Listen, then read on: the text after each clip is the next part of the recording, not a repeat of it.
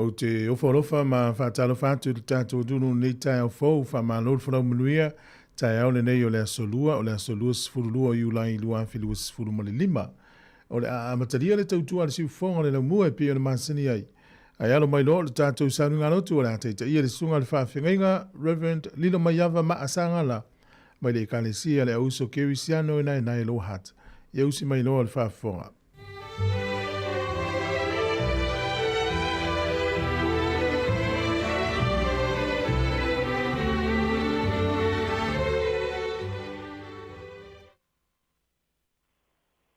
O te whatala whātu le whaia ma le mamalu o se tātou tunu o whaiona au bia manuia le nei tai au. Malo le soifua manuia, malo foi le tawata ia wā foi fuanga mo whamoe moenga le nei aso. Whatalo whātu foi nai o tātou tau si tonu mauta malawa. Ai maise le nei tai au manuia wa whaso so mai le tua. Pastai le tua wau dia manuia le nei aso fau.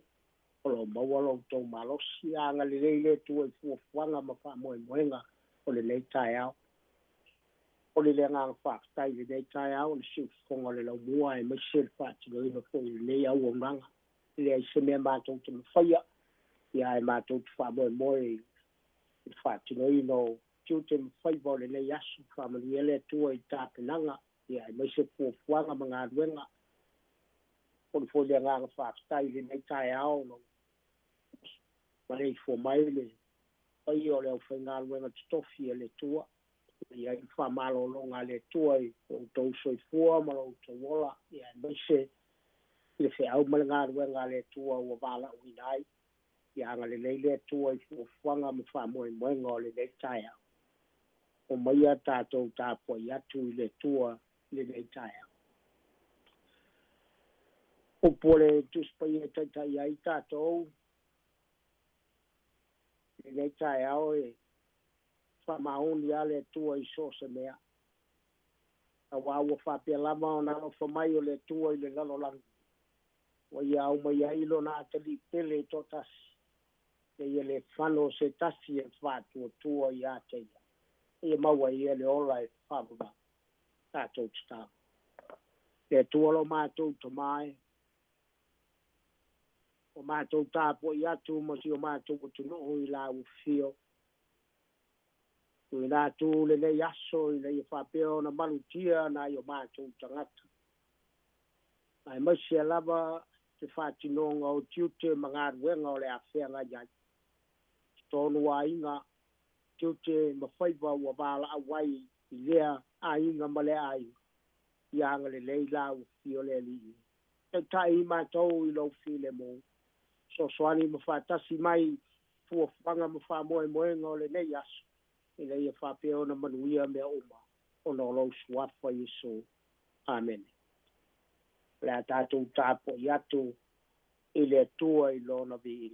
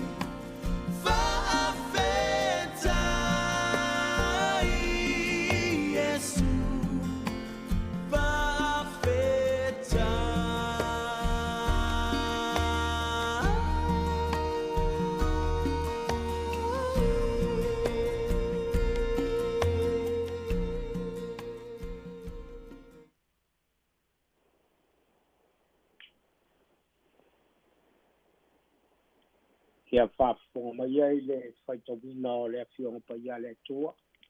Ma wal tātou pusi whaitau le. Pai tu se kenese alo na mtau mua.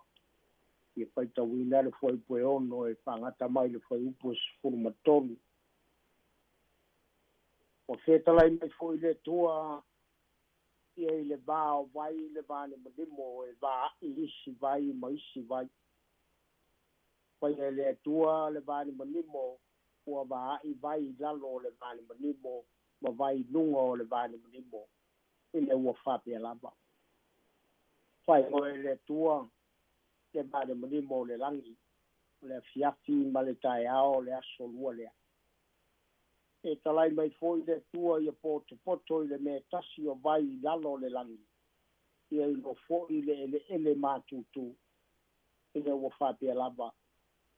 Whai ngoe le tua le ele mātutu o le ele. Ua whai ngoe ia le whapotonga o vai o sami. Sila atu iai le tua o le lei. E talai mai lea o le tua i tupu le va mua mai le ele. Ma le la a wafu e tupu ma ona fua. Ma le la awe aina ona fua. E fua mai e te tasi ma lona winga. O ia te ia lava ona fatu i lunga o le ele. I le ua whapea lava. Tupu mai le ele le va mua ma le la a wafu e fua mai. Te tasi ma lona winga. Ma le la awe aina ona fua. O ia te ia lava ona fatu. Te tasi ma lona winga. Sila atu iai le tua ua le lei. O le afiafi ma le tae au. O le aso tolu lea. Pamanuia le tua. Whaitawina o lana fionga pai. O le matua o le tae au le ne. O le amaua mai le whaipua iba. Mai ua whetalai mai foi le tua ia poto i le me tasi o vai lalo le langi. Ia ilo foi le ele mātutu i le ua whapela. O le manatu au tu o mawhauwhaunga o le nei tae ao i le mawai se so swani e mai se po i te au mga ruenga o le nei aso le anga i aisi o tātu putunu. Ua whamanu ia le tua i le vai male ele mātutu. Whamanu ia le tua i le vai male ele mātutu. Te aso e lua te ona ta ua i le uspa ia o le aso lea la whaia e le tua le vāne manimo. Le umalava na tapena e le tua mo le manuia o tātou. E le ai lava se whale tonu o fuafanga le tua. Tapena fo i le tua lo soifua ma lo wala i na ia papeo na manuia au fuafanga i le taia. Leo wa uma o na whaatatia le pokalame a le tua. Mea uma e au ngā. O mea uma e le nei mo tangata. O le vai ma le ele e au ngā mo tangata. Le yaso o tātou wa mia manuia. O fuafuanga ia le tua i no tātou wala. Le iolo manuia le tangata.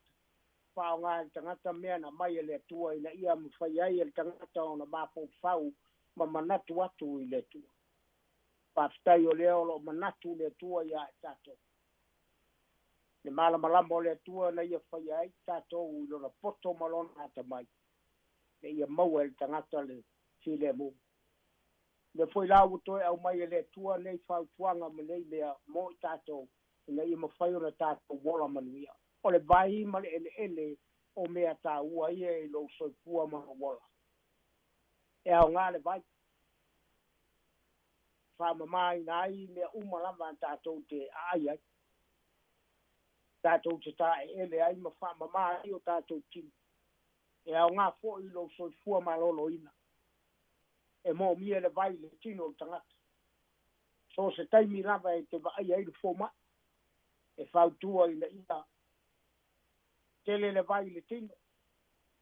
E whapena fuafuanga poto a le tua mo tātou. O tātou ele o tofi ia mai le tua. Ioi, ai sea, a wai tu mau pea le tāua o le vai mo le ola o le tangata. O le vai e tāua mo lo soifua ma lo wola. O le vai o le whailonga o le whamamaina. Whamamai tātou. Nei ia mātongo fie ma le lei. E mawai e tātou le malos. Aisia, a wao lea tātou te tango fia. Nea na mai e le tua mo tātou. E mana o mia na e le tua ni tangata e au mai alo na mātongo fie mai le ele lea tātou te no fuai. Te o no fuai atu. O le whamanu ia a le tua i le vai ma le ele. O leo tātou i loa le netaia o ele o tātou tofi ia mai le. Ta pena le tua me le lei mo tātou i le asu, ma le asu. Panga le whanoa noa i le baba i atu, mwhalongo atu i se tātou malo i Sāmoa. O tau au na le, na whatau ese atu ele o se tātou utunu. A le vemeo le ele o le tofi le, e te tau ona tātou pui iai. E te tau ona marutia me ia wa mai le tua tātou te ngaru le. A le mawhai ona tātou ngalua ina o tātou ele. E o mai isi tangata ame. Nanga le ele o iai le manuia. Au o iai te tonu o tātou ele nei. E mana o mia lai le tua. Ni tangata e au mai alona mātango fie mai ele. Aua tātou te whata malai mea wa mai le tua mo tātou. O hau fuafuanga ma mea whai. Ia te manatu i mea ia wa o tā ua i le nei taia. Malona wha. O wha pethea o na e wha o ngā ina le ele o lo tofi mai le tua. O wha pethea. Ke le iau po kiki palapala ma ele lea le iai rwa teimile. Wha tau mo whai e wha tau watu ele o sio tātou utunu. E hui na tātou le no nofo i sio tātou utunu. Ai langa e sisi lava le whamalama ma baba ai. O tau wau na mo watu o tātou ele. Au le fe mai e whapewhea o na e wha o ngā ina le ele o lo tofi mai le tu. Tātou te ngalua ina. A wālo i aimanuia i tonu o tātou ele. E o la e whanau. Alo i ai le whasino manga mo tātou. I a Sāmoa e. Aua lava ni tātou whaaka mala i mea wa mai e le tua. Mo oe ma o mai tātou. Fuafuanga ma whamoe moenga o le nei aso. I hei mana tua. Le tā ua o nei mea o tā ua i le nei tae au. A walo soifua. A walo wola. A walo au nanga i le tua i le aso ma le aso. Whamanuia le tua i fuafuanga ma whamoe moenga. Ai mai se te au mangaru wenga o le aanga atu iai si o tātou utunu. Tātou tuta. Paftai le tua lo mātou tamae. Mātou talitonu i lo walofa ma lo wanga le leia i mātou.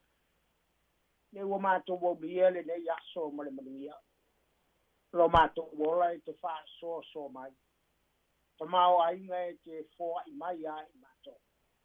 O le ola ma le malosi o lo mātou maua mai a te oi. O le ea o lo mātou mana mai. Upe malava lava o mātou whao ngā ina. O vai manino o lo mātou whiinu ai. O mea ai o lo mātou ai ai leas. Ne tua lo mātou tama. Ele me lea o whamanianga i a i mātou. Ne ua whiala mai si o mātou o turu. Sa uni mo tiute o le nei asu. Ai maisena i a mātou whanau i a o onga. Ne tua lo mātou tamai. Au alama le e tu la fwa i mātou. Lo whangia na mātou sa malinga i le nei aso i le i whapeo na manuia. Pātau mamao ni whala me lave mani pua ngā. E ono whesaupa ina ai a mātou tiute whai le nei aso. Mātou whamoe moe manu i a te oe. E manu i ai i lo mātou saungale. Mātou tatalo i lau fiole li e. Ai mai sere rei e tunu o lo mātou no nofo mangalu e. Se ia o whangia pui ma leo. Pātau mamao ni whala me lame ni pua ngā. I mafui e ni lolo mani a whae ono a si ai le nei aso. A ia pui ma leo e la o fio lo mātou saunga le mou. Tui nātu e la o fio e o lo whāta o tori e tonu o whale maa. Le tua e leise mea mātou te mawhaia. Ai mātou te mawhaia mea uma i lo whātasi mai a i mātou. O e iai lau whamalo longa i o mātou tino. E mau ai no mātou malosi. Ia wāle whātino ino o mātou ti te whai de le aso ma le aso. Alo whangiari i matamai tai fōma. Ai maisi le whātino ino o mātou ti te wālo mātou saunga le mo. Oi le poto ma le atamai. Le i whapea ona manuia mea uma lava i le nei aso. Le i ofisa whāsa la lau olo mātou whaungai. Alo whangia le li pule ma le au whaingarwe. Wai le poto ma le atamai le whātino ino ti ute le nei aso. Ia wāle whāwhonga anga si o mātou utinu. Le tualo mātou tamai. Mātou whātou e se ia te oe o ani o mātou te se, mani o mātou whale tonu le nei aso, whamangalo i mātou. Wai le aiso mātou poto, le aiso mātou malosi, mātou te e aile ti apolo e ono o safi ai i mātou. O mātou wala au i lau fioleli i e o oe, e mau ailo mātou whisoswan. Ie tō maulo wangele lei malo warofa, ai mai se si o mātou utunu i le nei tai au. I le whātino ino ti ute mangaruenga, alo whangia e lau fio, pui, ma leo rungo ala uia. Le ia whapea o na taunu o ma le manuia, le o lo ngāru ue ai, maua le marosi, ni ia oelo mātou utunu. Le na mātou talo i lau fio piso soani ma patasi mai oelo mātou utua. Ono lo suafa Yesu mātou wole ma vala autua. Amen.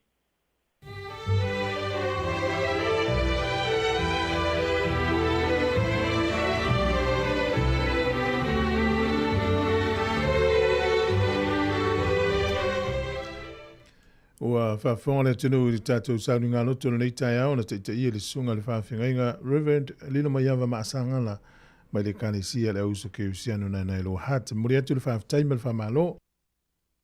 Taimo le tāpinanga le nei aso i whaamanuia le tua i whaiwa matiu te mfuafuanga le whaanga iai. Ia manuia foi ia la tua manu whaalo te nene le tāpo inga le kanisia whaaftai tele lava. A mai ai le pese whaalenganga o le whaafonga mai ai, whangasolo le porkalame tasi o pese whaalenga nuu, a whalfitu o le porkalame o le ataru tai au. Ia, olo e mafuta mai le tautua le si ufonga le langua.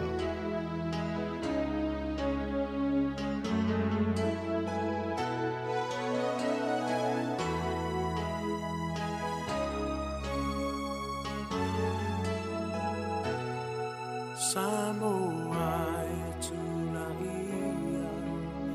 ia malama ia i le winga o lo tātou whawai. Sea ea le mafuanga o nei mau mewa tutu e le o se tō e whawhangu e tunu ia si le fua ole anu malo ole tala lele ya Yesu ia ania ole tala vai mautu e whamaya Sāmoa le atunu.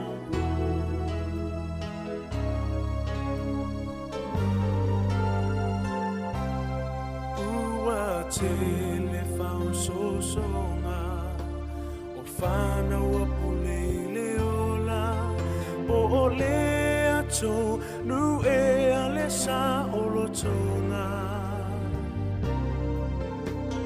toi fesili hane lava o whamua mua le atua o Sāmoa manuia ia sisi le fua o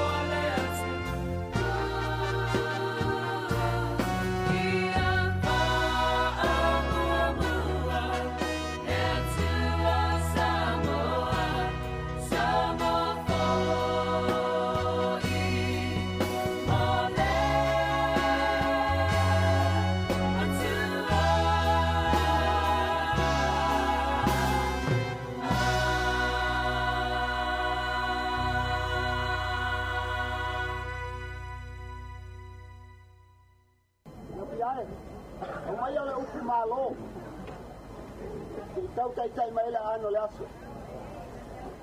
Ole a. Ha.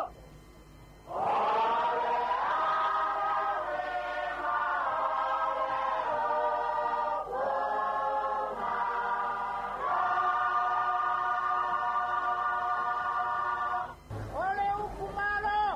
Ya lo vino lo ukumalo. Vamos.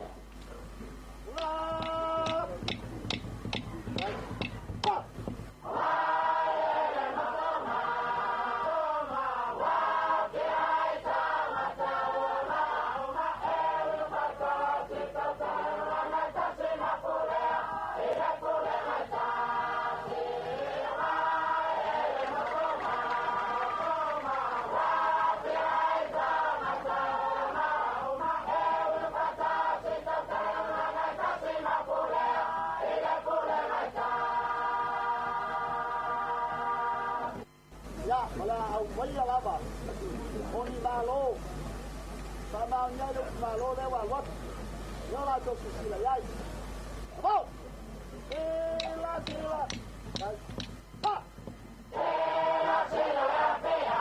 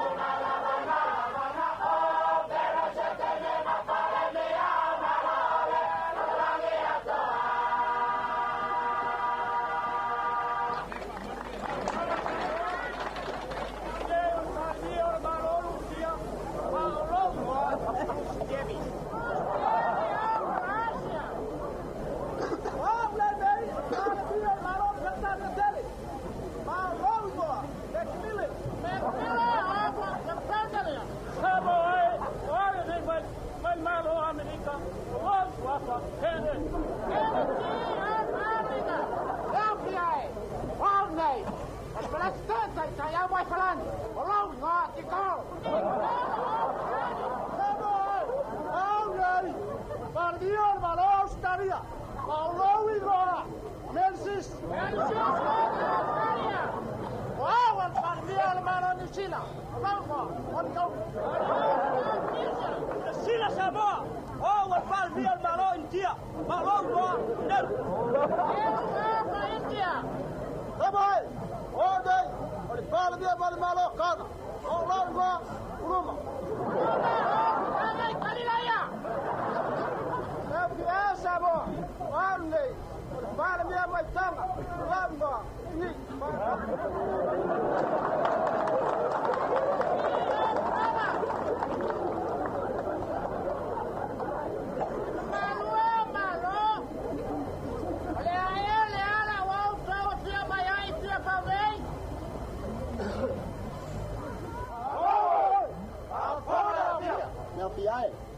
Ang tesiri nawa ay siya wa pio mayal mamalo lang langit ya pau laso nen. Oleh oleh avatu tali vai lapa. Hop. Like you know the favor. Hop. Hop.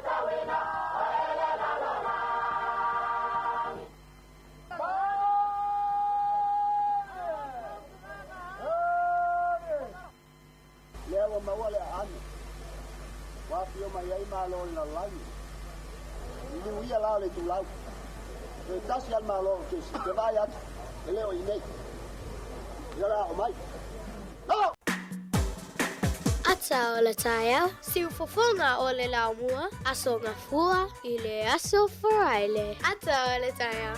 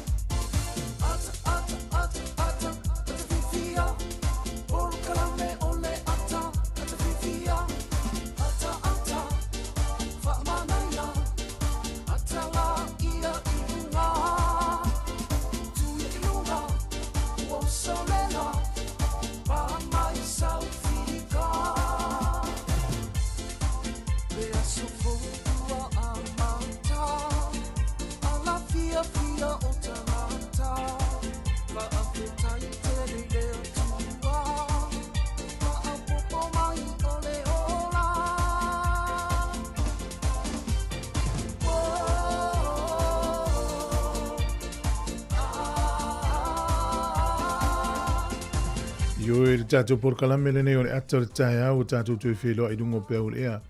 O le vaenga le manu lau tia si fonga le lau mua whawhiwhianga. Ia le i tatou por kalame le taia o malo le folau. Pa malo le sopo o tonu sa manuia malo longa le pōna pō i la tau sa ngā lulue. Tapo inga nei mātou i a inga o lisi sa whi malanga i rungo le ala. I la tau sa i le whalemai. Ia o i la tau ia o i tau hina le folau ngā nei vai tau i mea tupu talo whae malo le on sai. O le tatou por kalame ne o le atau tae au e fo lofa atu mwhata lofa atu mwhawhi loa i atu i le tunou swafa manu malo le tatou wali o Yesu ke wiso talo whalawa malo le folau sunga i whawhi ngainga mawhalitua i o tamam tina matua lo le tunou muna i whanau tapena moa onga nei aso ya malo toi fua o lo manuia le tatou ofisa nei le lofa mleanga le leo le li e le wa mtalia le tatou proklame o folo fatu mfamanuia tu faftai tele lava le fatalo fa mai ia ma le famanuia mai le fafianga ma le Sāmoa Pearl of the Pacific so Luis Fulima minuto na tale o le valu good morning tano fa lava o le tautua nei si fongo le mua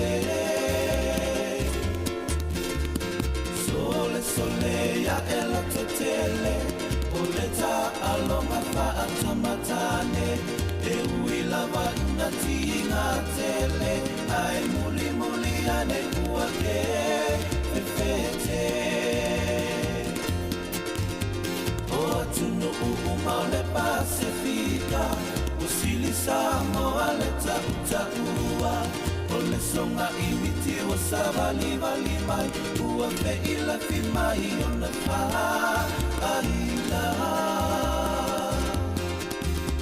o asofa ai fofa amuli ali a fa atu o loa senu fa ala fa o le singa no fa apea fa au lo tau ua o ma ile va salao lao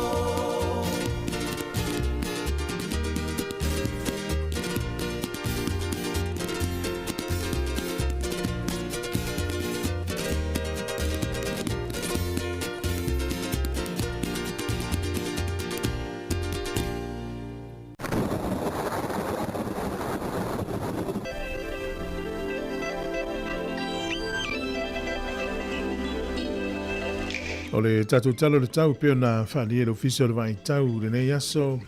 O ringa mai fsusu ia iwingo le tau na iei nei timu I stemi ona pō. A matona langi le lei ma wa ia le matole la. E langi le lei le tau le aso atai au o atu I le asto nai. Tua langi le lei ia le tau. Ka piti Manuatu, Whanui, Taranaki, Marlborough, Taupo. E langi le lei le tau le aso le nei. Hawke's Bay mai wai rapa fsusu ia iwingo le tau peo na whailo mai. O le malulu o le eo lo iei nuu nei a mata mai lava I le o whaasolo tu ilunga I le lima. O le ea mawhanwhana lo iei le sefuru tasi anga ilunga sefuru malwha peo na whailo atu. A la ititi le fuenu mera malulu ai ala poa iau mawhanwhana whaasolo atu ai I le vivela. O kilani le soa matua langi le lei lava le tau I le asolo nei.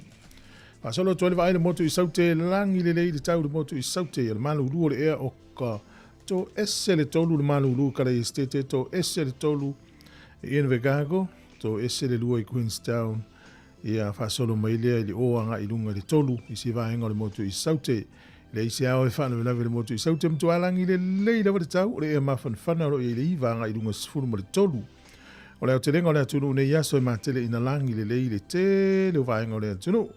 O pia e langi le lei le tau. Lua sifuru valu le fuo e vela lufu lima e mawhana whana. O lea ango toi fuo le lai le so Wellington e sifuru iwa minute te ele lima na le fiafi.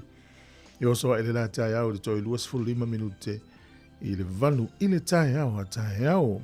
Fuo le e malulu i Wellington e manu tua oi.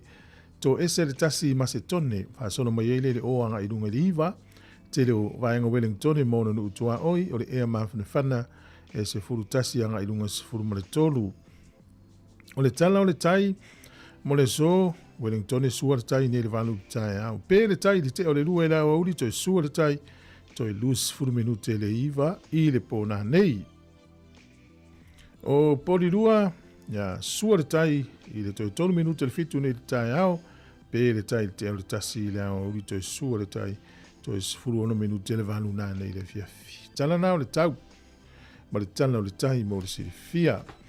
Ya, malo le anga le leit, tala le tupe le so, swingo le tupe le ua, whailo mai mo tatou tasi tala ni usila, maula o tupe Sāmoa tala lima sifuru ma le ono sene, tupe atonga pa angatonga tasi ma le tolu tasi le pa angatonga i le so, tupe fiti tala tolu sifuru sene, tasi tala New Zealand maula o tupe Australia iwa se furu sene e mo le tupe Amerika e lima valu sene.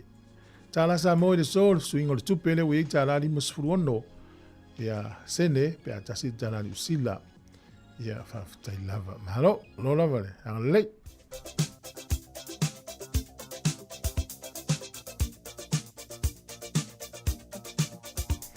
O le avano whamirianga wa soifua mo oe na soifua ne yaso. Tātala whātu le polokalame, whamenuia lo was whanau. Ya, o le emaili lava na mo was whanau, waso whanau at samoacapitalradio.co.nz pe awhia mai se whamenuianga. O le tuswhaitau o le nei aso, pion whailo mai lo fisa o le tātou was whanau, ya o lo maua lea e le tusi kenese mua wheo pas fulfitu. Wa tuuai e le atua i le vani monimo o le langi e wha maa lama i le lalo langi. Ya, e tofu a me o le fofu anga ma le mafua anga le whauai. O ia uma me uma. Ya, ina ia manuia i le tangata. Ia ma ia i loa i le tangata lo ia i le atua foa na ia whai. O le mafua anga la le pion whailo mai. O le kenese mo feo pas fulu fitu wa tuua i le atua i le vani monimo o le langi e wha maa lama i le lalo langi. Ya tu se situ, i rei ma se meo i lalo langi nei e ne nefuru sida mai e runga langi. Ia tama lei ma tene lei le yaso, a peo nei lo waso i fual pesa lei, ma le te us ainga.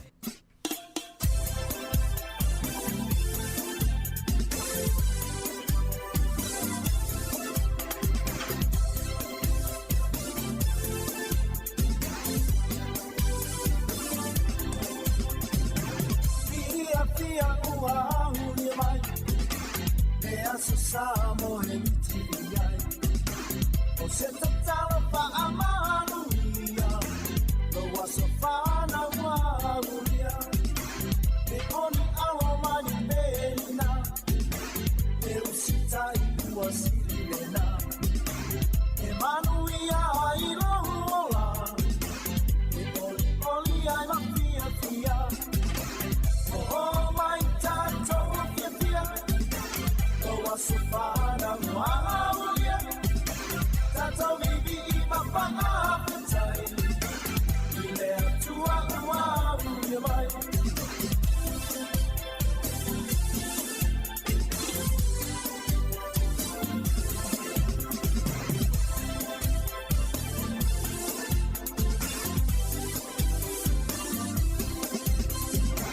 Matua le mapanga pa amaru.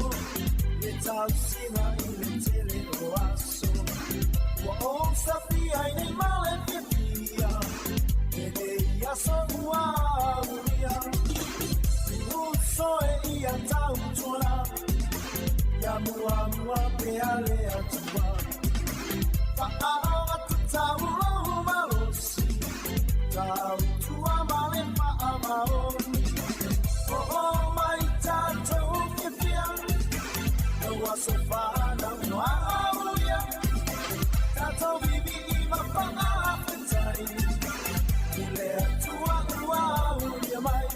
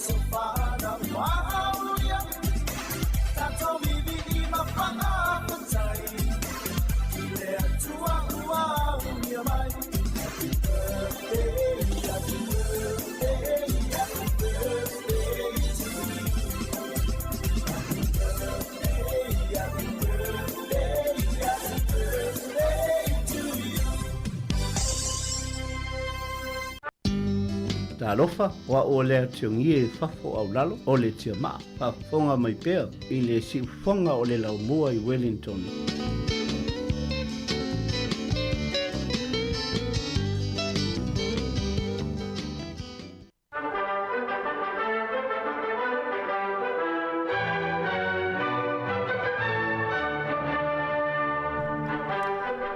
Talo falava usmel fafonga o le vavai foi le italo mena tupu laulangi ne yaso o tātua ria le aso luas fulumale lua o iulai. O le aso le nei le tausanga tasi valui vafa o le urua i tuunga ta vale le na wha mawina i le lalolangi. O masani ala lalolangi tuunga solfanua, ma ta vale solfanua. E pe o le tuunga ta vale le na wha tautai i le so. I le tausanga i tasi valui vafa na wha mau popoina le newspaper falani e tau o le Petty General.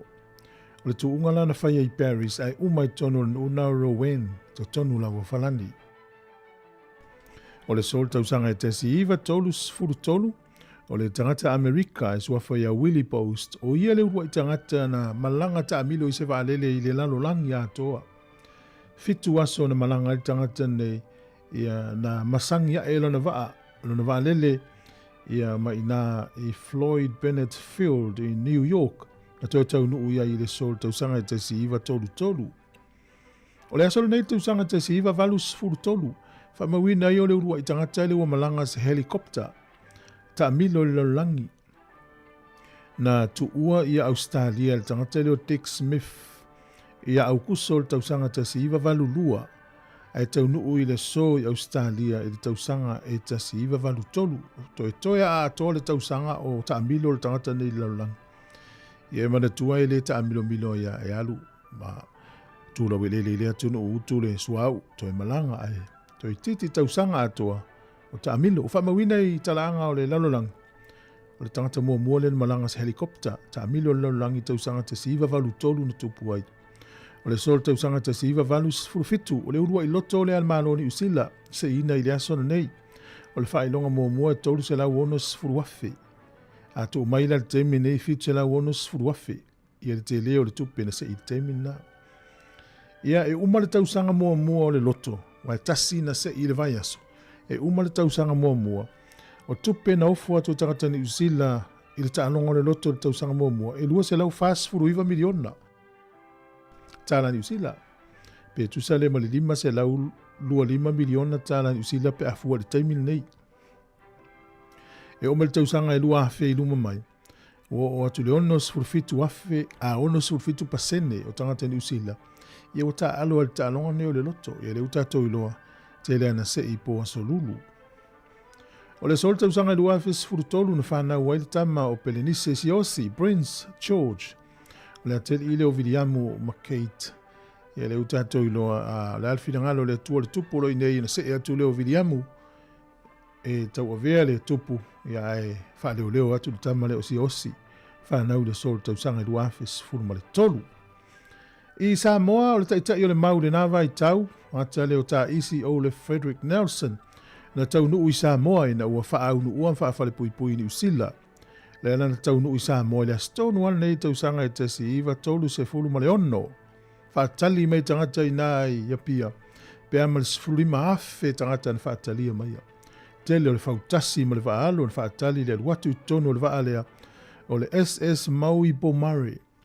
Na whaalia le whaanga e tia ia o ta isi o le Frederick Nelson i le whaatalinga mingo ia i Sāmoa le nawa i tau. Tau nui le sol tau sanga i taisi iwa tolu sifunu mle ono. Tatou talana, toi maua le whapoponga le tai masani whaaftai lava.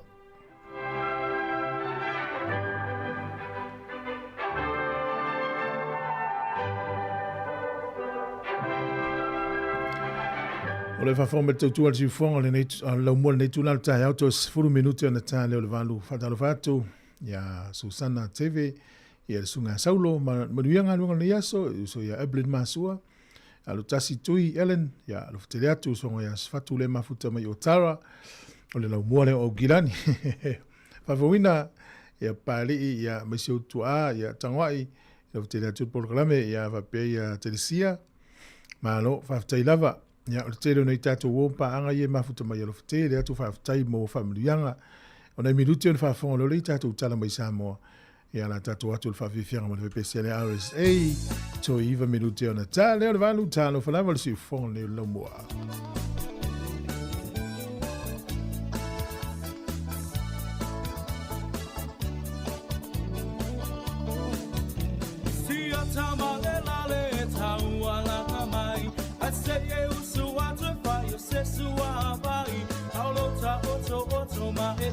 Tilo iai, e wa e se e ti soloa. Aina e alu atu lea e se ainga. O lo o fai se lotu ai fai e se tau saminga. Wa e mo le manava na o si toia ina. Le la le ua mate la ina. Fai mesa falinga, masa filipilinga. E moni e alava Talanoa, Beteleloa, Manatola, Tawalanga, no.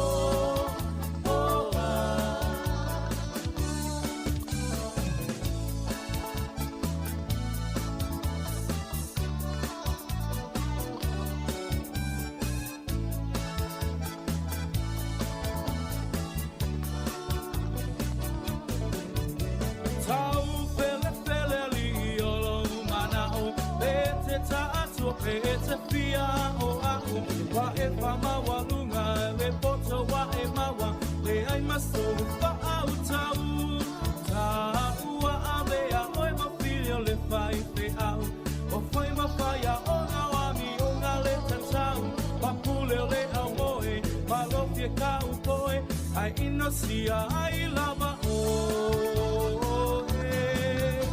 ai messa falinga massa filinga e moni e alava ita e te talanoa e te leiloa manatola tawalanga no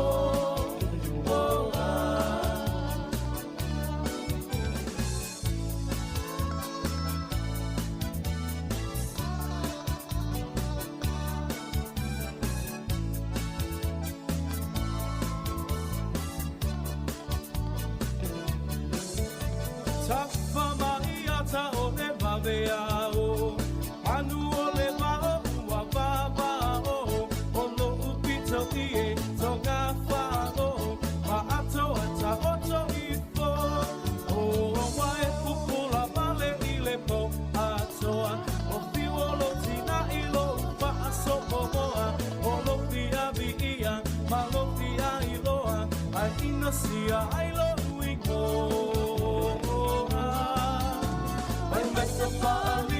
Masa filinga, demoni e alava ita. Bete talanoa, bete leiloa, manatola tawalanga no.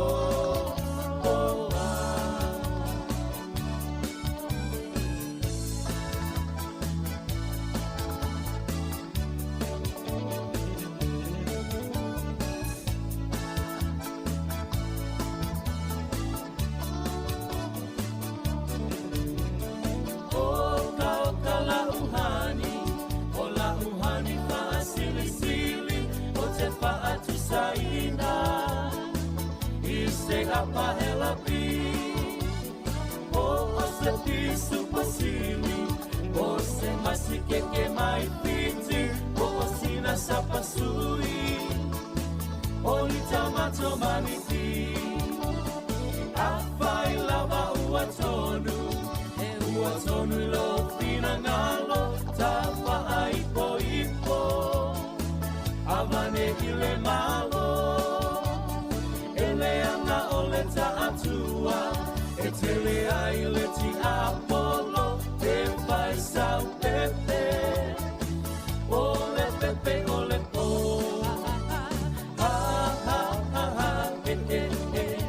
so ia la ia malolo tele, fia mai atatape, se yo pese atu ilea. Se yo pese atu ilea.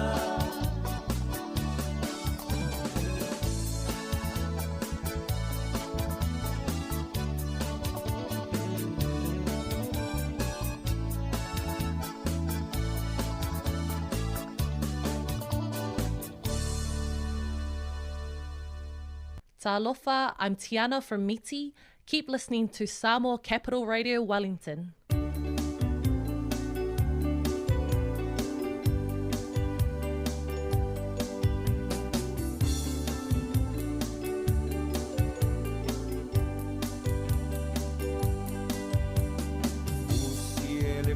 Poponga se I whai o lau tāla E uinga I le nuu Male nei o langa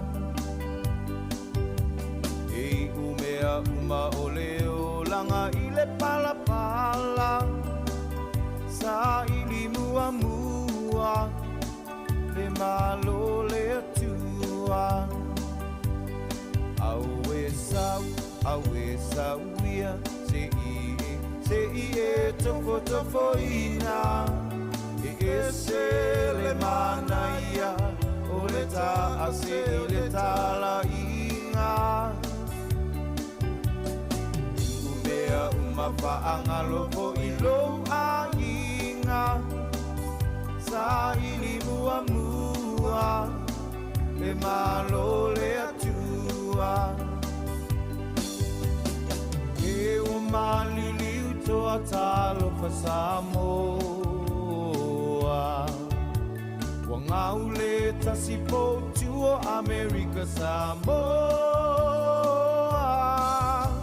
Le tina ngā loe o le atua e le maseu Talo fa kōmana li le asalua tauto alua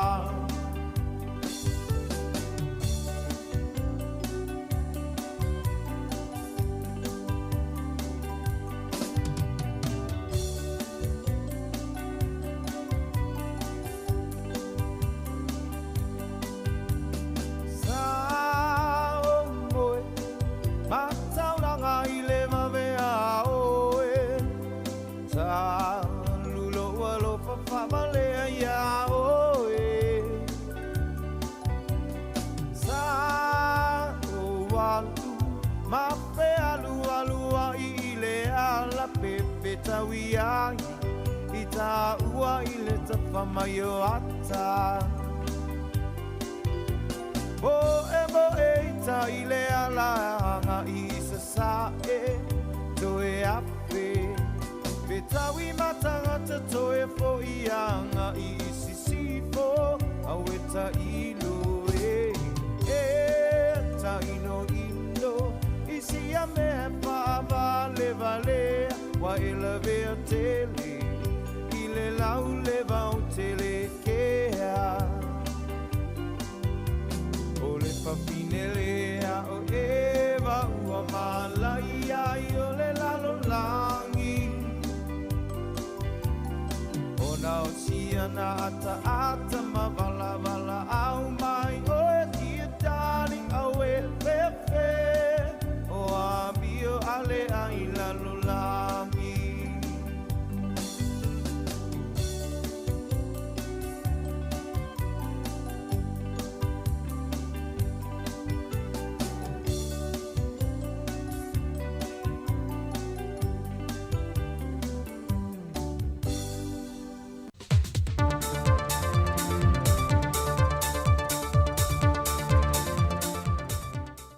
Le nganga fia te whaatalofa tuai le whaafonga anga lo tātua tunuu, e le iti foi le nei wha o popongo tala fau mai Sāmoa, o si mai e la whaafonga.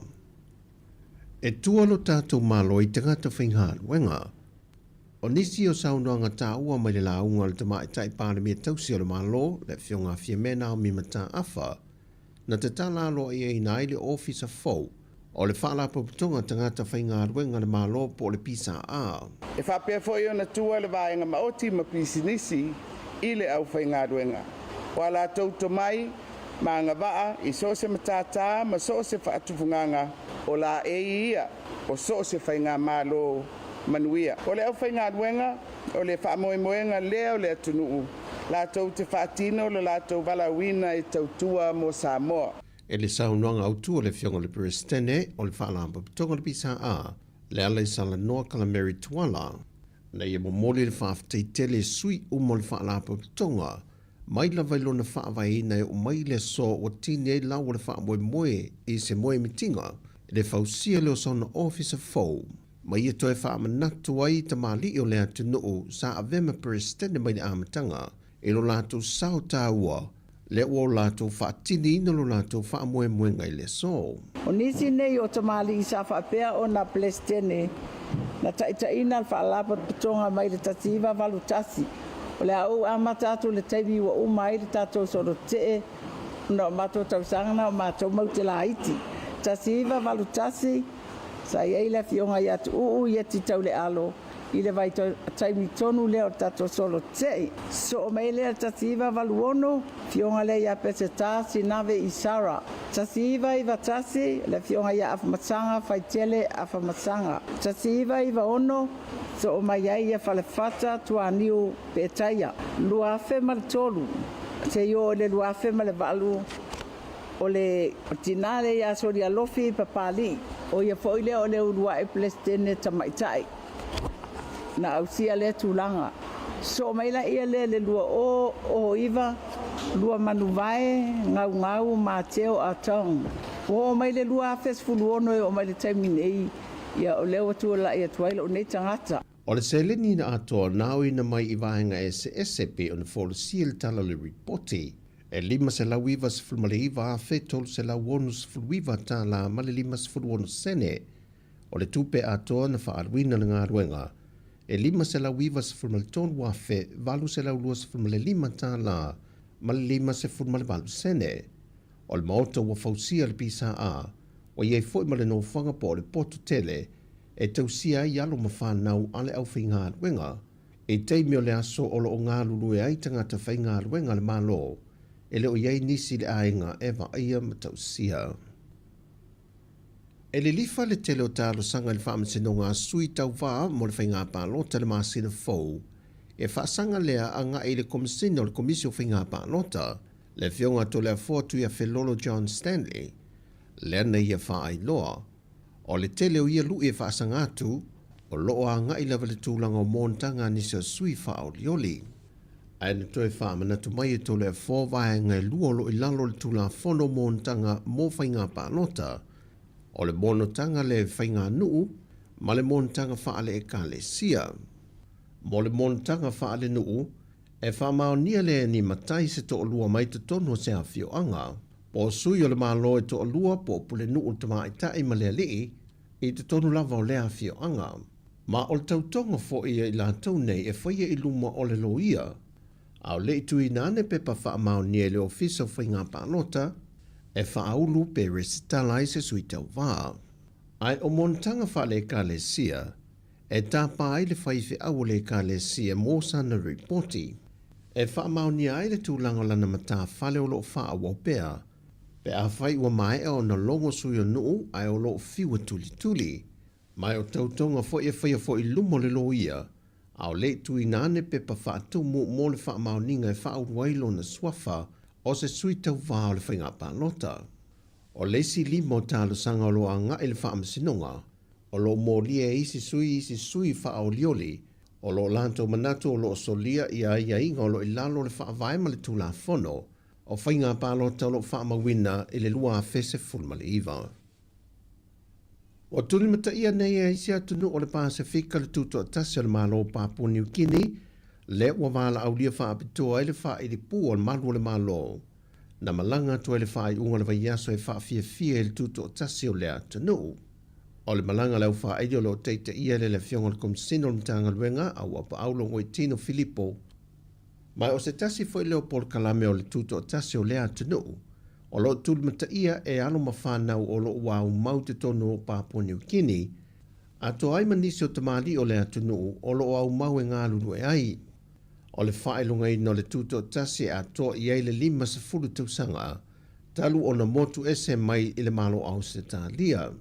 Ma wa whapolo kalame nai o le tausanga a tole nei, e wha wau e pēr lava wha fianga, whātu a wha mai a ere māsino se tema. E o mai re te mintu whāta si e uta le fōu, e le imanuia lava sa i linga mtanga luenga o leo, e le sa i lia i leo ni a li mai Vietnam se to lua, o O le tasi tōt se fulma le lua tausanga, ma le isi e lua se fulma le lua tausanga, na malanga mai se vaa whangota o lo taule le wafu i mata autu, mai o lo iai pēr le vaa i le teimile nei e tā lia i su e suenga, ma sa e linga malo le malo i le leilo loa ai o i la ua ia. O le vaa whangota na malanga mai Indonesia, ma taunu mai i le aso lulu le vaiaso te nei, whai loa ua pa au, wa tau fia le immigration na Sāmoa le vaa le mawhai o nālu ese, se ia vanga na o sa ili la ue to lua se ia maua, o lo au fia foi su e ngā malu le malo pe o na tā ue ua pa au, pe wha pe feo no ese mai la ue malungo le vaa o nei le te tau no ese, ma ua tā sanga i nei le mtanga luenga leo le mamalu le atunu, mo i la ua i ewa whaasala la wina fo i o la ata i lungo pengta wha i langi a le mtanga luenga, ina ia longo waweane le ofisa i so se no whanga i wa ia i la ua, ai mōle sila fia lu tātua tino. Ua wheo lolo fo i tangata mai le atunu o Vietnam, le wau mau i Sāmoa ma whaatau teia nisi o lātou bisinisi, e pei o Papa Q. O tala fo wia manuia le ne yaso, whasoi foia.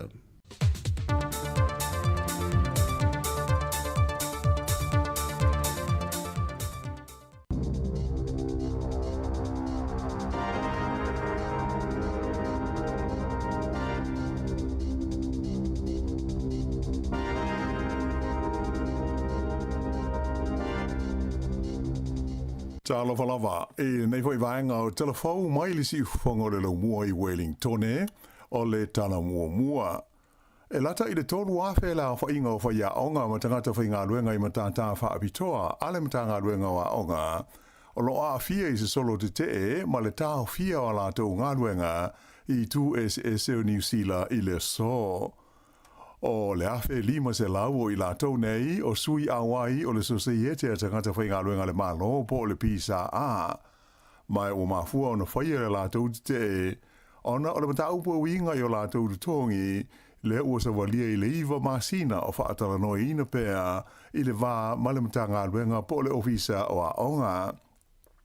Peita ai e valu se lau la wha ayo isi whaia onga wha apitoa o la tau ia o sui a wai o le asosio whaia onga le e whaingoina o le NZEI o lo au fia i foi i le te ele nei ma le tau fia o ngā luenga. Sa whaaria mai le whailau tusi au o le pisa a o Fleur Fitzsimmons e tele ia vaenga i le o fia ai le vasenga o whaia onga a moise o tangata whainga luenga i matata wha apitoa e au fia ai le whaale tonu male leanga o le awha o te tongi o whaia onga i le vai taimi ua matua i longa ai o nā whaina i le whaasoa a hinga titasi ona o le taunga tau le soi fuanga. Mo le te le so e awhe lima se lau sui a wai o le pisa a ma le valu se lau o sui a wai o le NZEI o lo a fia ai i le tau fia o ngā luenga mai le tūlai se fulu e o atu i le se fulu lua i le wauli, mai o ai a fia ai i le te i le so o Aukilani, Hamilton, Napier, Lower Hutt, Wellington Christchurch, whapea i fo i ma Dunedin. E tofu le ai ma le whaatasinga e whaia i le so o le laumua i Wellington e whaia ia se tautalanga le whailau tusi o le pisa a ia Fleur Fitzsimmons i le tudimanu o le Terrace, ma le awala o le Bowen Street, mai le awha o le sefulu i le tae au nei. A o Lower Hutt o le tūlai sefulu e whaiai ia se solo whaia onga ma nga i atu i le ofisa o le Minster ia Chris Bishop i le awala o le Bloomfield Street. E do tasi li tangata na mau atu ua maliu ai manua ti ngā ina leisi ina ua maua e leo ia se whaafangota i le waitu loto o le Manapuri Lake i le asungafua a Nafi. O ia tangata e to lua e whapea sa alu so la whaiva ai na tuwaio na toi hoiane ma amata i loa sa ilinga mo la ua. Sa wha o ngā inai se waalele helikopter ma mawai i le wao ia tangata po le awha o le se furulua i le waweao o le asungafua i le vaenga e ingoa o le Safe Cove i le waitu loto le nei. Whailo mai ai le litaita i le leo o Mike Bowman o lo whaia i a suenga pe o le atonu ale mea na tupu i le whaiva o ia tangata. o le li ina manua ua whaasolo manuia i le whanamai o lo o tonga fiti ai. Nā maua e le ofiso le tiute ia le vaila au whaasahina o le cocaine sa na nai to tono se ato pao il malai wa le tele o au kilani i le asa. E wha kilo le mamafa o lea whala au whaasahina mai o fufuaina lona taua whai e o i le tasi tesi ono miliona tā la. O se pase se sa taunu ane i au kilani mai se valele sa malanga mai le tunu o Chile, lea na mawai le na ato ia lea vaila au whaasaina. Whaalia mai la e luas fulima te usanga le matua o se tamai tai, ua tau fia i nei ma ua whaia i ei molianga i lona au mai a whaana nā i te tonu o New Zealand o le nei vaila au whaasaina. O le awhaia e le pūlenga o le ai o Porirua, le Porirua City Council, ia se maa wha manatu mo le sili atu i le awhe valu se lau le awhai o tangata ia na mali liu i le whale mai o Porirua, ma lango mai o wai e au noa mani maa e iloa ai o lātou tuunga mau. O le totele o tangata nei o tangata Pasifika, mai ua whaatar senga i nai e taitai o tangata atu motu i Porirua le pulenga, ina ia te leso lato wa fianga i sauninga e alo i ai le maafa amanatu o le afausia i tu langa e masani ai tangata Pasifika i se sauninga alotu ma isi o tu langa whaalenga nu ui mea whaapenei. O le masina na te nei sa whaatasi ai le whanua tanu le nei Porirua le tusa o le 5 o tangata ina ua lato maua tala o le whaamoe moe o le pulenga mo le fia fausia o se maafa manatu. O le totele o lātou nei, o ainga o tangata ia o lo langa mawai, i lea whanua tanu, e au noa mani maa e whaai loa ai, i o lātou tuunga mau. O le nofuanga sa whaai ngoa ina o le Porirua Lunatic Asylum, lea sa mulmuliane a vea mawhale mai au tu i Porirua, sa whaao ngā ina mai i le tausanga tasi valu hitu, e o mai lava i le vai tau o le awhi iwa se lau iwa fulu wha solo mai ai. O le vai tau o le tasi iwa o no o, sa ave aile nei whale mai, o se tasi o whale mai tele i te tono o New Zealand. Sa mawhai o na tau whi ai ngā se ngase o atu i le lua awhi le au whai, mai sa to tele fo i tangata na whai ngā luenga ai. Ai peila o na sila fia, o se vaianga o le komisi sue lea sa whaavaina e sa ili sa wanga na awhiai tangata i lalo o le tausinga le malo, na whaatulanga mai ai, e le malo i e se vai ngā tūpe, e whaiai i e se maa whaamanatu mō tuunga mau, o loo iai, pe leo iai ni maa e loa ai tangata o loo ta o to ai. Ua whaatarusanga ina e le pulenga le ai o Porirua, se vai ngā tūpe tu sa e lua se lau wafe tā la, mai lea whaaputu ngā tūpe, e fausi ai se maa whaamanatu se tasi o le a lisi umai sua whautangata ia o loo ta oto ai i lea whanua maliu i Porirua. E luas furu ona tau sangale matua se tau le lea o tau fia nei e leo, mai ua whaia iei mō lianga i lona lolomi ina leo ni tupe tau whaase se ia e ta ua o counterfeit money. Na maua le nei tala wau se sua ngā leo sa whaia i se whale i le pitonu o Otara i au kilani saute. Whailo mai e le lisa tini le leo, na maua e le nei sua ngā se vai ngā tupe e tusa ma leono a whe tā la, a e whape ai fo i mamasini na whao ngā e lo lomi ai ia tupe pepa tau whaase se. Ta uai la il tamaita i leo e ono la wha inga o morianga ua whaia e whaasanga i le tau le lea ua tau fia ai nei, ai ono wha wau pea i e sua ngā lea ma ta aupu. Na si tia mao lunga le fua o le inflation i te tauno le furulua masina ua mawai atu nei, ona o le taunga tau la whonga tutongi po rates, ai whape ai fo i ma le rent o fale, ato ai ma le tau o le eritise, ai whaapea ia mea tau mawha.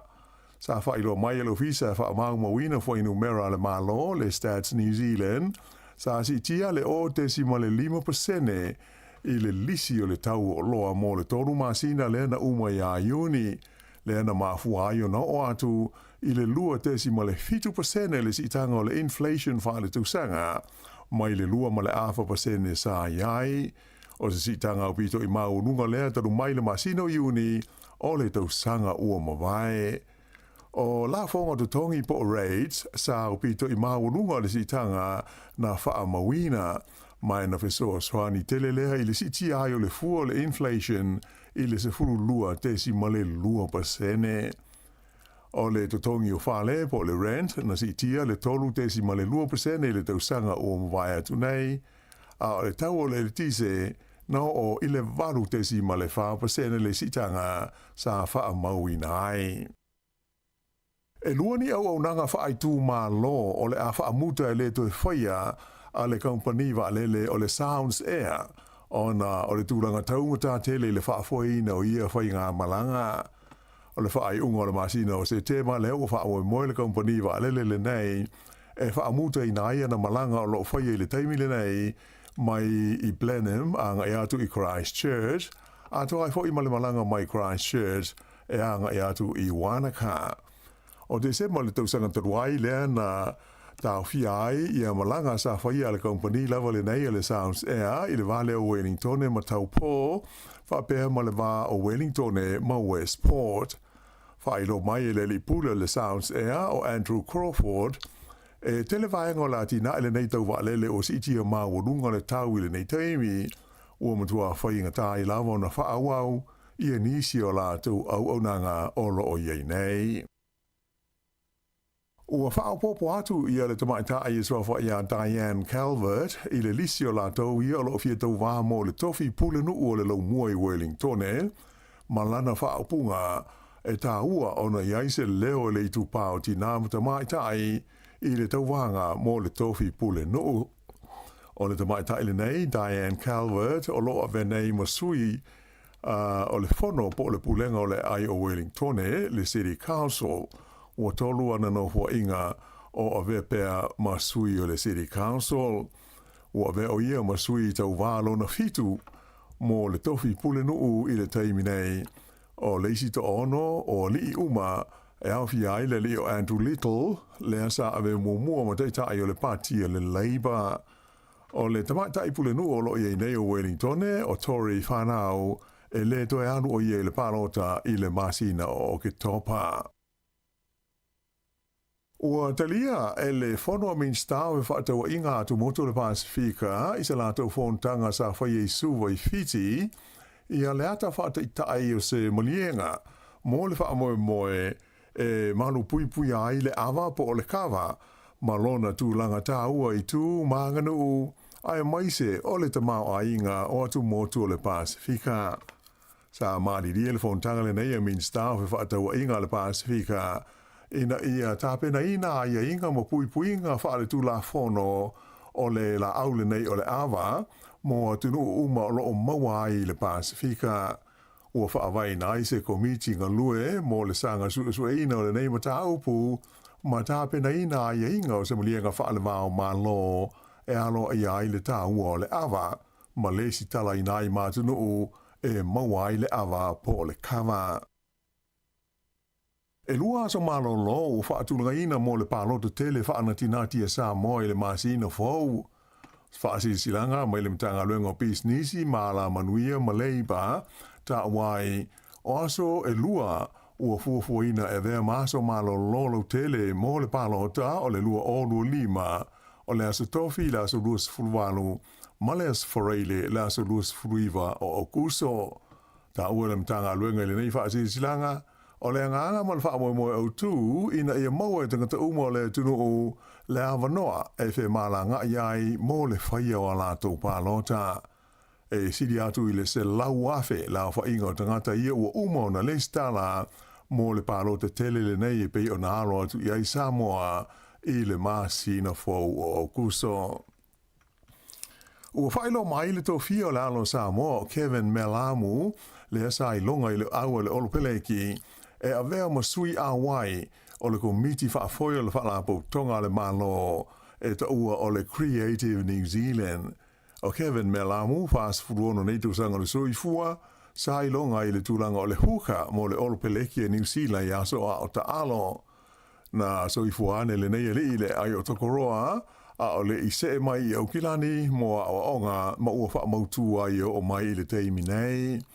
E taruna malo loli tae o ia mai le lakopi, o tele ina afia I le matata o le tusiata, ma e tele I tusiata mo tamaiti, ua afia o ia I le tusia, ia ma le fuafua ina wata, ato hai fo I maisi ngā luenga I le alama matata, e pei ona whitwhiria nei o ia o se tasi o sui o le komiti whaafoe o le vaenga le nei, ta ua o le Creative New Zealand. I ta alonga, I soka wha le vāo māloa le tu pāo ta mai tai, sa I longa ona le lei ma mata ina le tau mawhai o au soka mai le Solomona, wha pēr ma le aua Sāmoa, I le tamusango le ipu o le Pasifika, le Oceania Football Confederation Women's Nations Cup, le asa whai e whiti le whai unga le vai aso na te anei. O le aua Solomona le na manu māloa I le ipu mo le taimi mua. E na ua malo I la tau I le so ngā fusi ma le au malo si a Papua New Guinea. O ai o le ta alonga e tolu Solomona ai lua Papua New Guinea. Ai o le si o ta alonga mata ina e pei o na lipotia mai o le ta alonga le vāo fiti ma Sāmoa I le sueina o le tūranga tolu ma le whā. Mai na manu malo ai le aua Sāmoa ai e lua I le ai.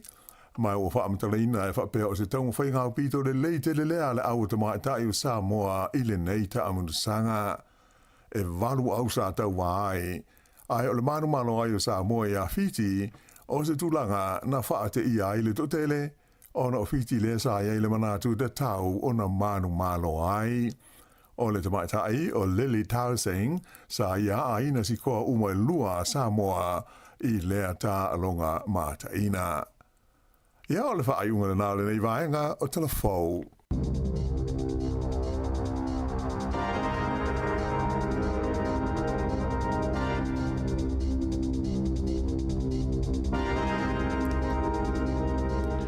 Ua whaafonga na tiru I tātou telefou tāpena ina le fionga na wano anti lawa tala ni usila nei. Ia ma le sunga tā sesalem sem tātou tala mai Sāmoa. Lea walua sifutolu minuto te alvanu. O la tātou se e atu I se whaafifianga o le tai au. Ia ona ia leo nisi o whaasilisilanga e mwhenu whaafonga mai ai. Ia, tā alofa lava mtau o whoro whatu. Walua sifutolu minuto te alvanu tautu al siu fonga le mua.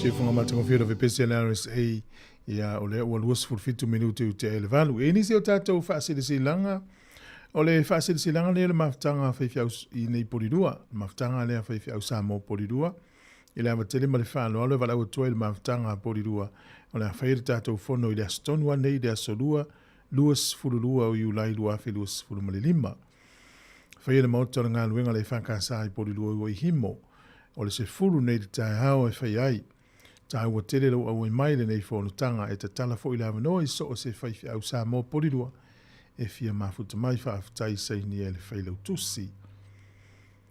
Elis fasil silanga le nei o le fasil silanga mo le pa ia ma le mamalu o le ainga o le fatu tua ile tua Sāmoa o tasi Wellington e le su ai o le sunga i whawhengainga mo lato fa le tua fata mao si o tato mafutanga le pa ia tupu matamali fa le tua matausi ma le lavaloa se o tātou ai ngā atoa. Whaamole mole, iau tō whautangia le nei mai le nei whaasiri silanga, au wale wha mautuina o tātou waso whono o lo totoi o le nei tausanga, ai maisi o no whanga o le a whai ai mataimi o le a mata ai. O taimi a mata o tātou whonotanga e taitasi, ia po whono ia la laulau atu a mata le sifurulua i le awa uri o le whai le fiafi. Al masina o kuso e fai le Rico Sports Center i Avaloni, Fraser Park, lua tolu fitu Taita Drive. O le aso wha ia o kuso o le stonai. Ia ma le aso tolu sifuru o kuso lua wherua lima. O se tema fai Nicolau Hall ia i le sifuru lua Mata Hourua Creek porirua. O le aso tolu ma le aso lua sifuru o se tema. Ia o ke topa fai le Rico Sports Center i Taita, lua tolu fitu Taita Drive i Lower Hutt, o le aso wha, ma le aso lua lima o ke topa, e lua aso nai la watu. November le Rico Sports Center i Avaloni, Taita, lua tolu fitu Taita Drive, i le aso wha, ma le aso tolu se fulu o November. Ia o te sema ma Januari e malo lo. Whaamole mole, mana tua mai lau taitai po lau plate mo a tātou whaamalustino e maise tātou lulu i whonotanga i masina taitasi.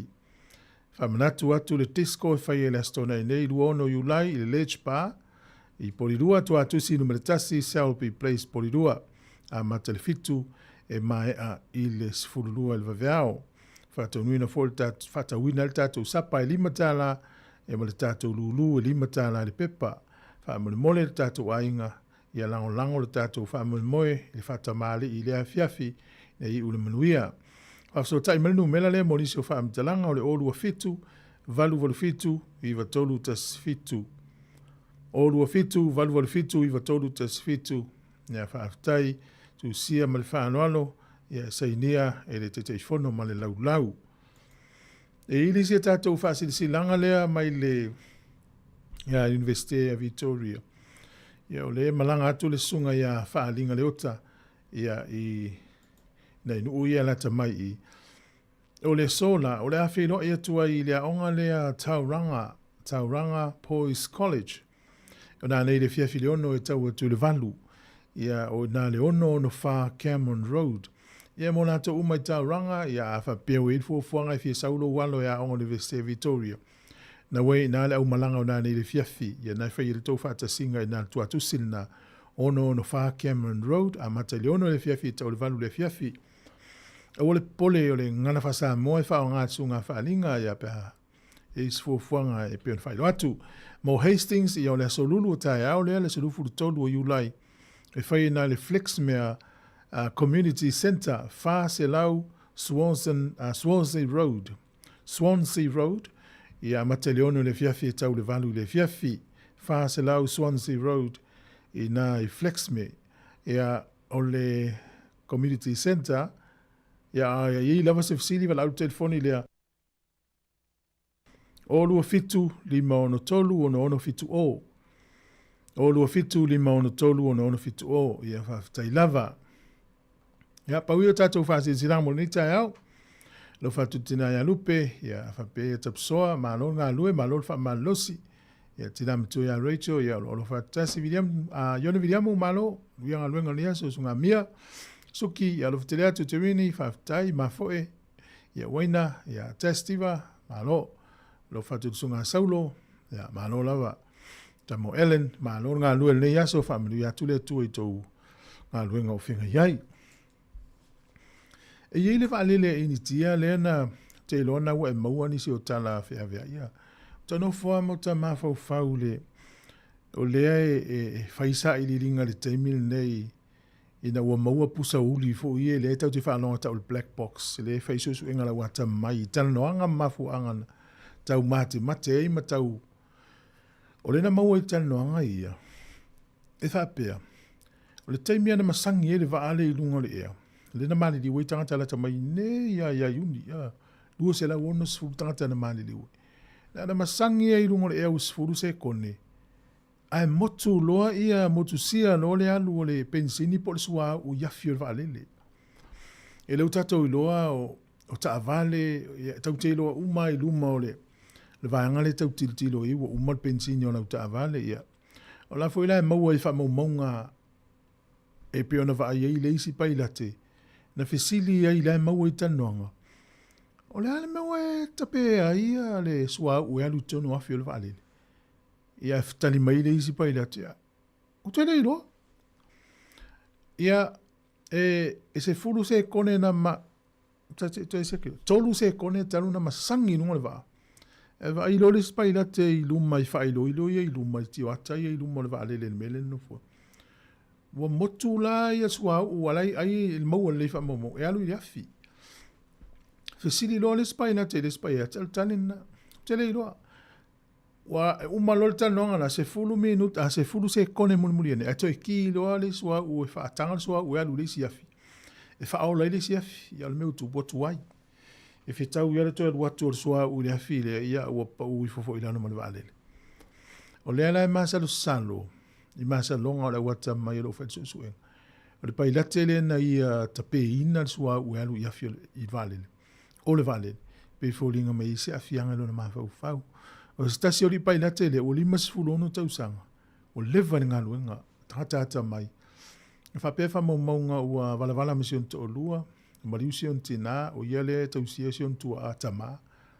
O te mana tua lava le taimi na tupo i wha lave le na mawha matana tua i matasi. E ile lo matua e lata i le whale o le pai lata i le. Ma sani ana la sa vali e whetau ilo matua le.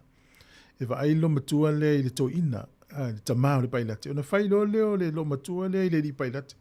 E ua e te tu la fo i esi o tama matua i nofo na uia. E whamere tana le pai lata i oi. O la utoe malanga muli a lea u saulo o wha mawai o tēnā whetau si o tama. Ia peta iane, o lea la il mazalonga. Ia e le ilopo o ia tonua lea na ia tape ina le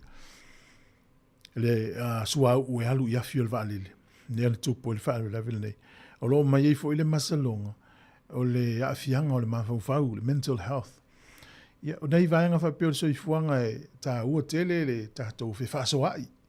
Whasoai, ia ai lava ni me mafti ai leisi ya tala no i leisi au le no to atasi o le olanga ai o Sāmoa le tupu ai tatou tunu ia mane lalo lang e le fa pe so longa le pe le lang e ia te me ilu i tau fu ai do le unga na le lang tatu tala noa le si ma fa so ai ua le tau fia ni vaenga o mafti ai le ta ua na o le tala noa ya lai fa manatu le ta yao o toi luas fu 5 minute o le tane o le iva e se so tatu malanga sa mo palota ya fu le o lo ia ile company le Fiji Airways o lo imalanga i watu ni Wellington e te alu ala i lunga langa website le na o le e whaingo fiana e maua o le Fiji Airway ia e te maua ai alana tautua so tanga ai le atu ni te o misi lau ai le Fiji Airways ia na te alu i lunga langa website o le Fiji Airway oe so mai luma i se isu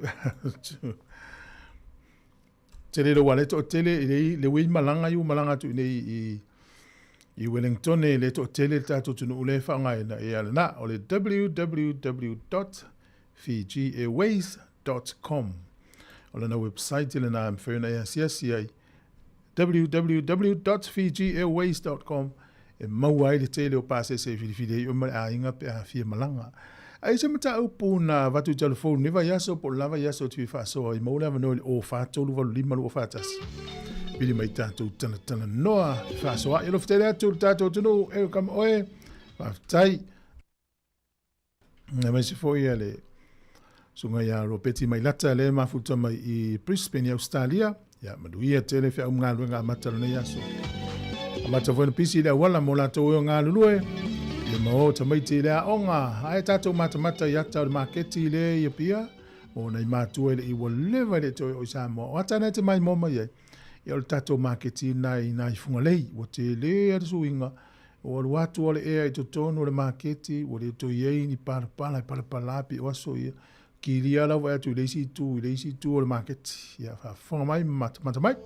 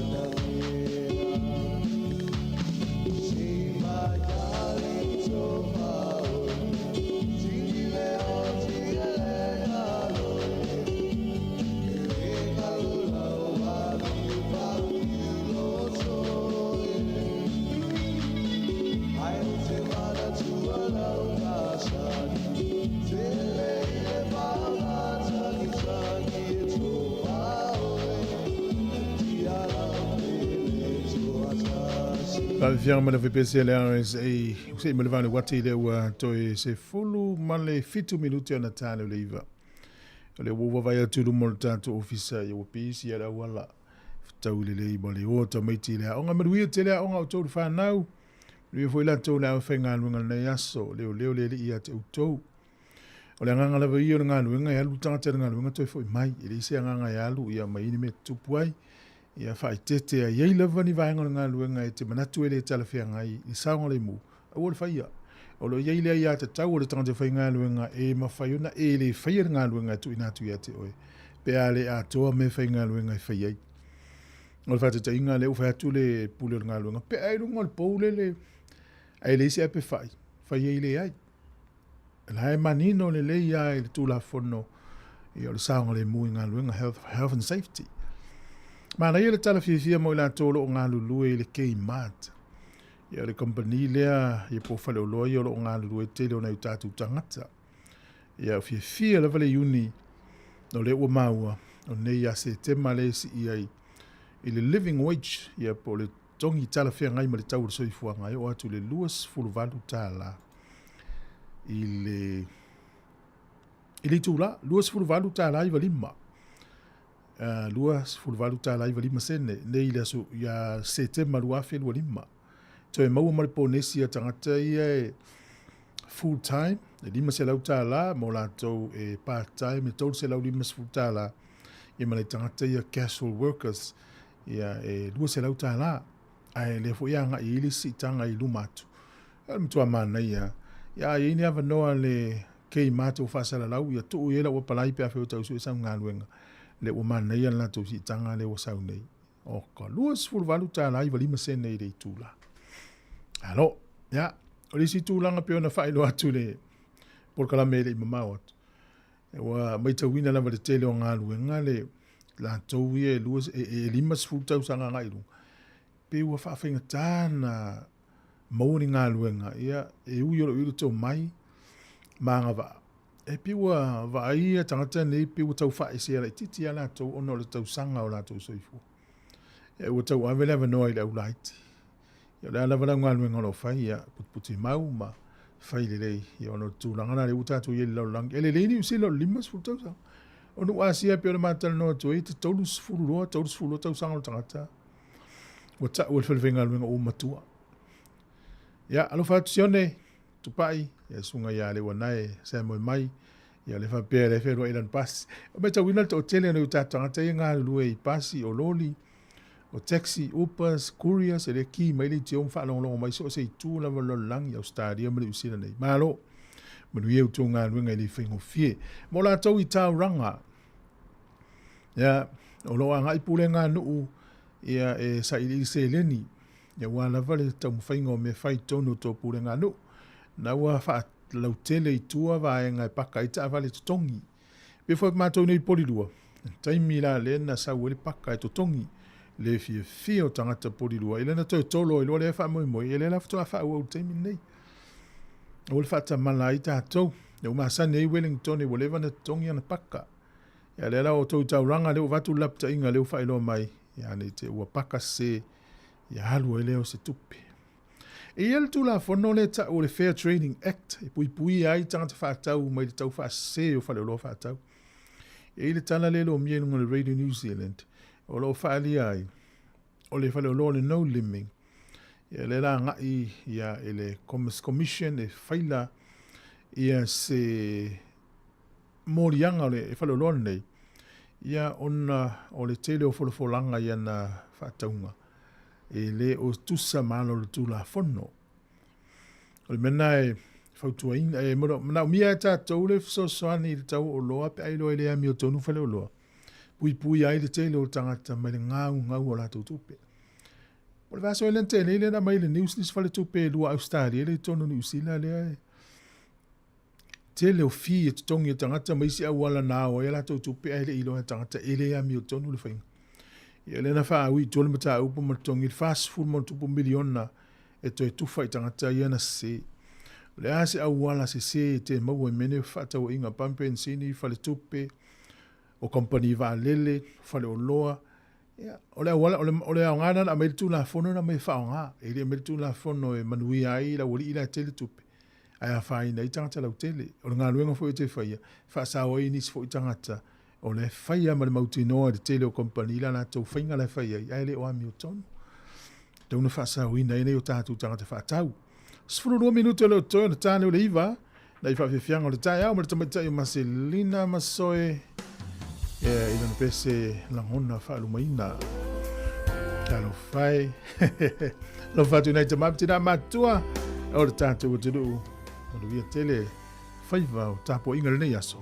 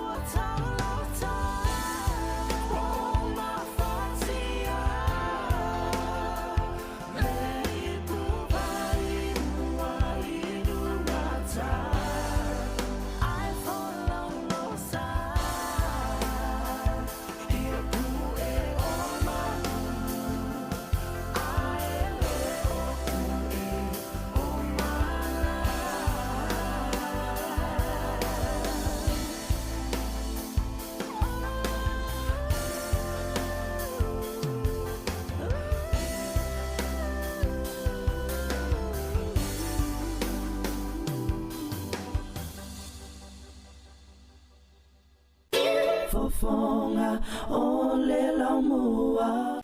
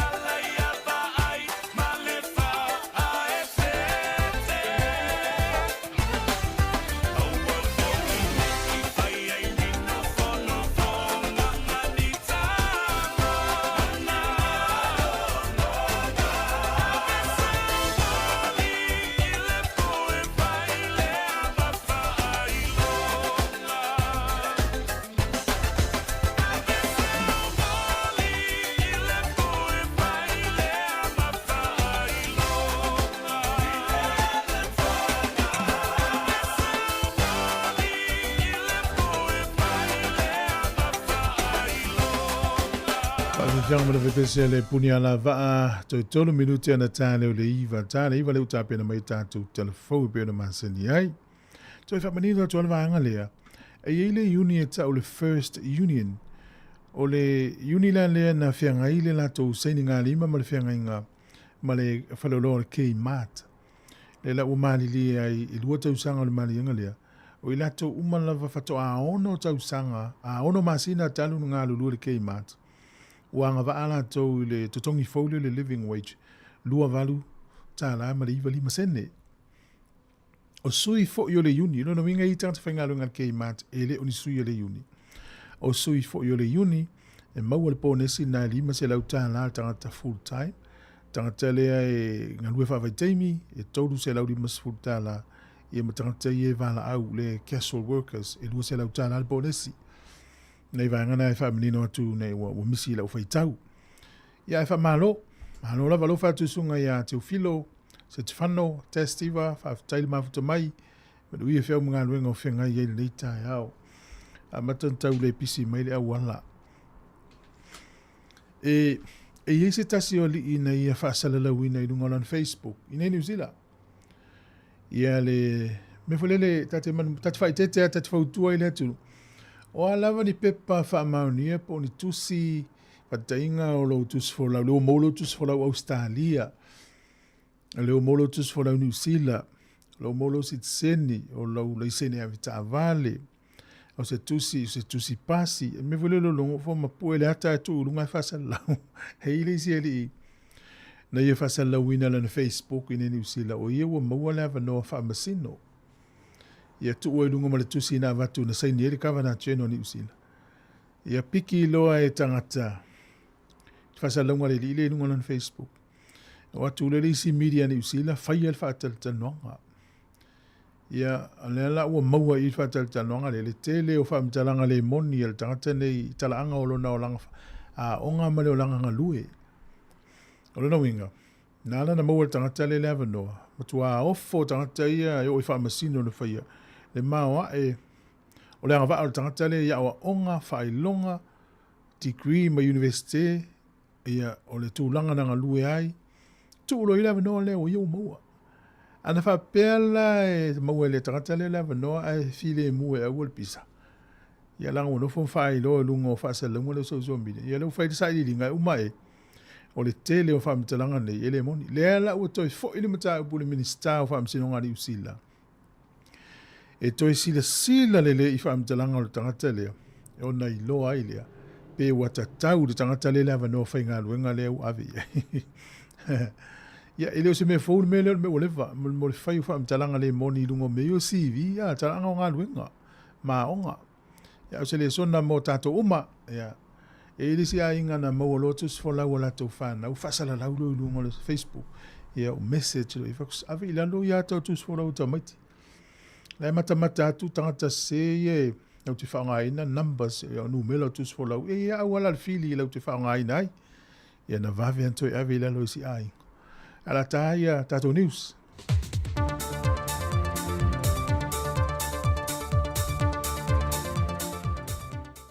Le nganga fia toi whaatalofa tuai le whaafonga anga lo tātua tunuu, e le iti foi le nei wha o popongo tala fau mai Sāmoa, o si mai e la whaafonga. E tua lo tātou malo i tangata whainga luenga. O nisi o saunoanga tā ua mai le launga le tama i tai pāle mea tausi o le malo, le whionga fia mena o mi mata afa, na te tala lo i e nai le officer fau, o le whaala paputonga tangata whainga ruenga le malo po le pisa a. E whapea fo na tua le vaenga maoti ma pisinisi i le au whainga ruenga.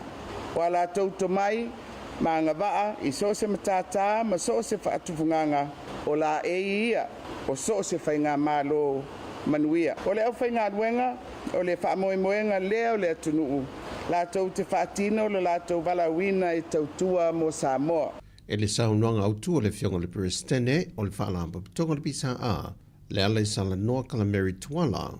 Nei e momoli le whaaftai tele sui umo le whaalamba putonga, mai la vailona whaavai nei o mai le so o tine e lau le whaamoe moe i se moe mitinga, le whausia leo sona officer fau.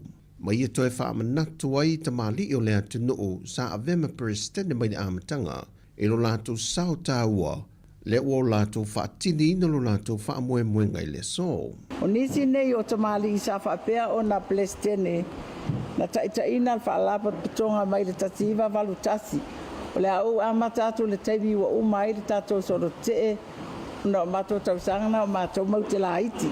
Tasiva valu tasi, sa iei le fionga iatu yeti tau le alo. I le vai taimi tonu leo tato solo tei. So o mei lea tasiva valuono, fionga le ia pese tasi nave i Sara. Tasiva iwa tasi, le fionga ia afamasanga, fai tele afamasanga. Tasiva iwa ono, so o mai ia falefata tua niu petaia. Luafe mal tolu, se yo le luafe mal valu, o le tinale ia sori alofi papali.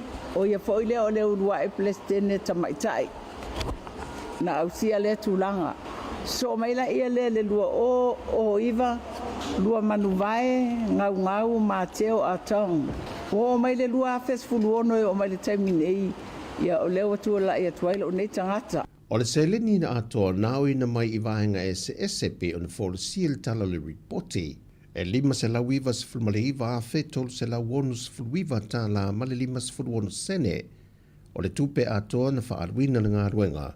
E lima se lau iwa se fulmale tonu wafe, valu se lau lua se fulmale lima ta la, male lima se fulmale valu sene. O le maota wa fausia le pisa a, o iei foi male no whanga po le poto tele, e tausia i alo mawhanau ale au whi ngā ruenga, e teimio le aso o lo o ngā lulu e aitangata whi ngā ruenga le malo, e le o iei nisi le ainga ewa ia ma tausia. E le lifa le tele o talo sanga le whaamsino ngā sui tau wā mo le whainga pālota le māsina fau. E whaasanga lea a ngā e le komisino le komisio whainga pālota, le whionga to lea fōtu ia Felolo John Stanley, lea na ia wha ai loa. O le tele o ia lu e whaasanga atu, o loo a ngā i lewa le tūlanga o mōntanga nisi o sui wha o lioli. Ai na toi whaamana tu mai e to lea fōwai ngai luolo i lalo le tūla whono mōntanga mō whainga pālota, o le monotanga le whainga nuu, ma le monotanga whaale e ka le sia. Mo le monotanga whaale nuu, e whamao nia le ni matai se to lua mai te tonu se a fio anga, po sui o le malo e to lua po pule nuu te maa i tae ma le lii, i te tonu lava o le a fio anga. Ma o le tautonga fo ia i la tau nei e whaia i luma o le loia. Au le i tui nane pepa whaamao nia le ofisa whainga pālota, e whaaulu pe resitalai se sui tau wā. Ai o monotanga whaale ka le sia, e tāpā ai le whaiwhi au le ka le sia mōsa na reporti. E whaamau ni ai le tūlanga lana mata whale o lo wha wapea, pe a whai ua mai e o na longo sui o nuu ai o lo whiwa tuli tuli. Mai o tautonga fo e whaia fo i lumo le loia, au le tui nane pepa whaatu mo le whaamau ninga e whaauru na swafa, o se sui tau wā o le whainga pālota. O leisi limo tālo sanga o lo a ngā ele whaamasinonga, o lo mōlia isi sui wha o lioli, o lo lanto manatu o lo solia i a inga o lo i lalo le whaavaima le tūla whono, o whainga pālota o lo whaamawina i le lua a fese fulmale iwa.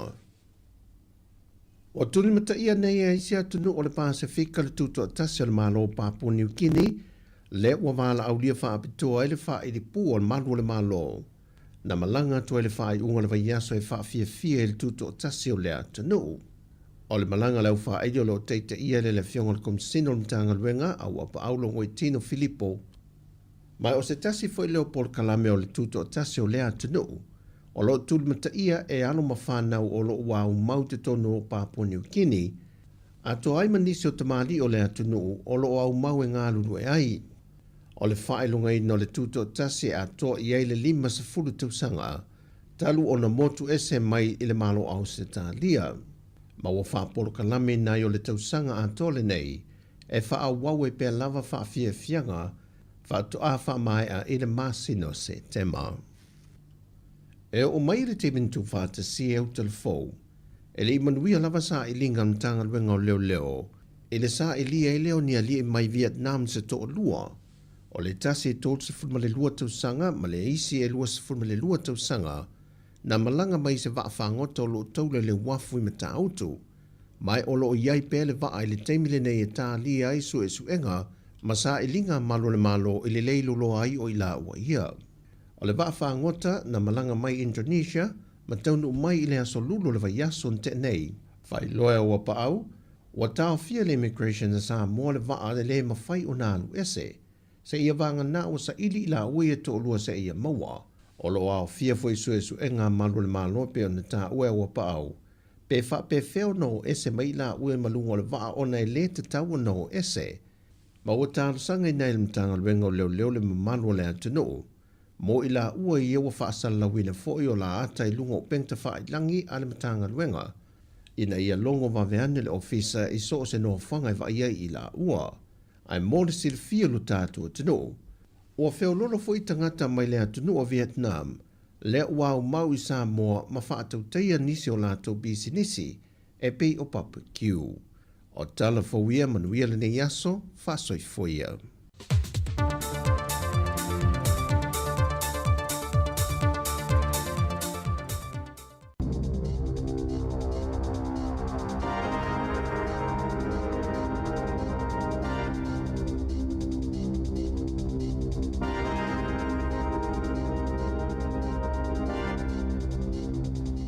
Talo falava e nei foi vaenga o telefou mai li si fongo le lo mua i Wellington o le tana mua.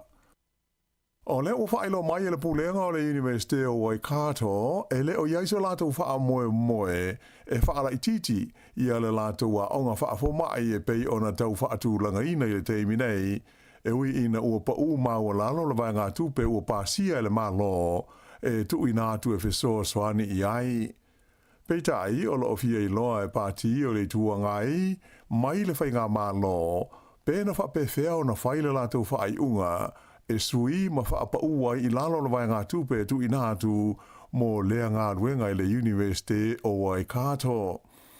O le tausanga i lua afe luas fultolu sa wha ato sina mālo si ai le pāti le National, mō le fausia leo se a onga wha afoma i whau i le Universite o Waikato, i le tau atoa e tolu se lau walu se furu miliona tā la, e lua se lau walu se furu miliona, o le sao leo le malo, ai e whaatupe le Universite i le paleni e tusa ma le se lau miliona tā la. Pei taila, o le sa kufuan nafi le na wha mao nia mai ai e le whai ngā malo o lo tu nei le foe, e na o le walu se furu lima ma le 4 miliona tā la, i le se leni e tu inatu mō le whaavaina o le aonga whaafo mai le nei a Waikato, ai e se lau 5 miliona tā la, le sao o le Universite, ato ai manifesto soani tautupe mai nisi o lau whai pisi nisi. Le aonga whaafo mai le nei a Waikato, o lo whaamoe moe, e le tau ona amatala na polo kalame e whātu sanga le umi, mō le awa o ina uniforma i whau, i le tau sanga e lua awhi luas hulma le valu. E lata i le tolu awhe la o whainga o whaia onga ma tangata whainga luenga i matata whaapitoa, ale matanga luenga wa onga, o lo a fia i se solo te te ma le tau fia o la tau ngā luenga i tu e se New Zealand i le so. O le awhe 5 se lau i la tau nei o sui awai o le soseiete a tangata whainga luenga le malo po le pisa a. Mai o mafua o na whaia le la tau te te, ona o le matau pua winga i o la tau tongi, le ua sa walia i le iwa masina o whaatala noi ina pēa i le wā malemtanga luenga po le ofisa o a onga.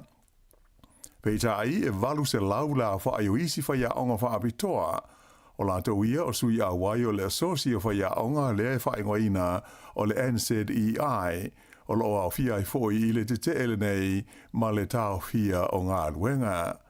Sa whaaria mai le whailau tusi au o le pisa a o Fleur Fitzsimmons e tele ia vaenga e le o fia ai le vasenga o whaia aonga ai moise o te ngata whainga luenga i matata wha apitoa e au fia ai le whaale tonu ma le leanga o le awha o te tongi o whaia aonga i le vai taimi ua matua i longa ai o nā whaina ia le whaasoa a hinga titasi ona o le taunga tau le soifuanga.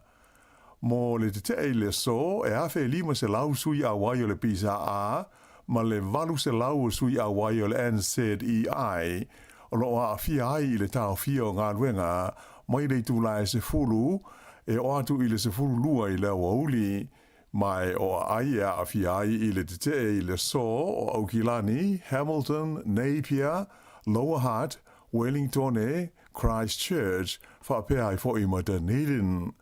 E tofu le ai ma le whaatasinga e whaiai le so o le laumua I Wellington e whaia ia se tautalanga le whailautusi o le pisa a ia Fleur Fitzsimons I le tudimano o le Terrace ma le awala o le Bowen Street mai le afa o le sefulu I le tae au nei.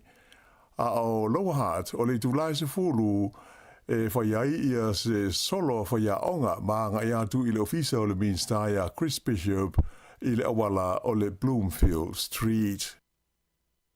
Do tasi le tangata na mau atu ua maliu ai manua ti ngā ina leisi I na ua maua leo ia se whaafangota I le waitu loto o le Manapuri Lake I le asongofua a Nafi.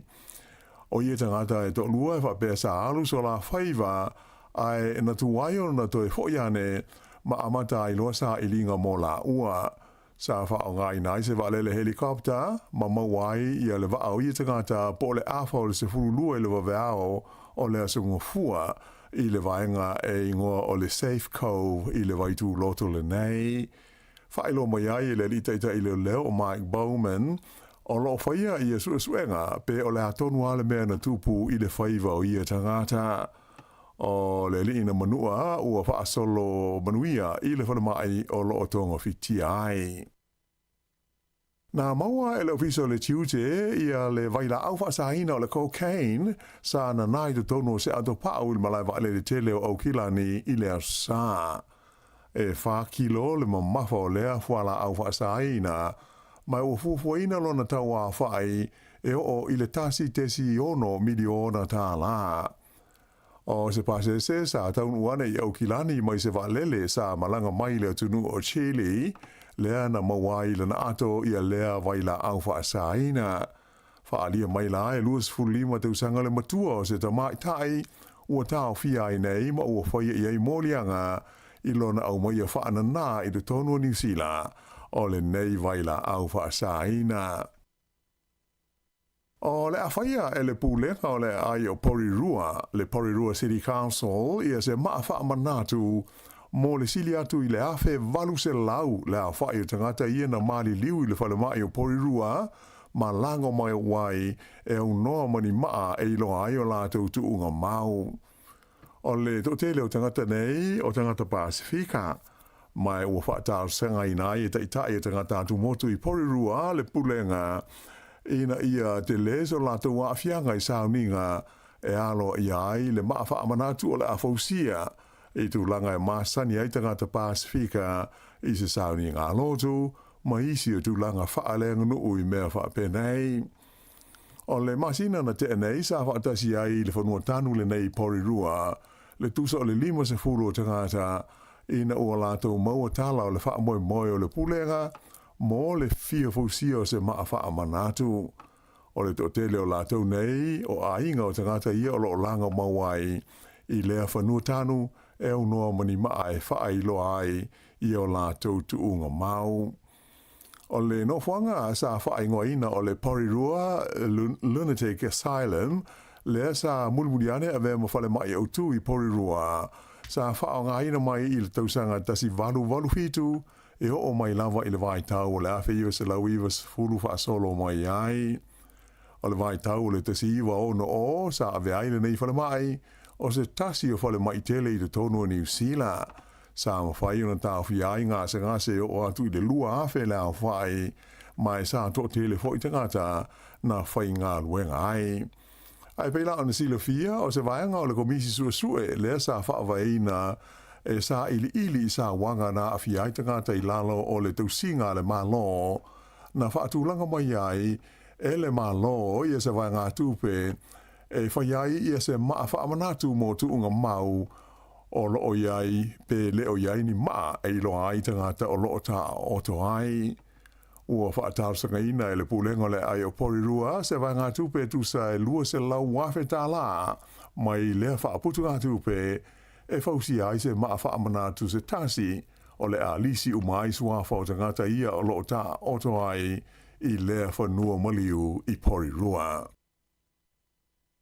Luas furuona tau sangale matua se tau lea ua tau fia nei leo, mai ua whaia iei mō lianga I lona lolomi ina leo ni tupe tau whaase se ia ta ua o counterfeit money.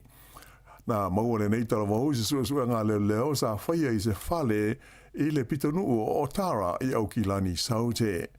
Whailo mai le lisa tini leo, na maua le nei sua ngā se vai ngā tupe tusa maleono a fe tā la, a e whape ai fo I mamasini na whao ngai lo lomi ai ia tupe pepa tau whaase se. Ta uai la il tamaita I leo e ono la wha inga o morianga ua whaia e whaasanga I le tau lea ua tau fia ai nei, ai olo wha wau pea I sua ngā lea mata aupu. Na si tia maulunga le fua o le inflation I te tauno le sifurulua masina ua mawai atu nei, ona o le taunga tau la whonga tutongi po rates, ai whape ai fo I ma le rent o fale, ato ai ma le tau o le eritise, ai whape ia mea tau mawha.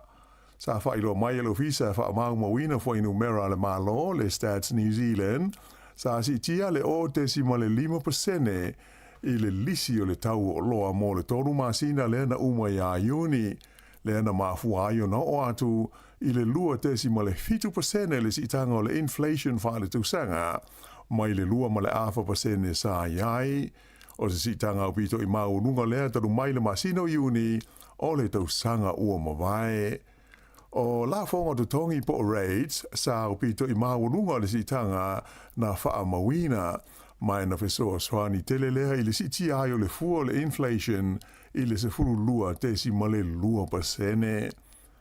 O le tutongi o whale po le rent, na si tia le tolu tesi ma le 2% I le tausanga o mwaya tunei, a o le tau o le tise, na o I le varu tesi ma le 4% le sitanga sa wha mawina ai. E luani au nanga wha ai tū mā lo o le a wha muta e le to e whaia a le company wa lele o le Sounds Air, ona o le tūranga taungata tele le wha foina o ia whai ngā malanga. O le wha ai unga o le masina o se te ma leo o wha o moe le company wa lele le nei, e wha muta I nā ia na malanga o lo whaia I le taimi le nei, mai I Blenheim a ngā atu I Christchurch, a to ai fo I ma le malanga mai Christchurch e a ngā atu I Wanaka. O te se ma le tausanga taruai lea na tau fiai ia malanga sa whaia le company lava le nei le Sounds Air I le vale o Wellington ma tau pō, whapea ma le vā o Wellington ma Westport. Whailo mai le li pula le Sounds Air o Andrew Crawford, e televaenga o la tina ele nei tau waalele o sitia ma warunga le tau ile nei taimi, ua matua whainga tā I lava na whaawau, ia nisi o la tau au nanga o lo o iei nei. Ua whaapopo atu ia le tamaita ai e soa ia Diane Calvert, I le lisi o la tau ia o lo fia tau wā mo le tofi pule nu o le lau mua I Wellington, ma lana whaapunga e tā ua ona iaise leo le itu pāo ti nāmu tamaita ai I le tauwanga mo le tofi pule nu. O le tamaita I le nei, Diane Calvert, o loa venei masui o le fono po le pulenga o le ai o Wellington, le City Council, ua tolu ana no hua inga o ave pea masui o le City Council, ua ave o ia masui tau wālo na fitu mo le tofi pule nuu I le taimi nei, o leisi to ono o li uma e au fi ai le li o Andrew Little, le asa ave mua ma teitai o le partia le Labour, o le tamaita I pule nuu o lo I nei o Wellington, o Tory whanau, e le toe anu o ia I le palota I le masina o ke topa. Ua talia e le fono a min stau e whaataua inga atu moto le Pasifika, I se lātou whontanga sa whai e suwa I Fiti, ia le ata whaataitai o se malienga, mo le whaamoe e malu pui ai le awa po o le kawa, malona tu langa tāua I tu manganu ai maise o le tamau a inga o atu moto le Pasifika. Sa maari le whontanga le nei a min stau e whaataua inga le Pasifika, ina ia tāpena ina ia inga mo pui inga whaale tu la fono o le la aule nei o le awa mo tunu uma o loo maua I le Pasifika. Ua whaawai nai se komiti ngā lue mo le sanga suesue ina o le nei mata aupu Ma tā pena ina ia inga o se mulianga whaalewao mālo e alo ia i le tā ua o le awa, ma le si tala ina i mātunu u e maua i le awa po o le kawa. E lua aso mālo lo o whaatulanga ina mo le pāloto tele whaanatinati e Sāmoa i le māsina fōu. Whaasisilanga mai le mtanga luenga o pisnisi ma la manuia ma leiba ta wai o aso e lua ua fuafuaina e vea maso malo lolo tele mo le palota o le lua o lima o le aso tofi la aso luas fulwalu ma le aso foreile la aso luas fuluiva o okuso. Ta ua le mtanga luenga le nei whaasisilanga o le nganga ma le whaamoemoe au tū ina ia maua e tangata umo le tunu o le awanoa e whe malanga iai mo le whaia o alato palota. E sidi atu i le se lau afe la whainga o tangata ia ua umo na le stala mo le palota tele le nei e pei o na alo atu iai Sāmoa i le māsina fōu o kuso. Ua whailo mai le tō fia o le alo Sāmoa Kevin Melamu le asa i longa i le aua le olopeleki e a vea masui a wai o le komiti whaafoio le whaalapo tonga le malo e ta ua o le Creative New Zealand. O Kevin Melamu whaasfuruono nei tūsanga le soifua, sa i longa i le tūlanga o le huka mo le olopeleki e New Zealand i aso a o ta alo. Na soifua ane le nei li le ai o tokoroa a o le ise mai i au kilani mo a o onga ma ua wha mautua i o mai i le teimi nei. E tanuna malo loli tae o ia mai le kopi, ua tele ina afia i le matata o le tusiata, ma e tele i e tusiata mo tamaiti, ua afia o ia i le tusia, ia ma le fuafua i na wata, ato ai fo i maisi ngā luenga i le alama matata, e pei ona whitwhiria i nei o ia o se tasi o sui o le komiti whaafoe o le vaenga le nei, ta ua o le Creative New Zealand. I ta alonga, i soka whaale wāo māloa le tu pāo ta mai tai, sa i longa ona le lei ma mata ina le tau mawhai o au soka mai le Solomona, whapea ma le aua Sāmoa, i le tamusango le ipu o le Pasifika, le Oceania Football Confederation Women's Nations Cup, le asa whai e fiti le whai unga le vai aso na te anei. O le aua Solomona le na manu māloa i le ipu mo le taimi mua ina ua malo i la tau i le so ngā fusi ma le au malo si a Papua New Guinea o ai o le ta'alonga e tolu Solomona ai lua Papua New Guinea. Ai o leisi o ta'alonga mata ina e pei ona lipotia mai o le ta'alonga le vāo fiti ma Sāmoa i le sueina o le tūlanga tolu ma le whā. Mai na manu malo ai le aua Sāmoa i ai e lua i le ai. Mai ua whaamtaleina e whapea o se taunga whaingau pito le leite le lea le au ta mai tai o Sāmoa i le nei ta amunusanga. E walu au sa tau wai. Ai o le manu malo ai o Sāmoa i a fiti, o se tūlanga na whaate i ai le totele, o na o fiti le sa i le manatu te tau o na manu malo ai. O le tamai tai o Lily Tausing, sa ia aina si koa umai lua Sāmoa i lea ta alonga mataina. Ia o le whaaiunga na nāle nei vaenga o telefou.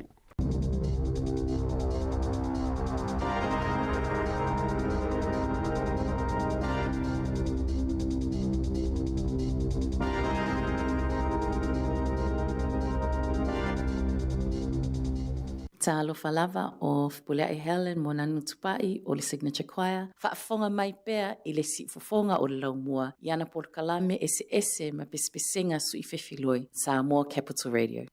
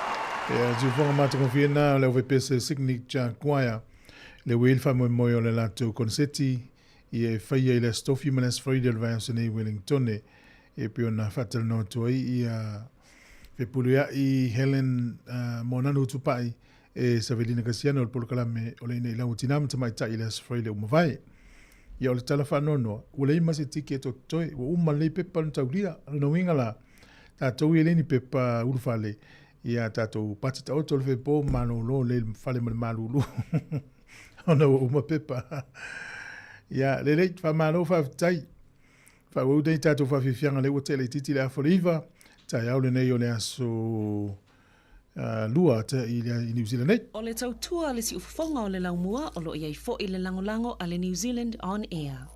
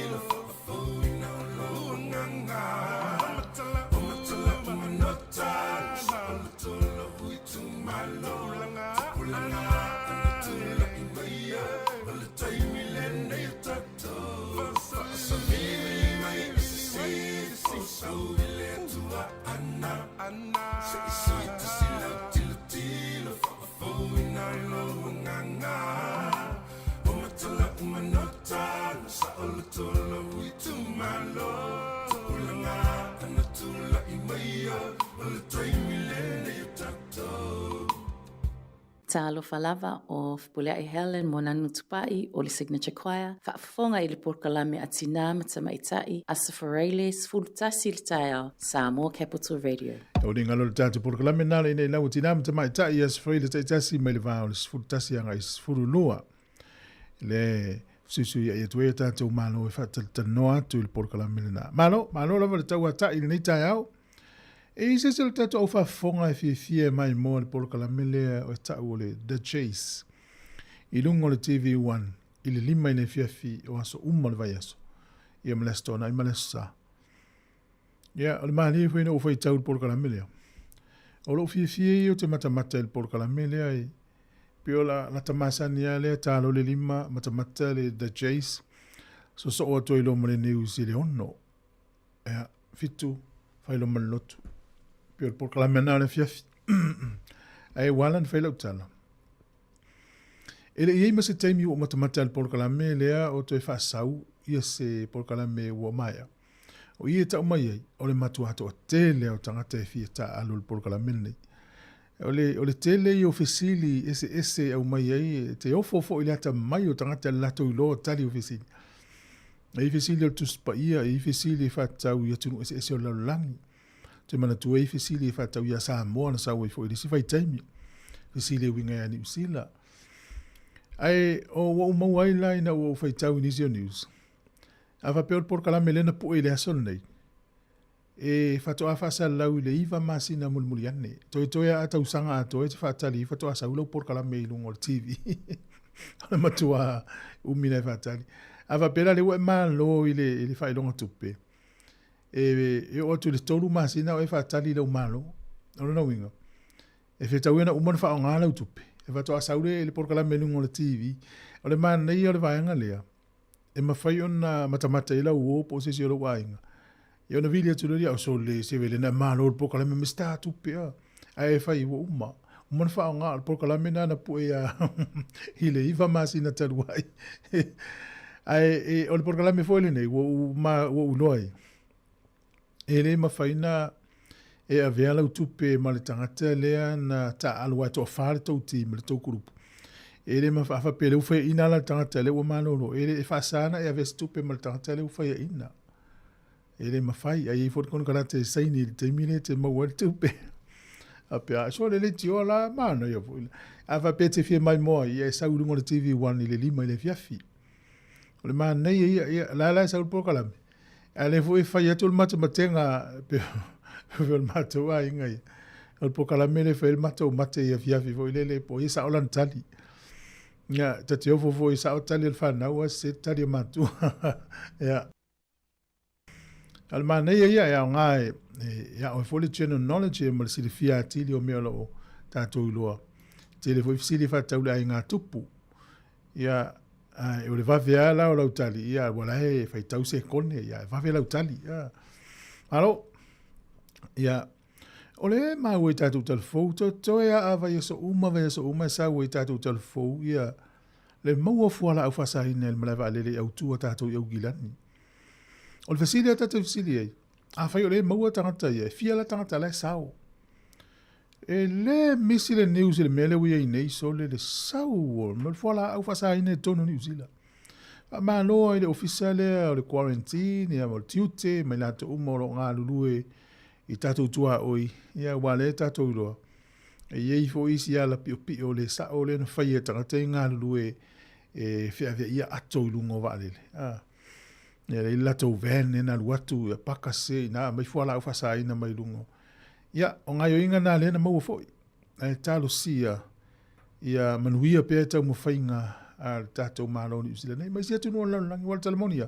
Pēr lalo talana mai nei, over male miliona tāla. Pēr wha tau fuala au nei pēr na sao. O le fasili la, waila le miliona mona tupu tāla lea. O le iei to tonu i tupe tau nālu ao ngai me tau nālu iei. Le lopo nisi o tupe iei sau mai tanga le tātou benefiti ma le au vaianga ia e whaamoi moe i tupe le malu. A le la alu se i. Whaftai le ua lavea ina i le alu se o tupe alu sa o lava se le ni. So soani o tātou ainga, pili o le vai, il mōli, il mōkesi, lono le tāvale me whapena. E wane i alu i fuala au whasaina. Ia ele ngata ia whaina i so i fuwa le tangata. Ia mau i se le ni. Ia me te tau nālu au ngā. Iai. E le porkalame tātou nei le se fulu o le so i fuwa maloroina. E la tala noto ia savelina. Ia malana malo i le nei tai hau. Olo e ini se o whaia o ngā olo alu alatu te e nei le se fulu anga i le fulu male lua i le so. Ia ono tūlanga la voto tongi. Ia o lewa te le whenga ini usila mea nei o te e man le mali li o tangata i tongi. ia lulua faia alo fai alo fatu sunga ia lupe le pou ia fa pe sunga ia fangu au lei mahalo ameria fa mona alo fitele atu le uso ia siliva kasiano le mafuta mai Sāmoa ia afeto e malanga mai ai le sunga manuia taia mafoe after lava ia nai fa fianga su fifiloi ia o le po ana nei o le ata alo ele au liona ma le au le au fili el Pasifika ta longa le fai Australia ma o le toi ta longa foi le liona i ta longa i le o se test ia ona toi le on ta longa fa va malo i lua ma Australia i on toi foi le la tumalanga ki ele o TV na nei tele o te Australia se fulu ia le fitau i ele au fili le news le Pasifika tele o tama ia lau te vai le piki lau tama Maori Cook Islands, Sāmoa, Fiti, Tonga, matangata nu Australia. Nā la kapteni ele tama leo Kurt Lipio, nā e numere sifulu ele aulea i le pō ana nei i a tārusia. Ele i whai ina liona, e iwa na ta alonga na maranga mai ai, le ua mai a ta alonga i ono, mano, toi tolu le toi lua testa, ma ta alonga le pō ana nei, i a tārusia i whai ina liona le awal Pasifika na nei le fiafi. Ya, ole pese, ya, whaftai mo nei tina umone tunu ono ki mai ni tiol nei tai au. Alofa te lea tupo kalame whamenuia utou whaival nei aso. Ya, iwo ise taimi mulimuliane no tale o spese mo ni tupa mātou tama. Ya, o tama ya wau au lato uloto ya tina. Ya, whafong mele whafifianga. Mai yalo ni mo maita, kasiano. Sifuru vanu minute lo tōna tāna o sifuru whaftai lea tua mo tina.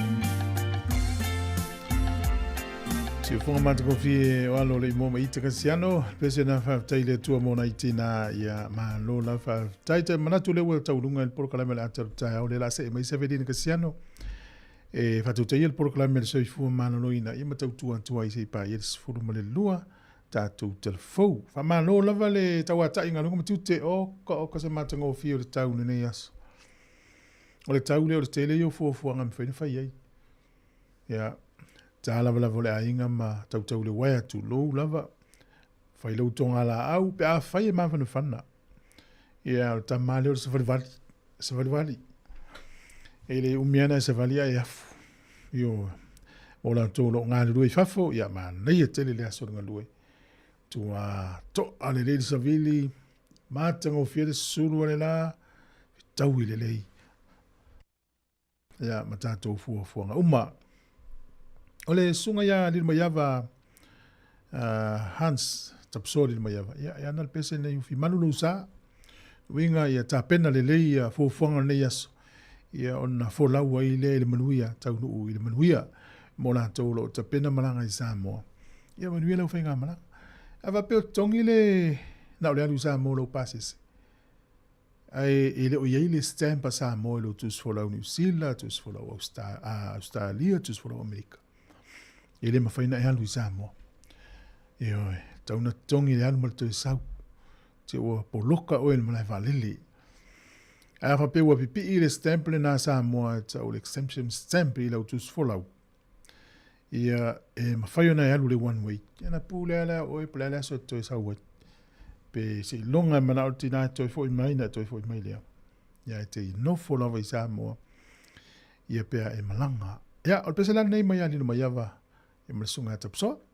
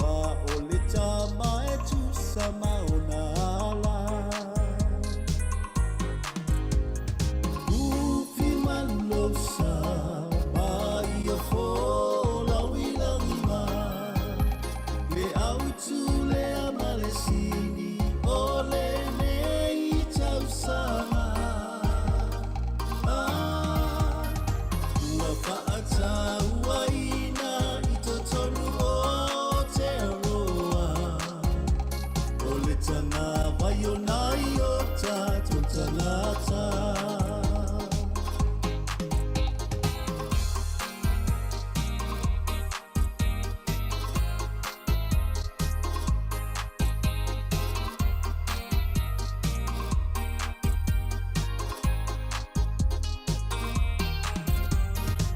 Whaapei ona manu manu o le tawa e I ona fulu. E whaapea fo I Sāmoa e mama pola wa I lana nganu. E pei o se umanongi e sili sili le taumata. Ai te I le waolo ufatu malo umama. Tende ole mai a sole ngana Sāmoa. Pola uia I langi ma pola ui le matila foa.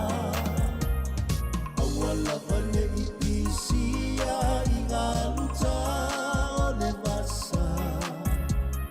Tautua na ia sisi le la afa.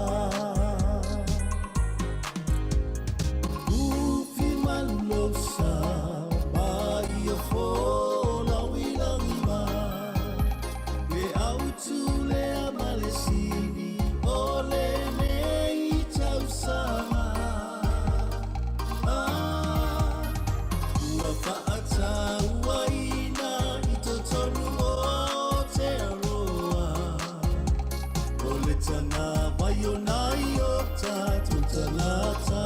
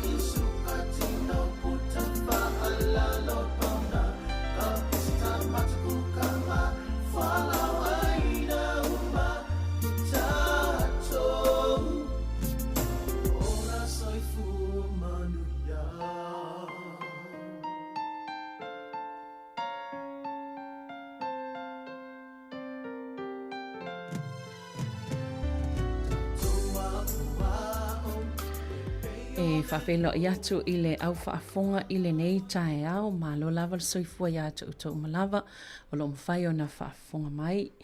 I le nei waenga Pol Kalame, o le fwoi ua le taimi o le tātou Pol Kalame, o le soifua maloloina pe o na ngā lue whaatasia ia tātou le te o Pasifika i Wellington nei, ia whaatasia i fwoi le soifua maloloina i o na pulenga whaafalma i le nei tu malo, whaahoa tuaini fe au mamata uptaua mo le tausinga le leo le soifua maloloina o tātou tangata Pasifika. Fifia fo ilai whailo atu nei tae au, o le a talo noina i le nei Pol Kalame, se tasi o vaenga e awhia umai lava i tātou ta i tau tasi pe a tātou a siasi fo mai, pe a siasi fo i se whale mai, ia wa fo i tu a inga tuawhitinga tātou te mo miaina.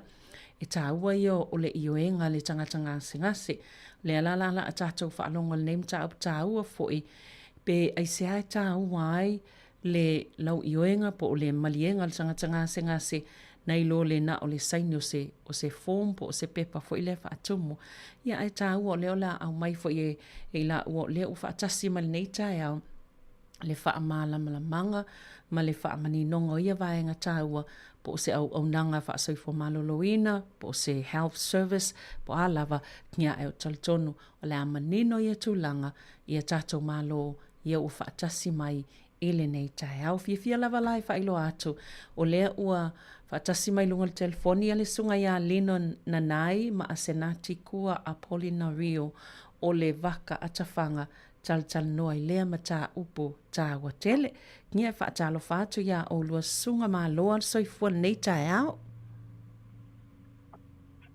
Mā loa le soifua manuia, Savelina, whaastai lava, whaatalo whātu fo i le mamalu o le o le atunu o lo mwhai ona, whaafonga mai le nei taimi, i tātou Pol Kalame. O le mamata upu tae au nei e fia tala noa i ai o le malilienga po le consent ma le aiat tau. Malo whaafitai. Ia, o amele nei tae au, o amele au nanga. Ala waka atawhanga nei tae mel tau sanga, mal tae mel tau malulu. E o whai lava singa pisi, ai le a. Sa o le lei malo alon sa i whaafitai fo ili. Whaamanu le tae me tā ua tele le vaenga le ua lua tā ua. E o iei sa o lua whaamatalanga le tau nei. Ia, tu atu ele avanoe e te lua amata i whaamatala. Ia polalna mea tā ua le consent. Ia ai o le hafo ili tā ua le au nanga la au tau. Fo i tau tua ia ma tutono o le vaenga o le soifua maloloina. Whaatai Savelina. O clients o tangata o tausia pe a au mai referrals po le whalmai, po le GP, po o sort safety lava, pe o health providers. Yeah.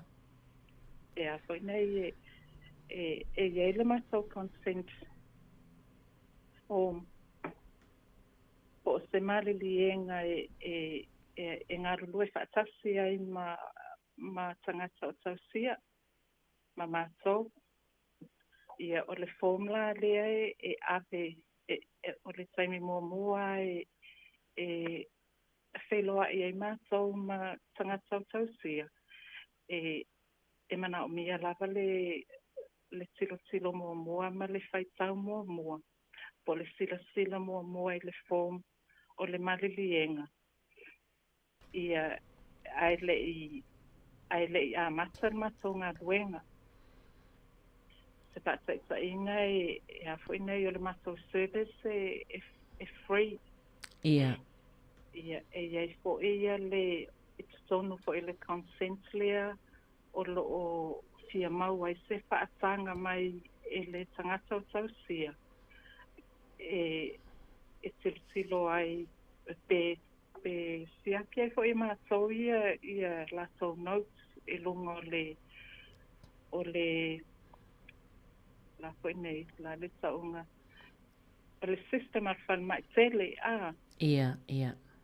Ia la lana tilo iai po o ia latou appointments e le sona tilo fo i mātou Vangana lava ua whai mai le tangata o tausia ua ngalo le appointment se whamurmole a se tilo po a whea sau e whai ele appointment ia po discharge summary po ai le mawhaina access e le mawhaina na tilo i ai mātou ai le whaatanga mātou e le tangata tausia ia e fuela mai si mea e fia maua i whaatanganga o le information le fi avea i le e fia maua i mātou marwhana mai po le GP ia mātou malama i le ngase po le ale me tauna whai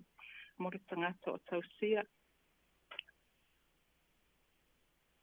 ia e fuele si e a fuene e pule fo ia le tangata o tausia pe mana o e a fuene e support e mātou ia pe le ai e mawhai fuena whai mai le ai e fo isi mea pe o pe asia si fale wa ia isi a inga e ia lato tai whau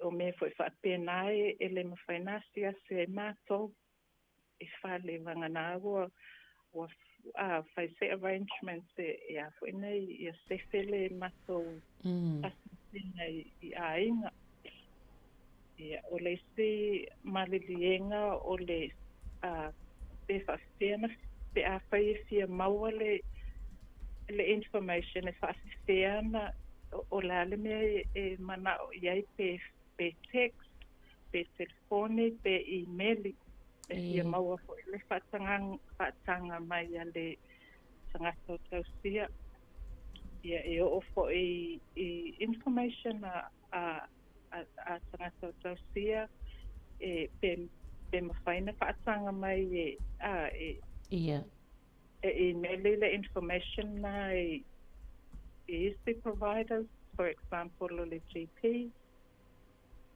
for nurses, if I might say, for health providers. O mea umana tauna na sili mua ma talanua mua I tangata o tausia ai le a matarmata o ngā ruenga. E ei la se pepa e whaatumu le tangata lea pe na o siliama whaamau e o toi lalo pe whaatumu le se form pe saini e le tangata po se whaape whiana whaatino le nawaenga. E iei la le form e saini. Pe a umana whaitau ma malama le lei ma lia I ai o na saini loa lea. Le lei. Pe o mea nā tāua e a whaina e le o e tāua e tamawhai I malama le leia ia le tangata o tausia ai le I a mata e tāua wai te le ana whai pe e na isi tātou o tātou e saini ai le o malama le leia pe wha malama foi ai le o aru le o alu iai le o whano iai. Ia, le. O e whape whialana o tau whaamauti noa o lea e malama le tangata lea luato lau tau au nanga I whaamatalanga ia tau te tuina tu iai a o le ioe e a mata le tau singa e la o tau au nanga. Whataita inga po le tangata e luato le malama e le lava fo I le silafia I le ngangana le au mai e la o tau au nanga. Ia. E tama whai lava se awala whai ngō fie ia mauti noa e malama le tangata o tausia. Ai le saini le a saini foi o e wha malama e toi wha manatua iai Ia. Wa yeisi mea e o iai ai le o e le o malama e toi wha manatua I le taimile nā e toi mawhauwhau a tili ma toi sa malama ia. Ia, malo. E yeisa tai mie le mo mie le malienga pole ioenga le tustosia. Pe fo ilea na ole verbal consent. E lava le na mo nisi tai mie il whaatinonga tau o nanga pe mo mia lava le ioenga tustosia lea. E talia le verbal consent po le ai le i sainia pe a fai po la lava le mea wale mawhai e na saina. Ia. E talia lava le verbal consent. Se i o ai le saini mawhai e na saina. Ia. Ia ai ona ia a matala matonga ruenga pe a fai e urgent. Ia, moni. O le isi vaenga fifesi le, whaape whea whaape o si tangata fo i lea e. Wa le mautonu le tangata se ngase. Po le, e whaape whea na tau mawhai ia whaatino le au nanga. E ia mautino olo o whaalo pea i le tūlanga tū o tasi o tangata lea sia tu ia o tau e whai ei lava e ala na whai unga. Taima Fuseli e peo o le I think o le EPOA o le next of kin. Ia. E saua ona iai le taimi lea po seisi fo ia le ainga ua masani le i tangata o tausia. Ia. E whamatala mai. Pe ngaru lue whaatasi foi mo soi fo malo loina o le tangata o tausia. E le mawhaina whaise se fuafuanga po se treatment ai le i malama le te ia le main le tangata le tausia ia pe a whai o se tama po se tina po se po le whanau foi. E le mawhaina a masan ngā ruenga ai le i malama ia. Ia. Ia. E mai salena i tangata mātua mata maiti. Mawhana witi. Ia. Ia ai fo nai kupulanga e fia maua fo i le soani ia. E mawhai e se tangata ntoi ave i tualana i oenga. Ale wa uma ona saini. E mawhai. Ia. Se taimi lava e wa mana o ai e wha oma ia le wa mawhaina whai e ia mea ia na le mawhaina whai mua. Whato a ia e so se taimi ia e le fōwhinga pe. Ia, le. Awani ni a fianga pe a whapea e le mulimulta ia le process le ioenga le whaangasolongo le ioenga le po le malienga. E iai le peila le o le Health and Disability Commissioner. It's tonu ni sila. E iai te tau pe a whaongaina se au nanga tau stoi fua maloloina. Po au nanga mo tangata e le ato le malo se le tino ma le mawhawhau. Pe le wha Sāmoa le nao le winga o le Health and Disability Commissioner.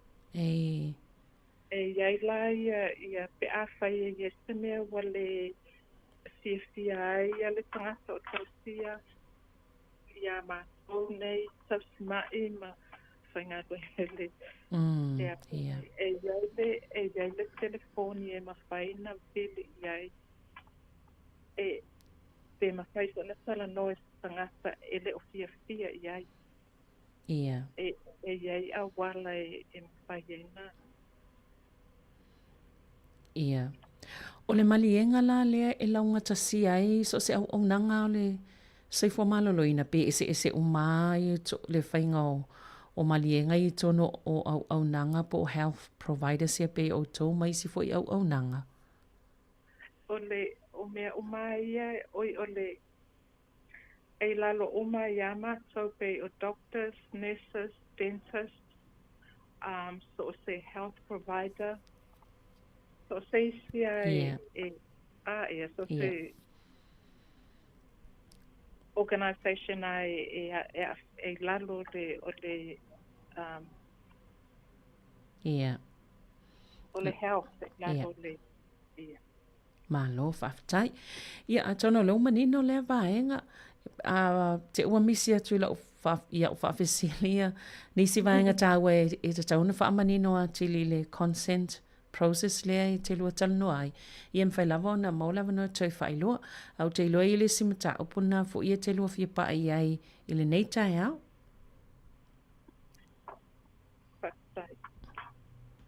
Yeah, so ole msa ole ayata tau ole tangata lava ia o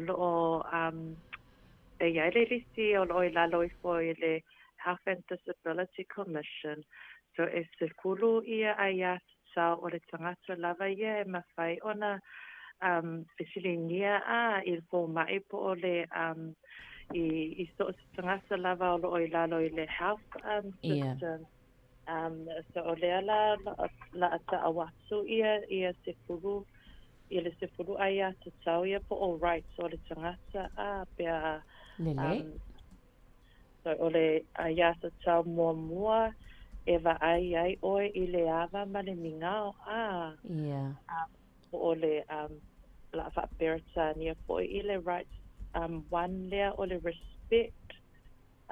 You should be treated with respect, including respect for your personal privacy. Your cultural, religious, social, and ethnic needs, values, and beliefs should be taken into account. Yeah. Olona wenga e afuina yo le ia fa ai o le ava male mi ngau o lau ethnicity po o fele tunu e sawai o lau talitonunga whaleanganga o le o mea o mai e tau ona include le rights le rights mo mua mea po le sao po i le tanga o le aia sao lona lua e sao male le ai le whainga o oe po le fair treatment your age, gender, race, belief, your marital po le family status, employment. It shouldn't affect ILO treatments. And that services should be delivered without any form of force, threat, or harassment. So ole sao malele ole whainga o oe pia whaia ILO se treatments ia se oe ia awane e fosi atu se se tonfitinga. Se tonfitinga te le i malia i ai. O le aia se tau lona solo i e pui ai i lau mamalu ma lau sa au lo tonga. O le dignity and independence. Your dignity and independence should be respected when receiving services. Money. Tere lava i teimi a pea whai olo e sa otongia i tono le whale mai. Tere lava teimi e le toso ia le curtains i pea whai tala noanga ma po mai. O le kava inga ia oe e ma whai ai ona mautu ia lau o lo mamalu mamalu lo sa o tonga lo dignity ia respect ia oe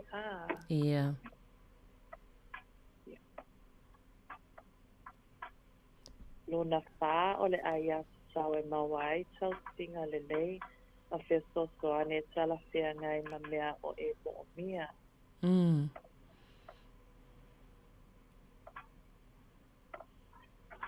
le appropriate standards. You should expect services to be provided with reasonable care and skill, meet legal, ethical, professional, and other relevant standards, be consistent with your needs, minimize potential harm, and maximize your quality of life.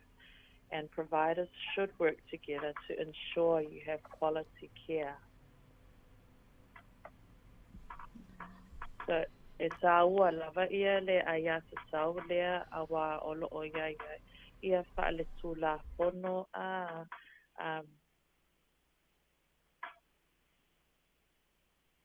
Ia. Ole vaenga le si vaenga le fifafsile atuaila ia tā ia te tau ia. Le weto lau isi vaenga ia nei le imai O e mawhai le tangatanga se ngase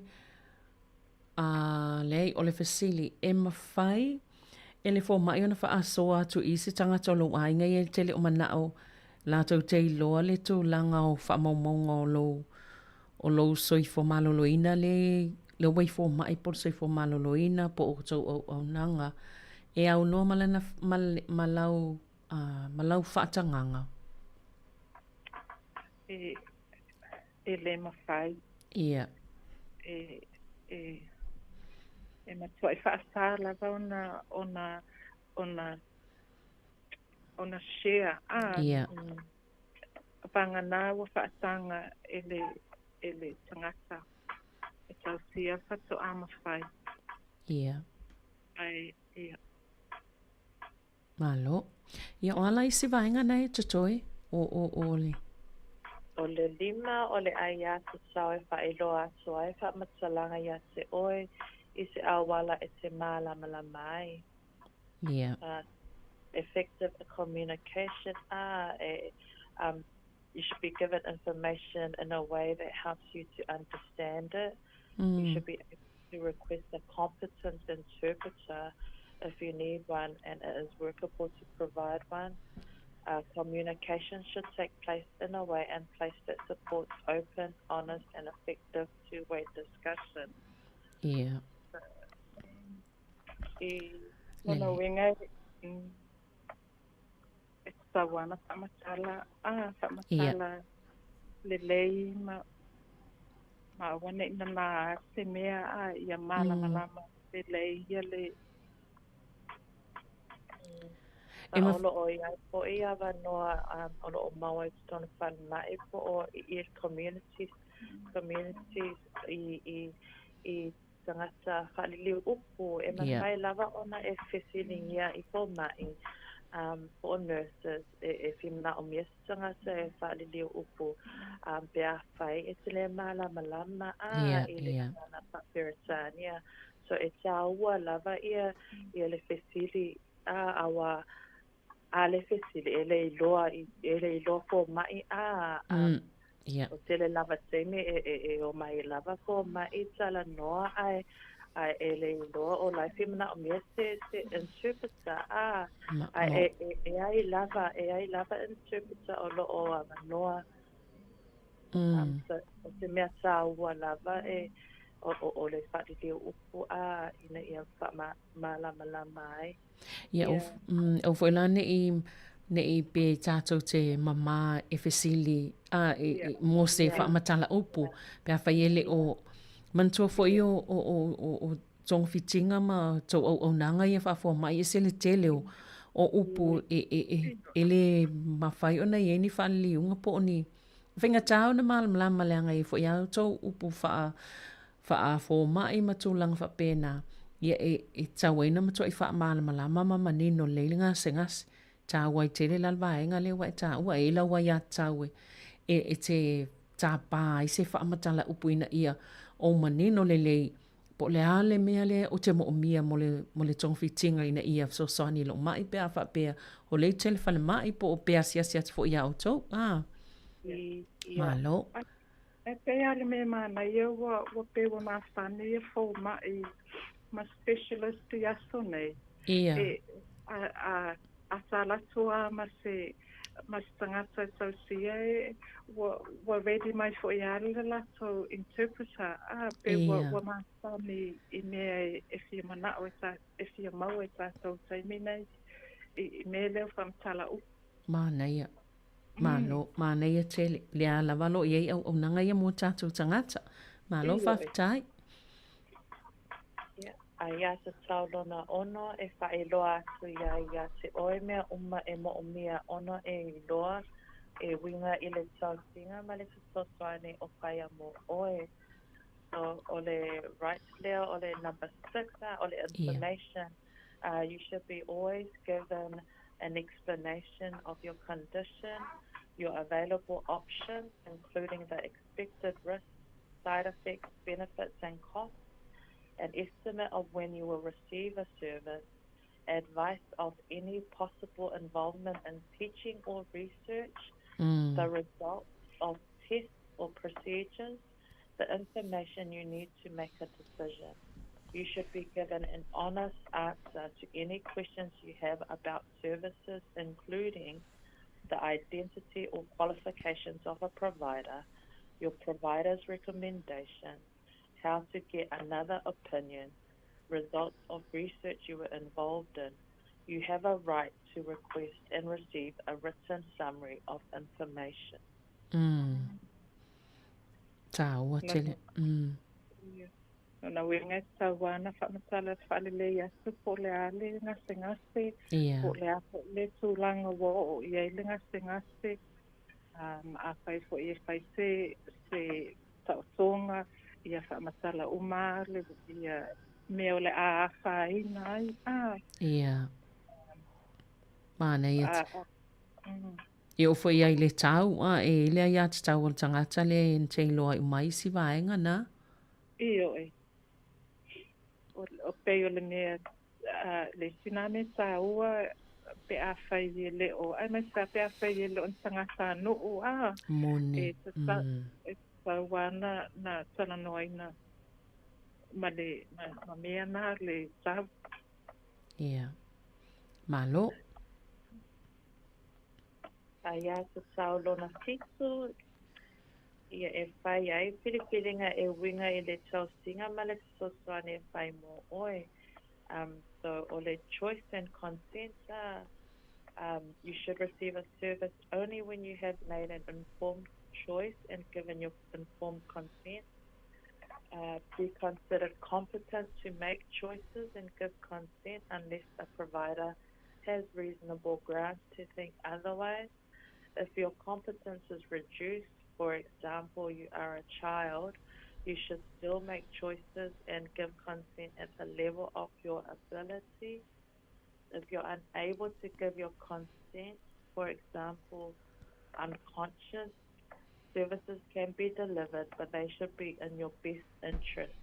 Providers should first try to find out whether services would be consistent with your wishes, including talking to available family and friends. Pela vana tala no atu ia atina tumu moa o le malilienga a le tangata tausia I se tongawhiti ia pele I tia o ai e male next of kin e tau lavana na whainei na iei se si pe a whai ele mawhai le mawhai na whai ele tangata tausia na whai ele se tonu le taimi le tau lavana iei se si ia whainei e advocate mi male lienga o le pea whai olo e te mana o e participate pe awai I se research be suenga po se suenga e taua lava ina ia malama lele ai le tengi pepa I ona o te manatua I fo I se ngase pe mato ainga a watu ia ona E ile te me whai mali fō mai. E tala whea ngai pia i nisi tangata isi fō mai e o mai e fia o lea o onga pe o lea mai fia mata ma fia mātau fo i vaenga o mai fō mai o le va ia le ngase lea alo ainga ia ma whaanongolongo i vaenga e wha matala ai. E la la ta ia tau e tata whea e lea i o tele mana o i nisi tangata o i al fō mai. Ia, le nā lava. Ia. Ia, whao le nei. Ia. E iei fo ia pei lao le o tangata no o ni sila maoli Ia. Iei fo ia pe a whai lato tonga fitinga po tau tonga e a fo nei e mana na o ai e ave lato po Ia. Pe a whai pito le tino. E mawhai ana e mana o pea lato tūma lato wanga no e tāua pito o maule tino e mana na o whoila a uma ia a whai ese mea na ave ese o lato tino e se tau tonga e mana na o whoila e o ma ave ia pea le simea na e tāua e se e tāua o se mea tāua e iei fo le tātou right e rekonai mea na e tau te o ma ave pea mana o ai pea mana na o iai ia pe lau le placenta ia malo whaftai te lo isi vaenga nei to toi I na toi le tonu o le ayatau e mawaele soani po le a support person of your choice may accompany you as long as it is safe and it does not affect other people's rights. Yeah. So na pai lava ona avesi tangata lo ainga ma oi the appointment se tangata lo ainga so sani ia malo ayat sau nona iwa e te whiriwhiri ai pe e te whia awai i si a oa onga e a oa awai so mai a oa onga po o so enga so o le life mo maona tala no i ai o le i le right there nona pitu ma le ayat sau nona se fulu e mawhai ona e whai ai sau whaat lea complaints taken seriously. So you may make a complaint about a provider in any form appropriate to you. Providers must try to resolve your complaint fairly and as quickly as possible. You should be told of your provider's complaints and appeals procedure. You should be kept informed about the progress and your results of your complaint. You should be told about who can help with your complaint, including advocates and the Health Disability Commissioner. So, ai lava le ai atau o le pea whai e le whiawhia i se tonga piti po o se service, po o mātou po o mai, ma nurses, ai lava ai atau na whai lava ona e complain, pea whai o le e treatinga ia o e fairly, so e ma whai lava ona complaint.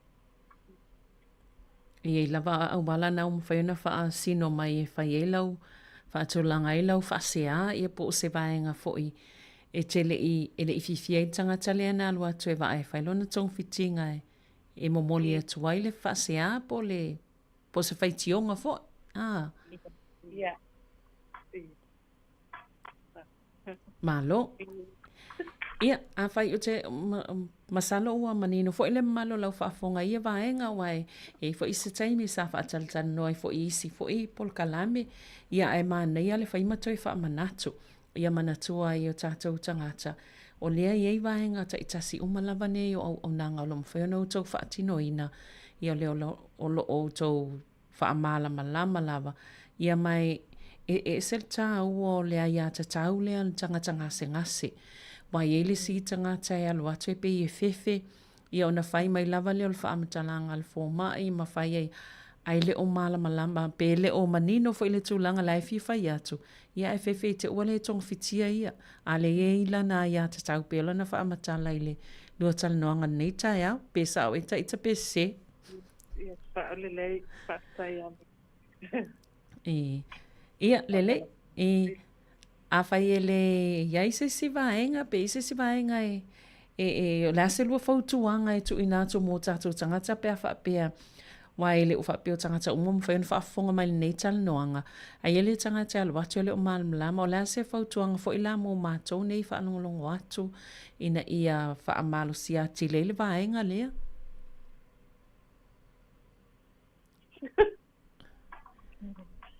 E a whai nei ile e mawhai ana na contact mai mātou. Ia. E mawhai ana whapsota i mai mātou. E whale mai fo i ma medical centers. O lo iai fo i a flyer si a le Health and Disability Commissioner. Ia, ia. E mawhai ana e whango piki, e whana pika api po le whanmai, po le medical center, po mātou fo i nei e mawai. Ia. So se medical center e mawai e forms ia e a whimana o fo ia e tala noa face to face. Ia o la o awa noa fo i mātou. Ia. Ia. Lele. Ia, e whailola le tau telefoni i lunga mo i la tau lom whain whaafonga mai? Ia. O le o lua tasi, solu lima fitu, solu walu tasi. Malo, whaftai ia telefoni nan whaina e whafsota iai, ia leo nanga le waka atawhanga, lea e tau te whafonga mai lava, ia o lo mwhailawan tala no atu, ia sunga fo ita mai tainei a linen maa senati, ile tātou ngangana e whaamalama tiri pia whaapea, e se tasi o fia, whaapula tili iai le tulanga malamata upule sa tala no ia le tai au nei, ia e whaftai tele lava, ia lua sunga, ia mol taimi fo o whaavanoa, ia mal whaamala manga o nemta aptaua, a wale malo lau whaafonga mana ia tātou tangata o atu e, wa aiola tau ngase ngase e, whale mai mau tau, ai mai se fo ila o tau au nanga, ale waka atawhanga. Whaftai tele lava mo le avanoa, wa mawai fo i se tātou taime tala noa ai, whaftai tele a, i le mamalua le au whaafonga ma ia manuia le aso. Ia, malo whaftai fo i manuia le aso, atan fo i tātou toi whilo ai se aso i luma, ia ai manuia fuafuanga umo toi o le au nanga ili nei fo i aso mal nei vai aso, ia whaasoi fo ia. Ia, soifua. O le tātou talanoanga nā masunga i tamaitai ia lina nanai, ia maa senati, mai le au nanga lea ale waka atawhanga, i peono tau whaafonga iai tāua i o waenga peono talatano i sunga i tamaitai lea fo i au nanga, o nei o lau wai a tatau, ia mai se fo i lau i oenga, i ni tonga fitinga, ia maa po hafo ini vaenga o le ātala no mai lātou e tāua i o lau ioenga po e mana o e whaile tong fitinga lea ia po e mana o fo e wa ai uma ia isi tangata ia maisi au nanga e se mai lau nanga lea te alo ato le waka atawhanga i o wha maunga mai se lawana i o tātou tangata i mana o ngā wha aptoa pe ona pe mamafa i eile au nanga ia a lea fo i vaenga ia po o le health provider tono o Wellington nei. Ia, toi mau fulfa o poponga o tātou pakalamer sai fo maloloina, tai māsani lewa iaso, ai mol tai minei whaaftai tele lava le whaafonga mai, manuia ngā luenga o whianga iai, ili nei fo i tai au.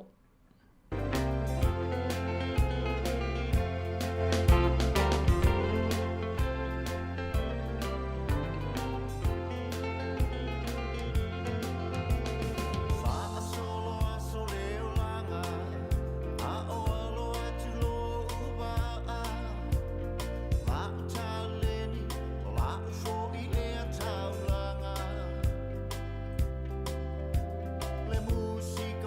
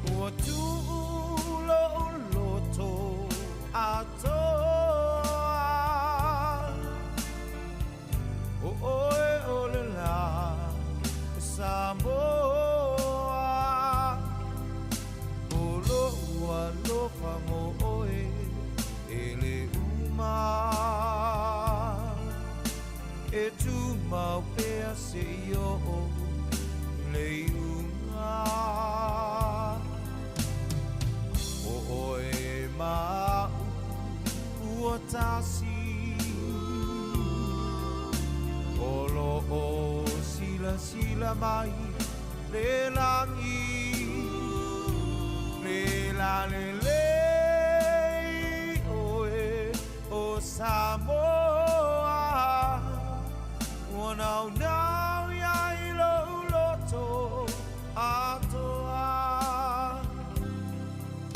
lo ola malo malosi e moe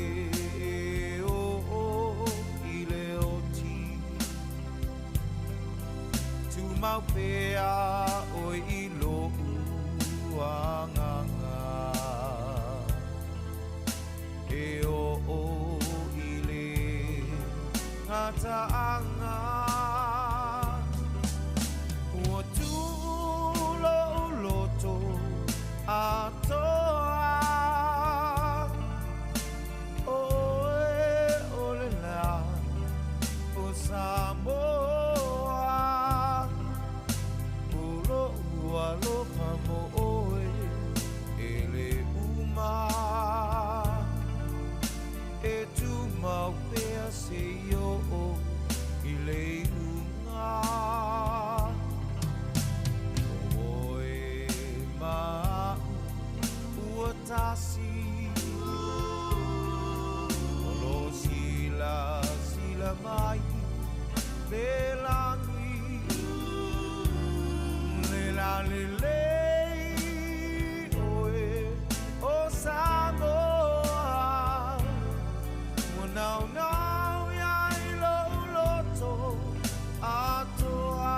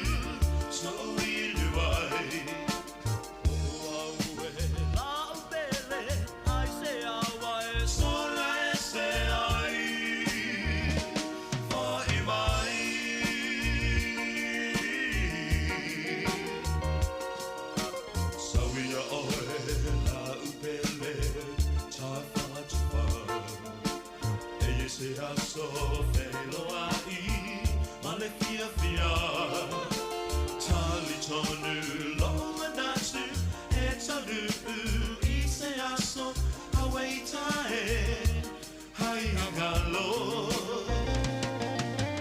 Haue lo tawhatu Hua vai vai Me la mawhetu Se I tali vai Se vai vai valu So uidu vai O aue la upele Ai se awai So la e se ai Foi mai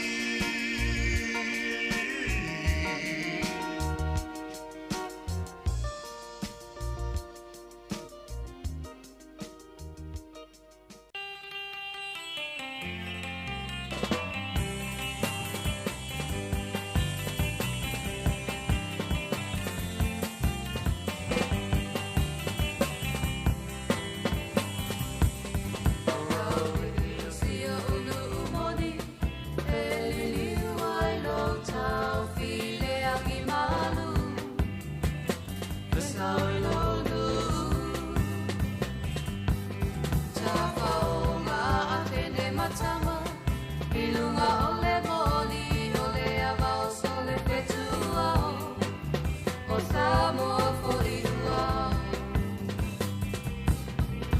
Le masina e wawaia I lunga maunga Ano po au I lauli I mo o mawhauwhaunga Ai o te le whaangaloina O la o pele tasima I tutuila Le lao Sāmoa E pupula mai e atoa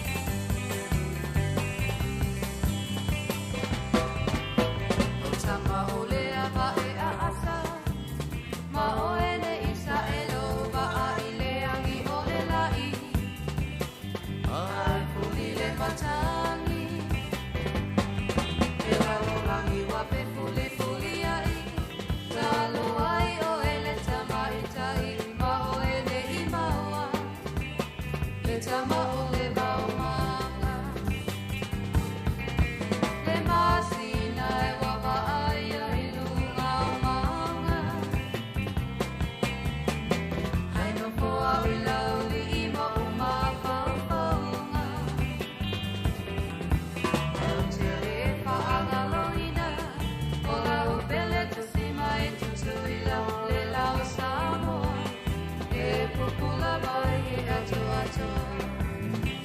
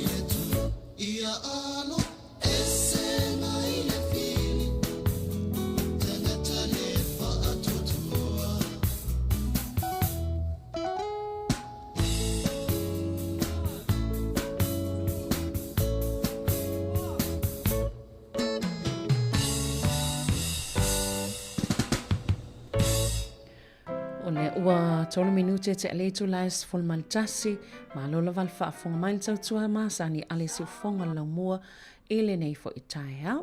Ia, whaanga solpea tātou pesenga, sa auto whaafonga tātou pukalame, ole soifua maloloina pe ona masani i tae au o asolua te itasi. Ia, toi mau fo le whaapoponga o lea fo i polkalame i le vaiaso fo i le taimi masani. Pawai atu inisi fo i o tala la tamai i lunga o upenga tawhailangi a me se fo i o le One News ma le Radio New Zealand. I le saili linga sa whaia i Boston College i le United States. Sa so eina po le ani a fianga o le whai ti tio i tu la whainga luenga a tangata whainga luenga i le na o le wha so ai le whapia le a whai ti tia i tutongi tu mawale tutongi ai whaai titi le wha, so mai le limas, whainga benga. E ono masina sa whai ei lale so enga ne sa wha ta i le whai titi ngau i tu la whainga benga. Moni tangata whainga benga e to lua fe valu se lau iwa sifulu ono. Ini wha la potopotonga i se lau wha sifulu tasi. I tutono Australia, o Kanata, e au fiema New Zealand, Britania, o Aialani, ia ma le United States of America. O le unga lao lea saili linga, ia safa atusa i to inga kampanie se fuluma le lua e le umwhai ona suia fo ile pe tō maua e le mwhaina suia fa puu ia sawhainga luenga mai aso. Ma sa maua i le ausu o le whaititingo i tō la whainga luenga lea o balu i tō la pe o lea uailo ai le tā ua tele o le whaititinga o as whainga luenga o lai tō maua pe ua wha o popoina le tō langa le lei o le whaoswhianga o tangata whainga luenga. Ia le moni au whaititia aso whainga luenga. Ia ai o whaititia ile tūlanga fo ilea vai o tangata whainga luenga. O whaatupu tele ina le whaamalia ina ile tūlanga le leo ngā luenga. Pio na maua ile ungo lea saile linga. Ia Elena al Paulio saile linga le fo isa yeisi so enga po saile linga ini taimi o tuanai. Pio lea lia e mai lava le tūlanga lava le tasi. Pe ua whaititia ile vai o tangata whainga luenga, burn out, pe ua matua o ngā tūlanga o iei le la vama le mamafa po le telo ngā luenga sa whaatino ina. Ia le pe ua whaatuptele ina ile le lei, o le whaatino ngā luenga.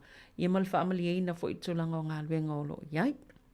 Pio ni sinao talala tamai o lo maua fo ilunga o penga o so ta inga. O lea ua toititi o le taime whaamuta ile Avano fo ile tu mai le loto il tangata le samalo ile lua se la wafetala ile pepa safa atawina i coastlands ile coastlands loto i parapara umu i kapiti wai umaleo ngā le pepa le la stolu tasi o kuso ia safa atau ile tau sangan te nei ai o man te mine ile i o atu lava le tangata e tā pālo na manu. Le lopo o ele no foi porua le na malo le pepa lopo o whiwa tia ia. Ia e umale o ngā le pepa i le aso tolu tasi o kusolo na winga.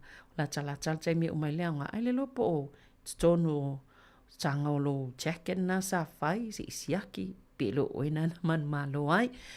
Ua fitu minute te eres formal tasi. Nisi o tātou pesenga nei taiao Yando Sisters ma le pese Sāmoa ea.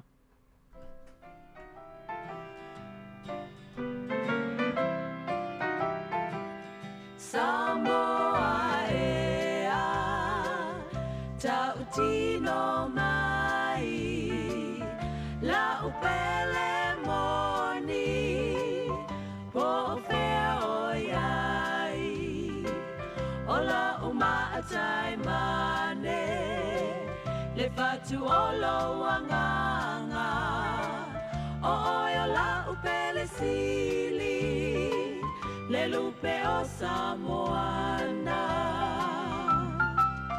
mai maupe ana e loa dia e lo fa maoni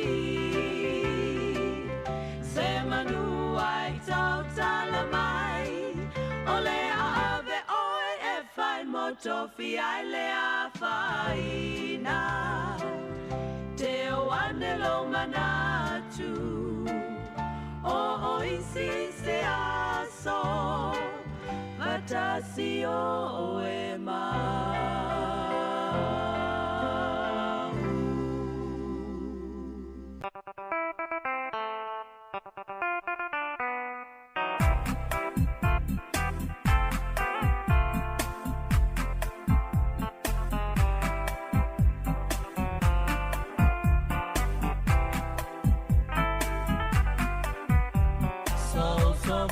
Vali, masu esa uhani, e ai maseisi na o manu o le langi, tale lava,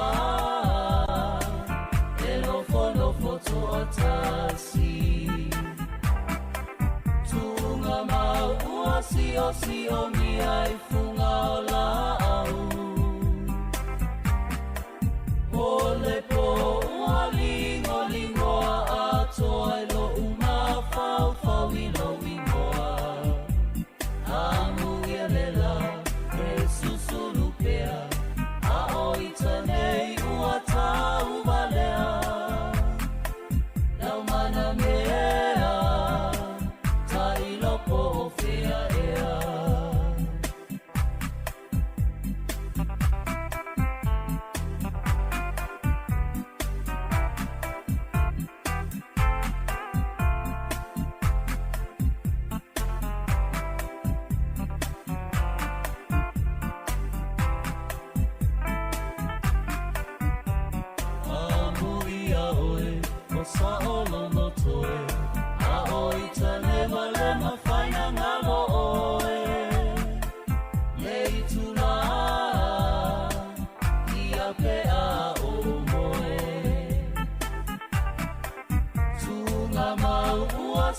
si o mi ai funga o la au.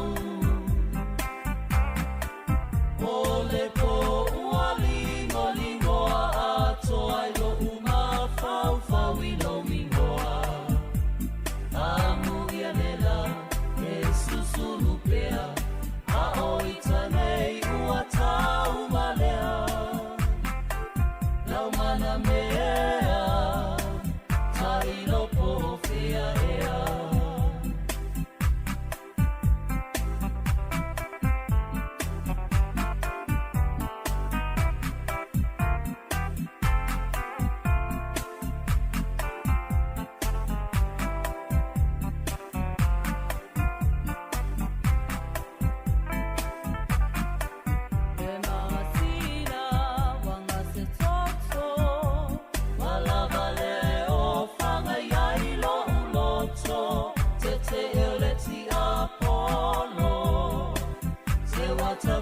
Sa oloto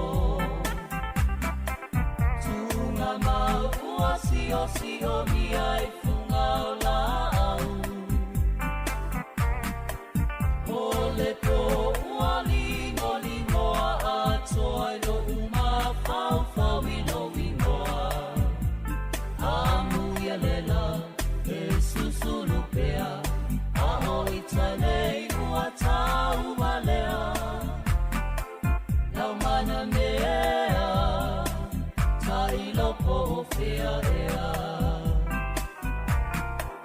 Tunga mau ua si o mi ai funga o la au. O le po ua lingo lingoa a toa i lo uma fau fau i lo wingoa. A muia lela e susulu pea. A oi tanei ua tau malea. Lau mana mea, tai lopo fea ea.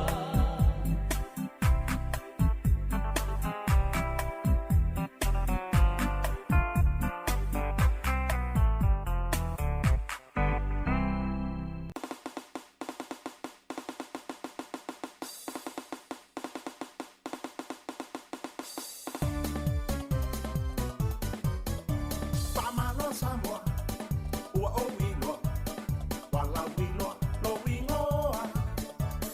I lano nei, ma le wasa atoa, i lo wano whawhua mea. Le ai se hoi, le ai se popole, lea umai whai mufia i le wha mole mole. Tau whimau, lopa le Sāmoa, o le ano whala u Sāmoa lea. Sāmoa, o le ano whala u Sāmoa lea.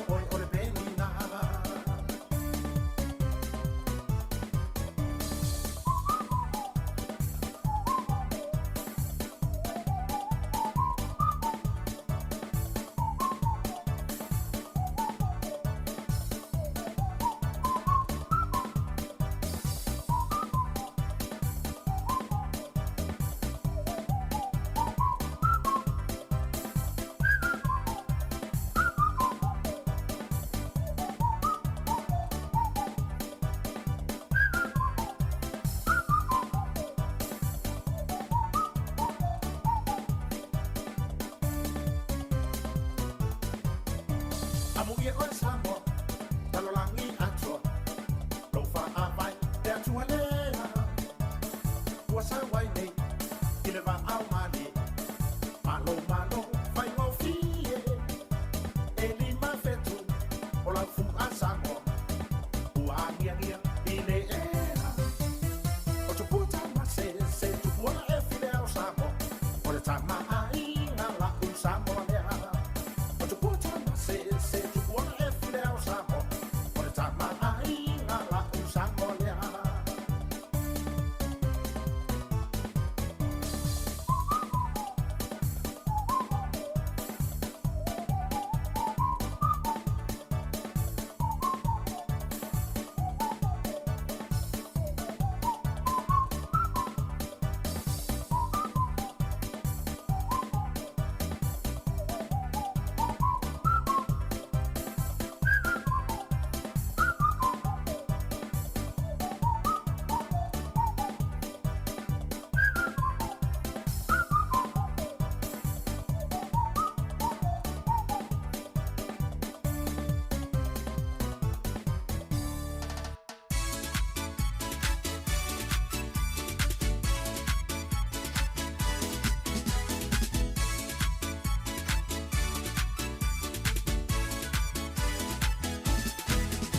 Sole, sumai, se o me tato wo, tato te eva le Pacific love, e fa mai o le po, le apatuna e le lololo, e te le mai fo iai, eva iai fa te ai lo vai vai, ia ti, tais, tia, seka, risa, musica te fia fiai. Sauma mai lau panga, wha amanga iai lau e manga, e uma o le polua koe foi e kufisi oe wha ngā whangawhanga, yeah! Ale ai foi o le ngā, koi sau kasi mā whangawhanga, wha seki ai au fika o le ua kui mai o le musika. Put your hands in the air, yeah, yeah. Hey, move your body side to side, yeah, yeah. Put your feet on the ground, shake me on the round. Move your body, shake your body, jump up and down.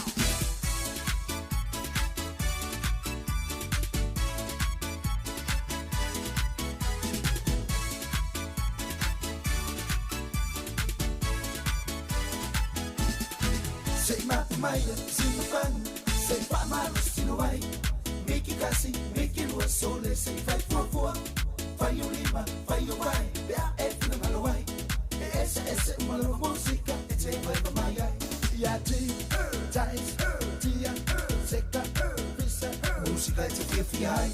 Sauma mai lau panga, wha amanga iai lau e manga, e uma o le polua koe foi e kufisi oe wha ngā whangawhanga, yeah! Ale ai foi o le ngā, koi sau kasi mā whangawhanga, wha seki ai au fika o le ua kui mai o le musika. Put your hands in the air, yeah, yeah. Hey, move your body side to side, yeah, yeah. Put your feet on the ground, shake me on the round. Move your body, shake your body, jump up and down.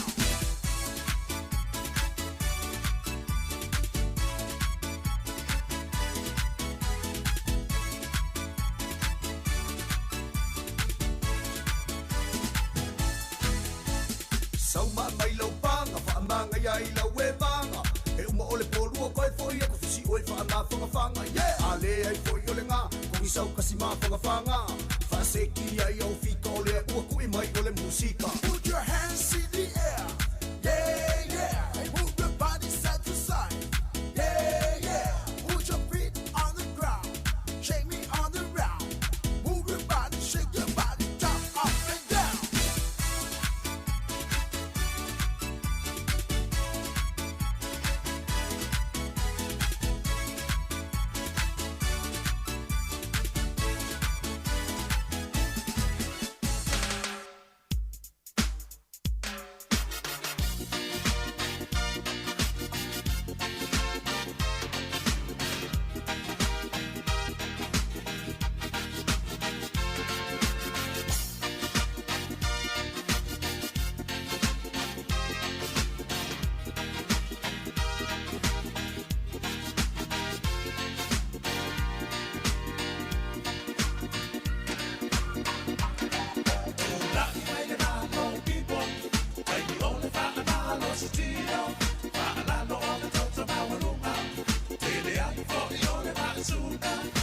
Mai, I want to fight, bye bye. I don't fight, tie, bye. I don't know, and the maso osio, tino, I ain't tie, bye. La, I toy, la, I do, also, so my fa'alua. La, I toy, la, I do, pasa, oro, papa, also, by Tassifa, Milo, but who will I know, Tino, awake, Io pui mananga, mato mai kau mananga. CEO lima ilea, manua mai whaapea. Sabali fua ino matua, la aio ma whaanua. Tau angavali, oka no whai mea mate.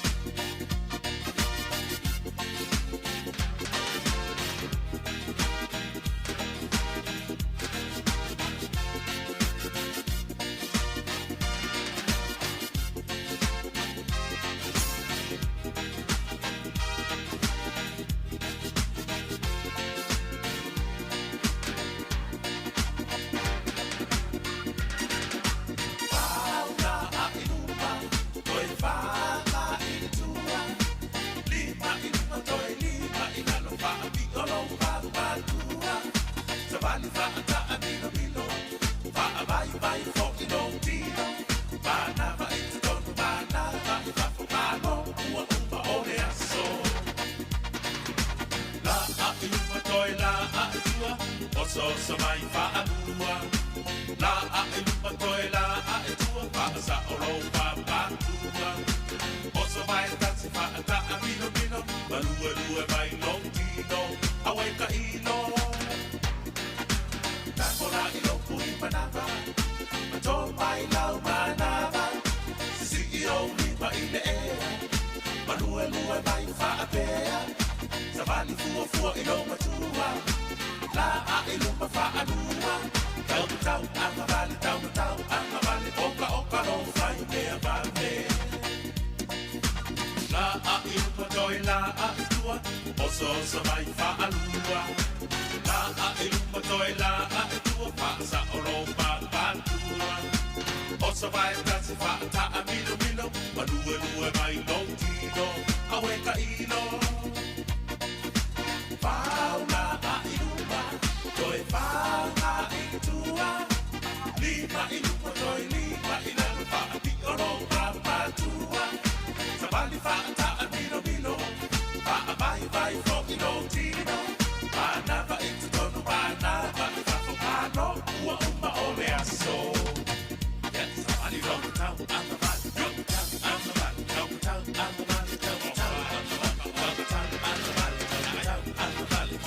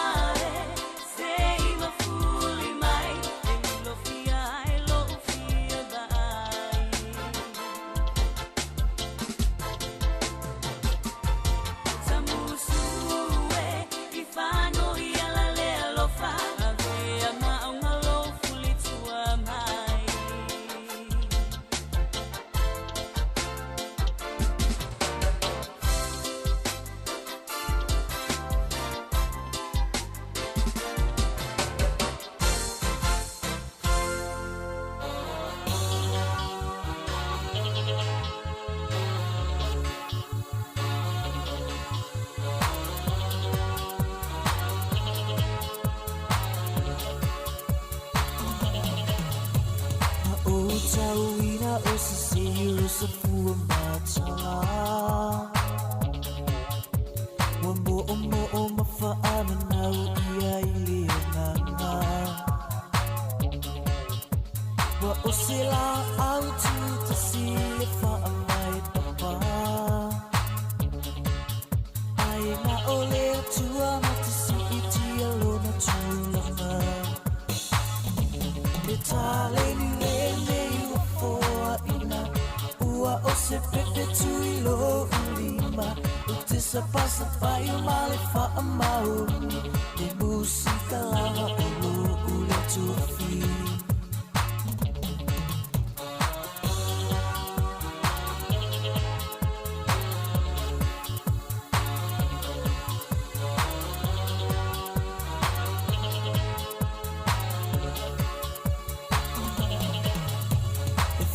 Fia whaia e lo uloto I lo ua tua O māngoto ai le inga fo ai ala le mafua Lo uwha a moe moe ngā wana o oe lava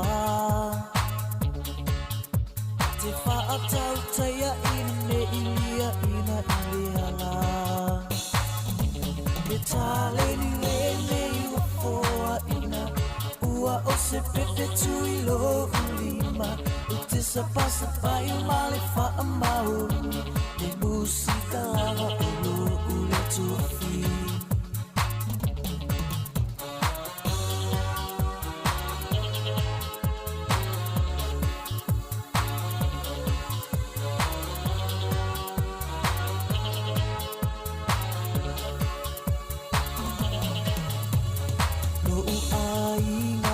Te fia whaafutai La o tau lango lango I so utau mawhai Le wha moe moe le nei ua tangia mai O sa utau tua po I lea o te au au ngai Le tale ni le nei ua foa ina Ua o se pepe tui lo ulima O te sa pasa pai o male wha mauni E musika lava o lo ule tuafi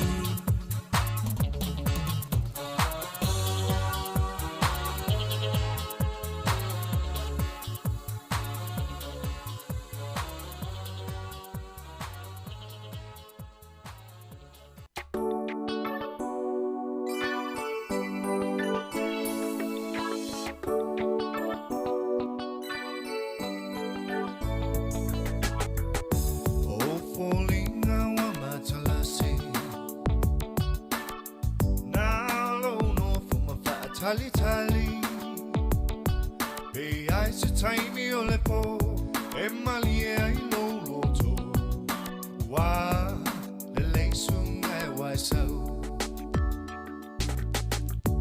La upele e se I e nofo Ua o vai wa fa te fai solo Ai ua e fia fia Lo alofa wa fali Wa le leisunga e wai sau Wa le leisunga e wai sau Tua se mea o me lo ma fau fau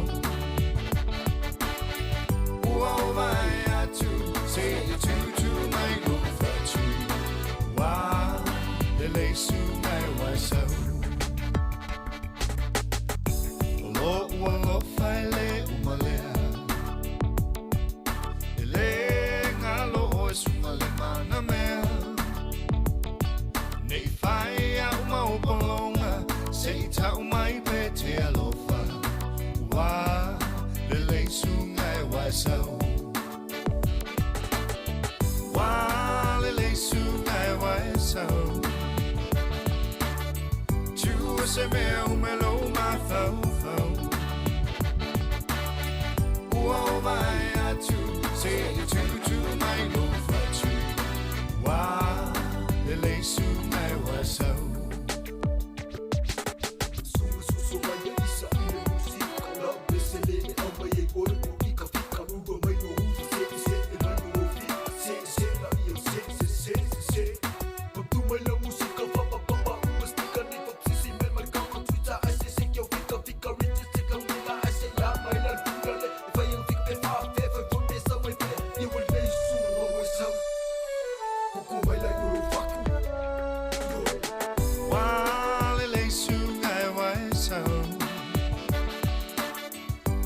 se mea o me lo mafau fau.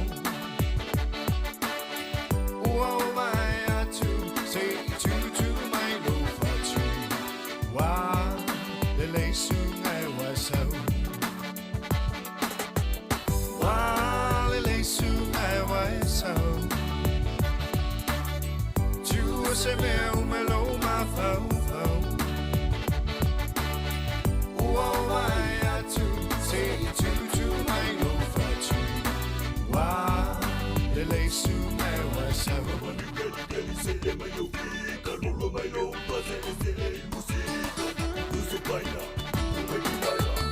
Wale leisu ngai wasau. Tua se mea o me lo mafau fau. Ua mai atu, se I tu mai lo fatu. Wale leisu ngai wasau.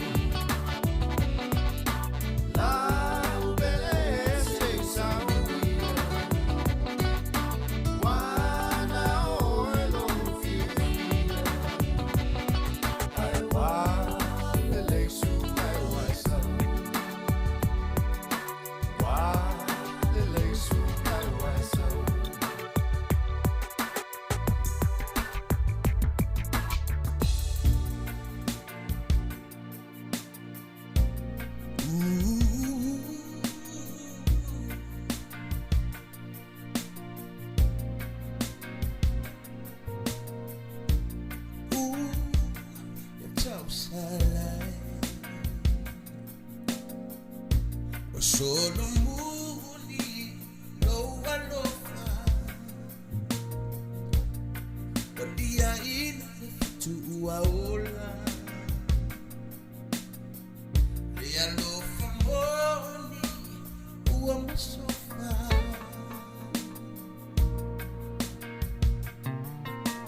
Onishima futanga tofia mana. Onishima futanga eo ile.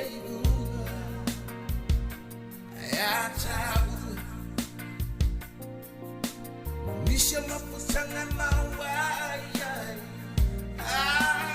Nisi mafutanga lefa.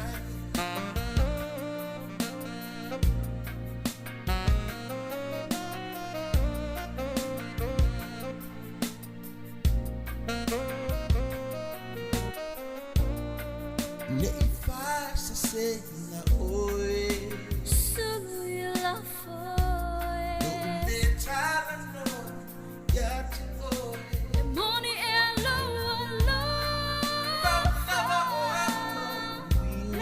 I am the winger to vai vai le amo silinga onisi mafutanga tofia menuna.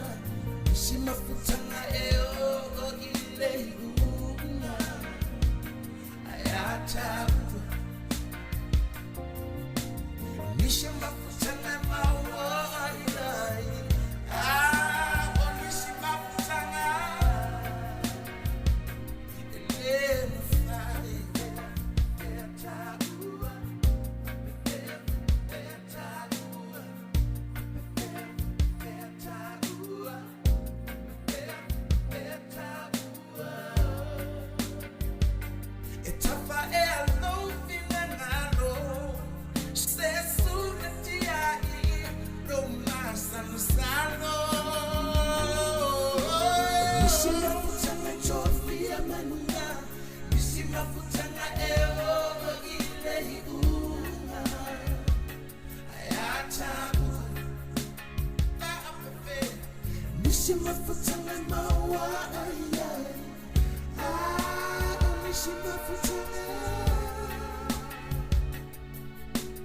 Nishima futanga tofia manunga.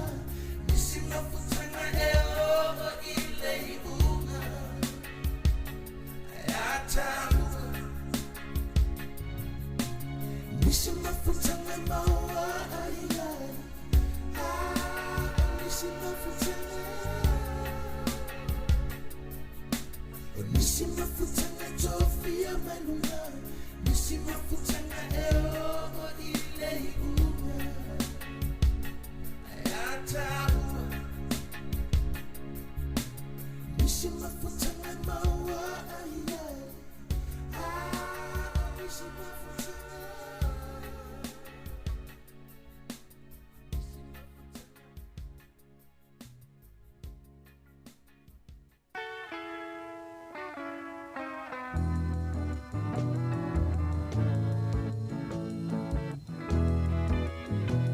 Dear darling, let us see ate atanu faafetai e afai a o ke me uma e ai se fa le tonu olo alofa Dia e a e ma wa ma me mai se talimoni e fai ma fa ama fana fana nasi e le lilio ai no taofi e le ai lava se me a e pele a te au o lo manatu no fa ana lava o lo ananga ke te patasi a oile tausala Dear darling Tili ai nei whamanu o matani Kai o foe whabaa o savili Ia wave o na tawe iloa e Tinga lava e tele o mau fia fiana O le nei vasa ai ua le toina loa iau Pele tasi oino une fatu Le tasi po Na o moia Ai fai la miti Ia oile sini Fai mai wato e suia lo loto Lo ufatu pe atata nofo Alo fana Ia oile pele ai sawia O mafatia, tafia talano te amoe Awana mona la mano ufia moe Tatusi atu, isaisi aso olumanahi Ia oihani, uasili oi o walofaana Tofaina diana utasala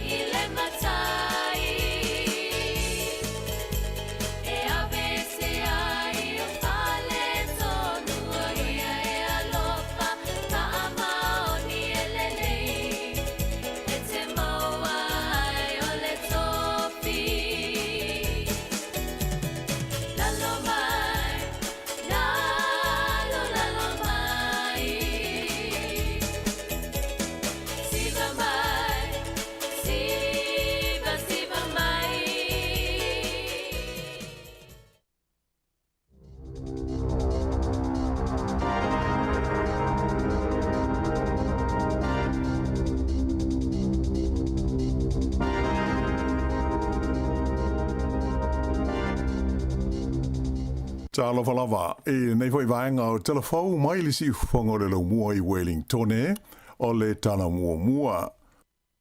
O le o whaelo mai le pulenga o le University o Waikato e le o iaiso lato wha moe e whaala ititi ia le lato wa onga wha fo mai e pei ona tau wha atu langa ina I le teimi nei e ui ina ua pa uma o lalo le vaenga tupe ua pasia le malo e tu ina atu e feso soani iai.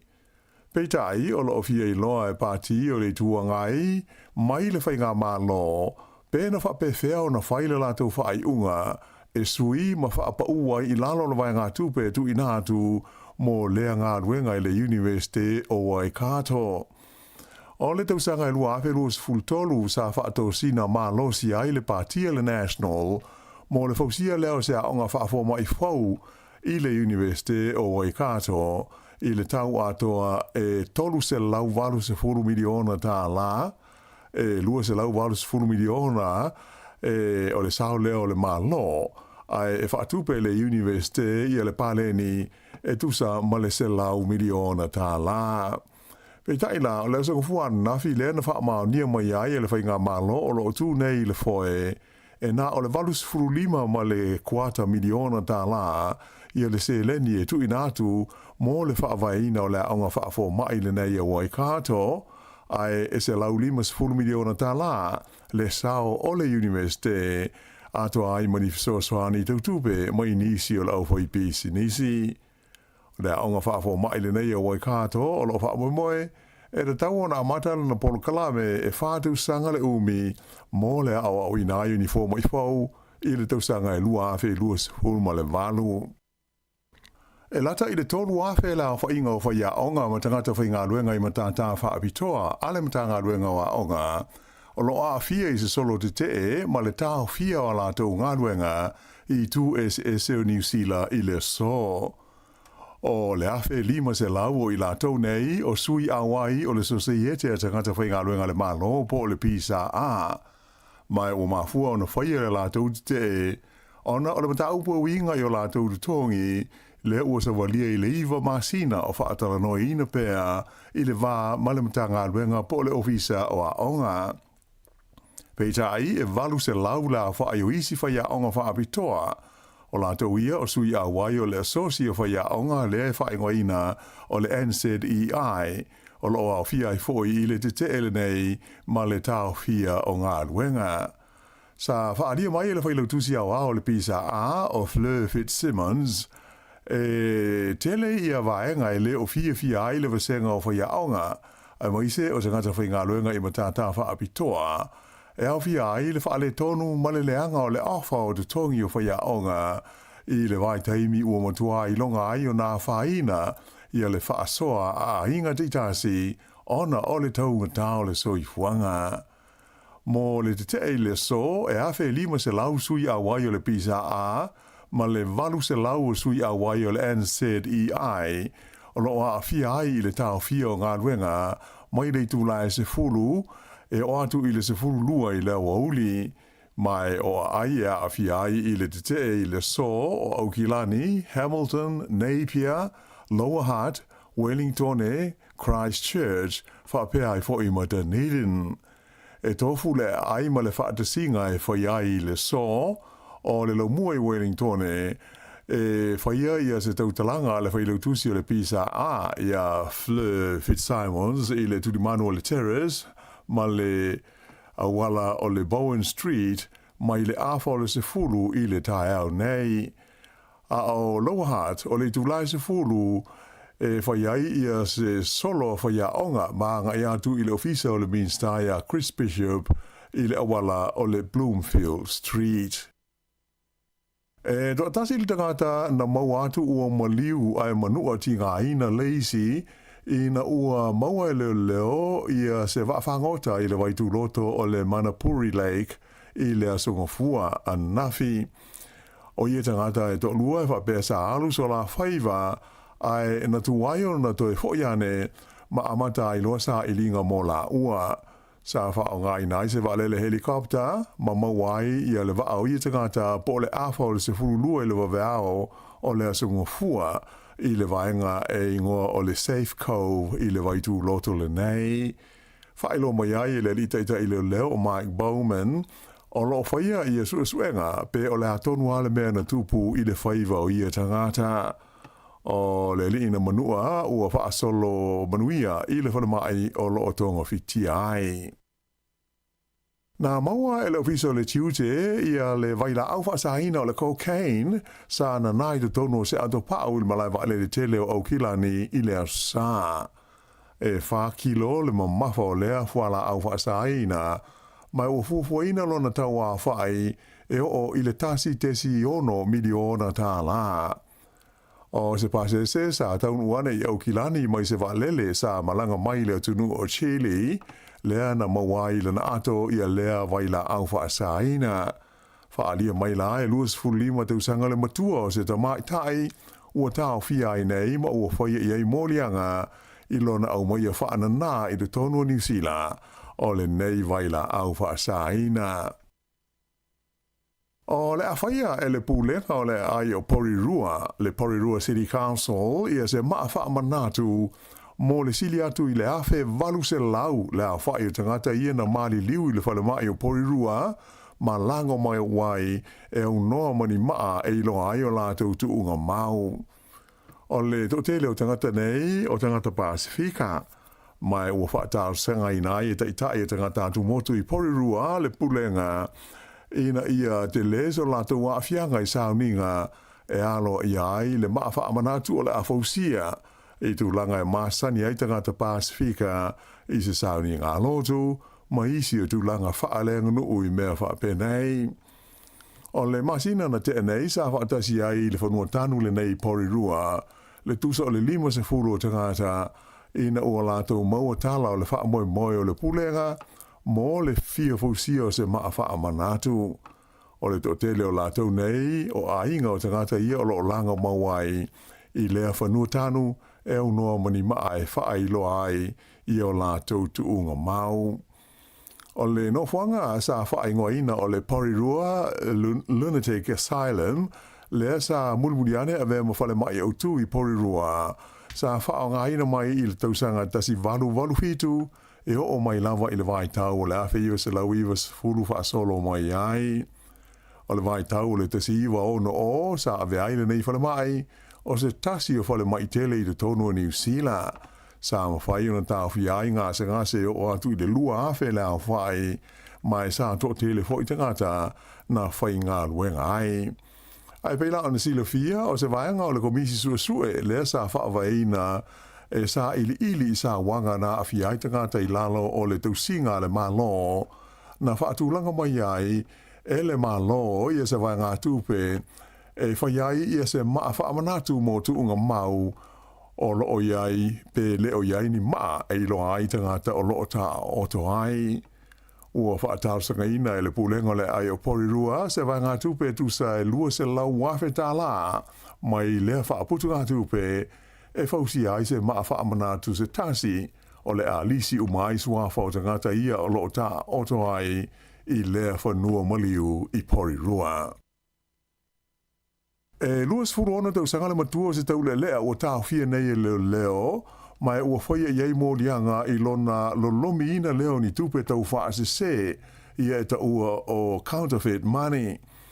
Na maua le nei tala wau se sua ngā leo sa whaia i se whale i le pitanu o Otara i Aukilani saute. Whailo mai e le lisa tini leo, na maua e le nei sua ngā se vai ngā tupe e tusa ma leono a whe tā la, a e whape ai fo i mamasini na whao ngā e lo lomi ai ia tupe pepa tau whaase se. Ta uai la il tamaita i leo e ono la wha inga o morianga ua whaia e whaasanga i le tau lea ua tau fia ai nei, ai ono wha wau pea i e sua o lea mata aupu. Na si tia maa o lunga le fua o le inflation i te taunu o se furulua masina ua mawai atu nei, ona o le taunga tau la whonga tutongi po rates, ai whape ai fo i ma le rent o fale, ato ai ma le tau o le eritise, ai whape ia mea tau mawha. Sa whailo mai alo fisa wha mau mawina fo inu mera le malo, le Stats New Zealand, sa si tia le o te si ma le 5% i le lisi o le tau o loa mo le toru masina le na uma ia iuni, le na mafua aio na o atu i le lua tesi ma le 5% le sitanga o le inflation fa le tusanga, mai le lua ma le afa pasene sa iai, o se sitanga o pito i maununga lea taru mai le masino iuni o le tausanga ua mawai. O la fonga tu tongi po rates sa o pito i maununga le sitanga na faa mawina, mai na fesoa swani telelea i le siti ai o le fua le inflation i le se furu lua tesi ma le lua pasene. O le tutongi o whale po le rent na sitia le tolu tesi ma le lua pasene i le tausanga o mawai atu nei, a o le tau o le tise na o i le varu tesi ma le wha pasene le sitanga sa wha mawina ai.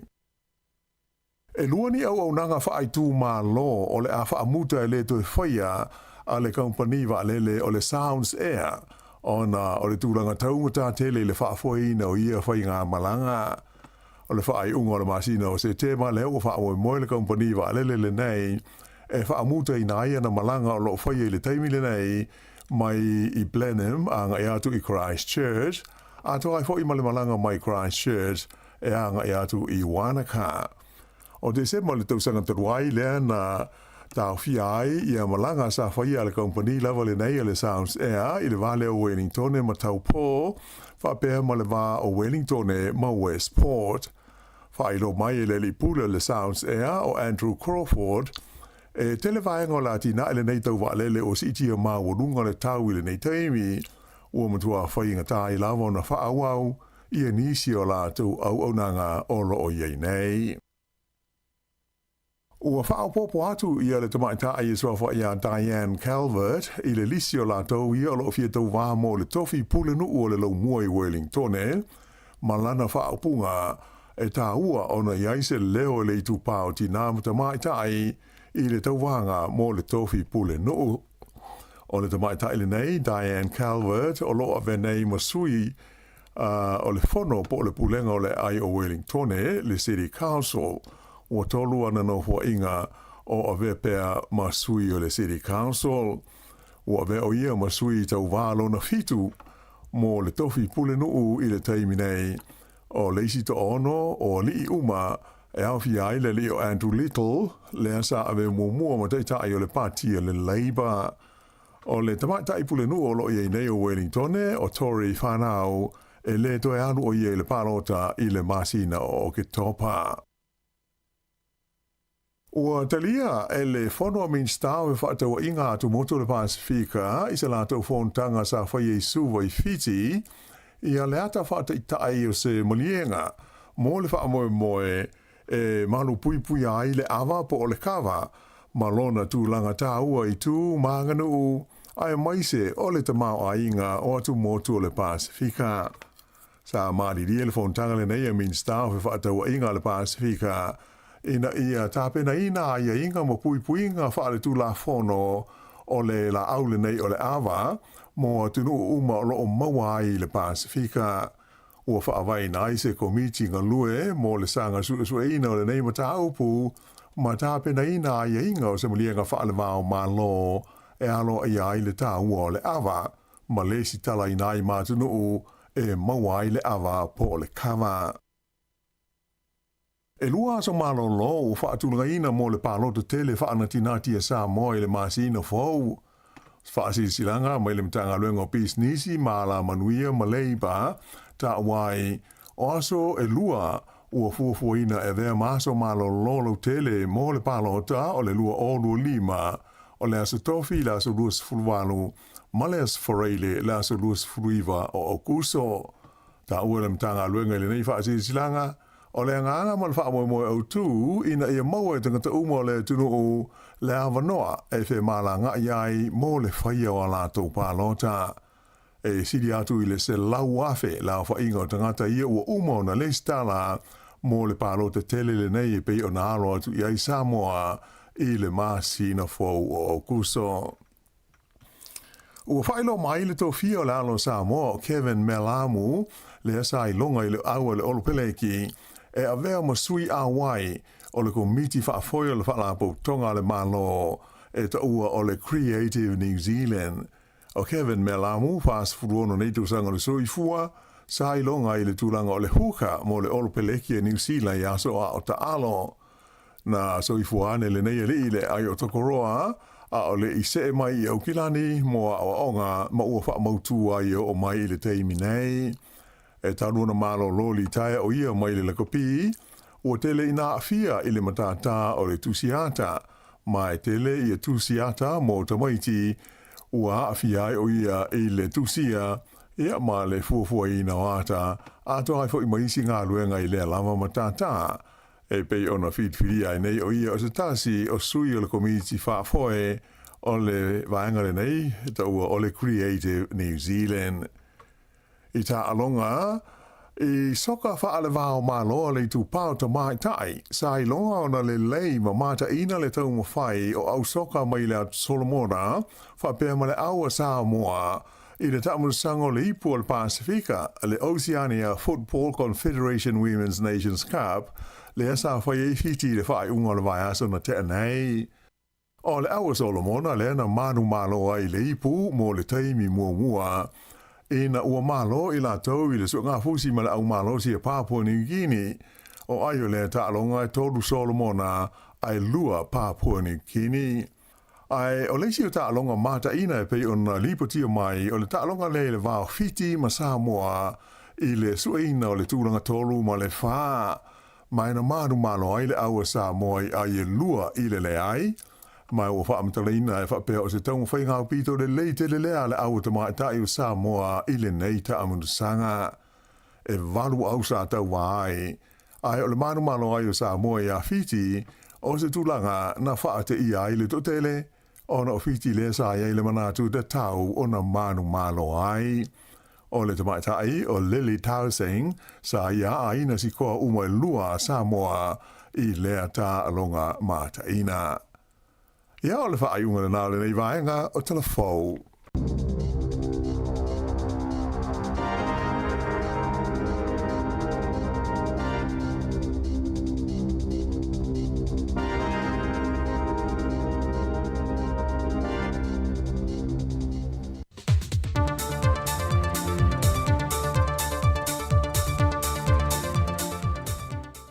Le nganga fia te whaatalofa tuail whaafonga anga lo tātua tunuu, e le iti foi le nei wha o popongo tana fau mai Sāmoa, o si mai e la whaafonga.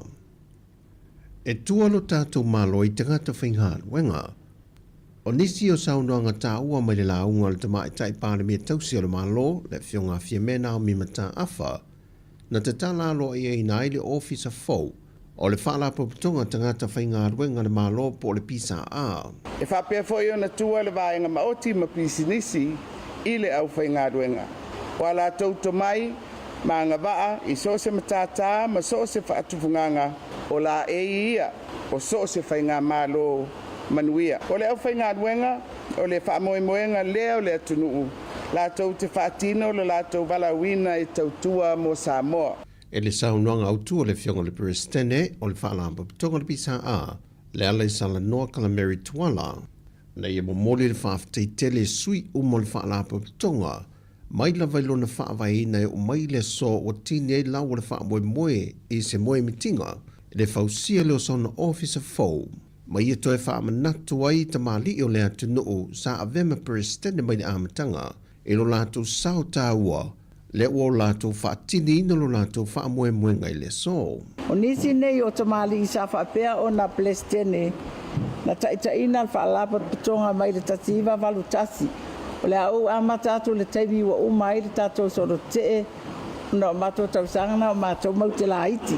Tasiva valu tasi, sa iei le fionga i atu uu i ati tau le alo. I le vai taimi tonu leo tatou soro te. So o mei le tasiva valu ono, fionga le ia pese tasi nave i Sara. Tasiva i vatasi, le fionga ia afamasanga, faitele afamasanga. Tasiva i va ono, so o mai ai ia whalewhata tua niu pētaia. Luafe ma le tolu. Te yo le luafe ma le valu. O le tinare ia sori alofi papali. O ia foile o le urua e Perestene tamaitai. Na ausia le tūlanga. So mai la ia le lua o iwa lua manuvae ngau mateo atong. O mai le lua festival ono o mai le taimine ia o leo tu la ia tuaila o nei tangata. O le seleni na atoa nao ina mai i vahenga SSP o na folosia le tala le reporti. E lima se lau iwa se fulmale iwa a fetol se lau wonu se fuluiwa ta la male lima se fuluonu sene. O le tupe atoa na whaaruina na ngā ruenga. E lima se lau iwa se fulmale tonu wafe, valu se lau lua se fulmale lima ta la male lima se fulmale valu sene. O le maota ua fausia le pisa a, o iei foi male no whanga po le poto tele, e tausia i alo mawhanau ale au whi ngā ruenga, e teimio le aso o lo o ngā lulu e ai tangata whi ngā ruenga le malo, e leo iei nisi le ainga ewa aia matausia. E le lifa le tele o talo sanga le whaamisino ngā sui tau wā mo le whi ngā pālota le māsina fau, e whaasanga lea a ngā e le komisino le komisio whi ngā pālota, le fionga to le fotu ia Felolo John Stanley, le na ia whaai loa, o le tele o ia lu e whaasanga atu, o loo a ngai lewa le tūlanga o mōntanga ni sa sui wha o lioli. Aina toi whaamana tu mai e to le fōwae ngai luolo i lalo le tūla whono mōntanga mō whainga pālota, o le mōnotanga le whainga nuu, ma le mōntanga whaale e ka le sia. Mo le mōntanga whaale nuu, e whamao nia le ni matai se to lua mai te tonu se a fio anga, po sui o le malo e to lua po pule nuu te maa i tae ma le lii, i te tonu lava o le a fio anga. Ma o le tautonga fo ia i la tau nei e whaia i luma o le loia, au le i tui nane pepa whamao nia le ofisa whainga pālota, e whaaulu pe resitalai se sui tau wā. Ai o montanga whale ka le sia, e tā pāi le whaife au le ka le sia mō sana reporti, e whaamau ni ai le tūlanga lana mata whale o loo wha wapea, pe a whai ua mai e o na longo sui o nuu ai o loo whiwa tuli tuli, mai o tautonga fo e whaia fo i lumo le loia, au le tui nane pe pa wha atumu mo le whaamau ninga e wha uruailo na swafa o se sui tau wā o le whainga pālota. O le si limo tālu sanga o lo a ngā ele whaamasinonga, o lo mōlia e isi sui wha o lioli, o lo lanto manatu o lo solia ia inga o lo ilalo le whaavae ma le tūla whono, o whainga pālota o lo whaamawina i le lua a fese fulma le iwa. O tuli mata ia nei e isi atunu o le Pasifika le tuto atasi o le malo Papua New Guinea, le ua wala au lia whaapitoa e le wha i le pū o le malu o le malo. Na malanga to e le wha i unga le vaiaso e wha fia e le tuto atasi o le atunu. O le malanga lau wha aidio lo teite ia le fionga le komisino le mtanga luenga au apa aulo ngoi Tino Filippo.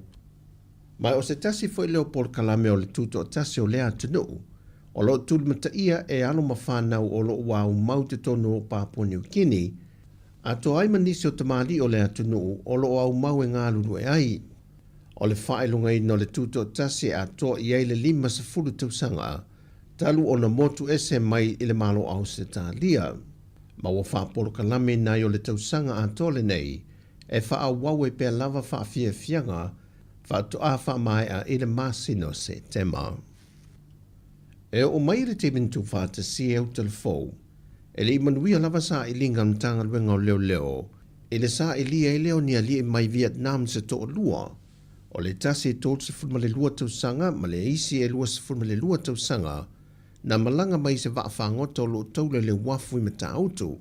Mai o lo iai pēle vaa i le teimile nei e tā lia ai su e suenga, ma sa i linga malo le malo i le leilo lo ai o i la ua ia.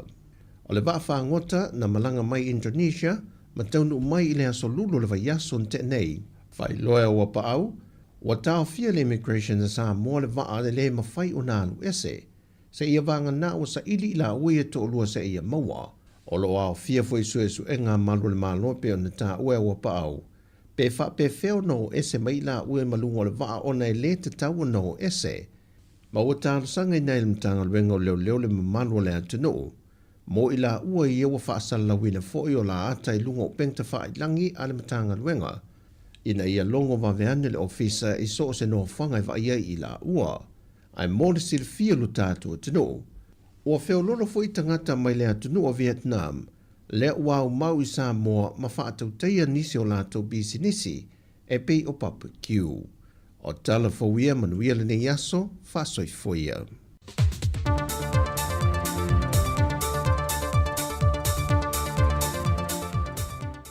Talofa, Sunny here from Miti. Keep listening to Sāmoa Capital Radio Wellington.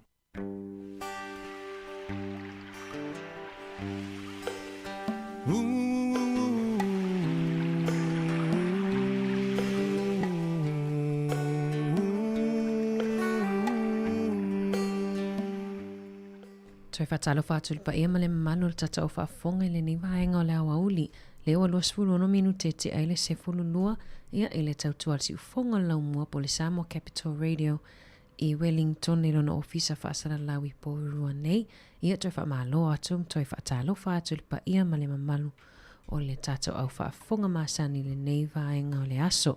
Malo lava le soifo manuia, malo le tawatai, malo le ono sai. Ia i tiu te mawhaiva o le nei aso. Ia le ua o foi le afa o le nei aso ia wa telefo inga nuenga ua malolo. Ia ai lea foi ua malolo mai foi male au ngā sese. Ia pei ona whitaitunga foi male ngā sese ino tau mawhana i tātou ta māmatina mātutua malo lava malo le tausi matua malo foi le ono sai tiu te mawhaiva o le nei aso. Vania toloa ma le pese Sāmoa e mau popo mai ia e taito alua fo ima oe ia a o alo whaiva fo i tau mawhitanga o le nei awa uli.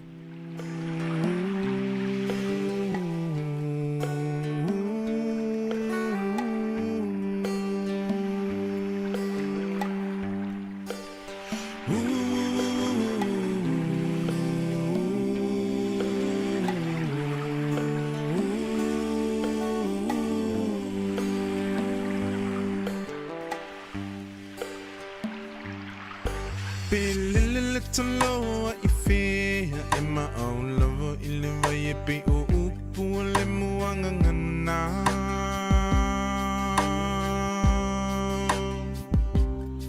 Se ilunga e te mo I lo whala Pe malulu te mo e ma whana whana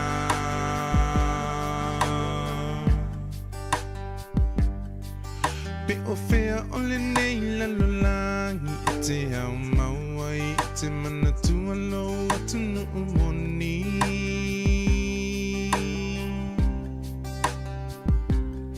Se ilunga e te toe fo I mai I le lau ele na fo I mai e le atu e whai mo tofi Hoe Sāmoa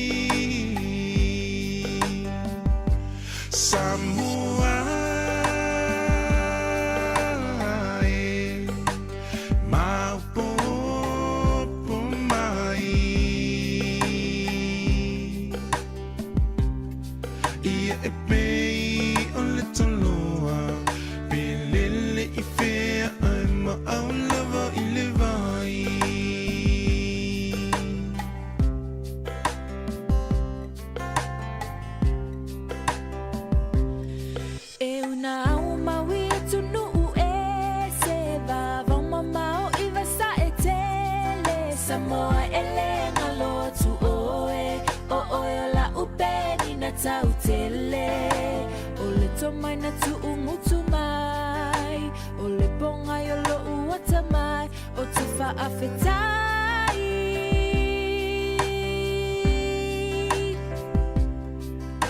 o au tu manai au wanga wha alo alo so o se tangata leo lo umita Peni na oil le Pacifica Lo whaavai ia tūmau Lauanga nuu ia uumau Ia whaavavau Samoa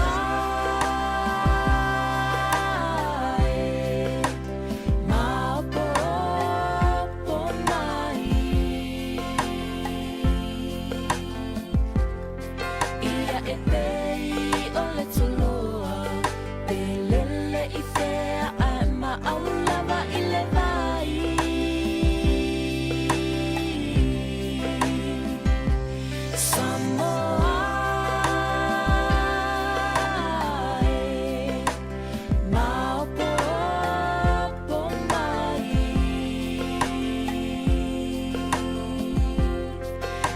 e pei o le toloa Pe lele I fea ai ma au lava I le vai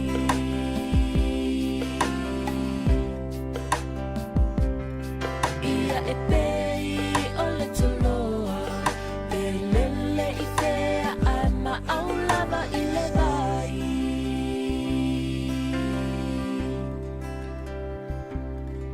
Ia e pei o le toloa Pe lele I fea ai ma au lava I le vai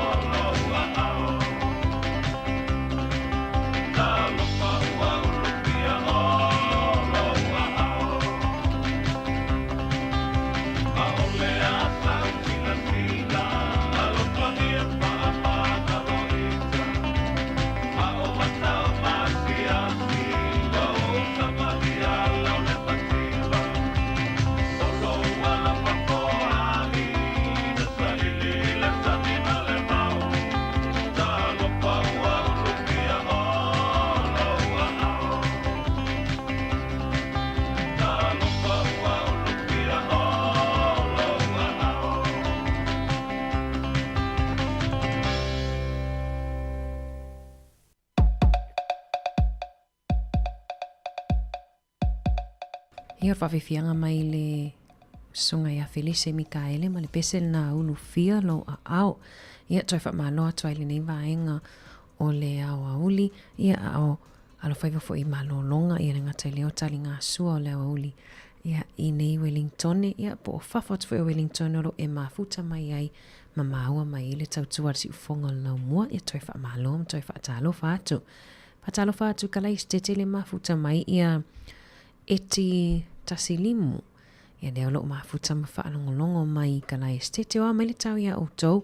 Ma tau leo lo matango file sulo lai whawhato tato ofisa whaasala lau. Patalo whatu fo ia Viki Salamasina, si Falome, si Lulu Bolton, papali sina leo. Ia o tau umalava o lo mafuta mai lungo le tato frequency tasi ono tesima tasi whamo. Ia le ngatai leo tato Sāmoa Capital Radio app.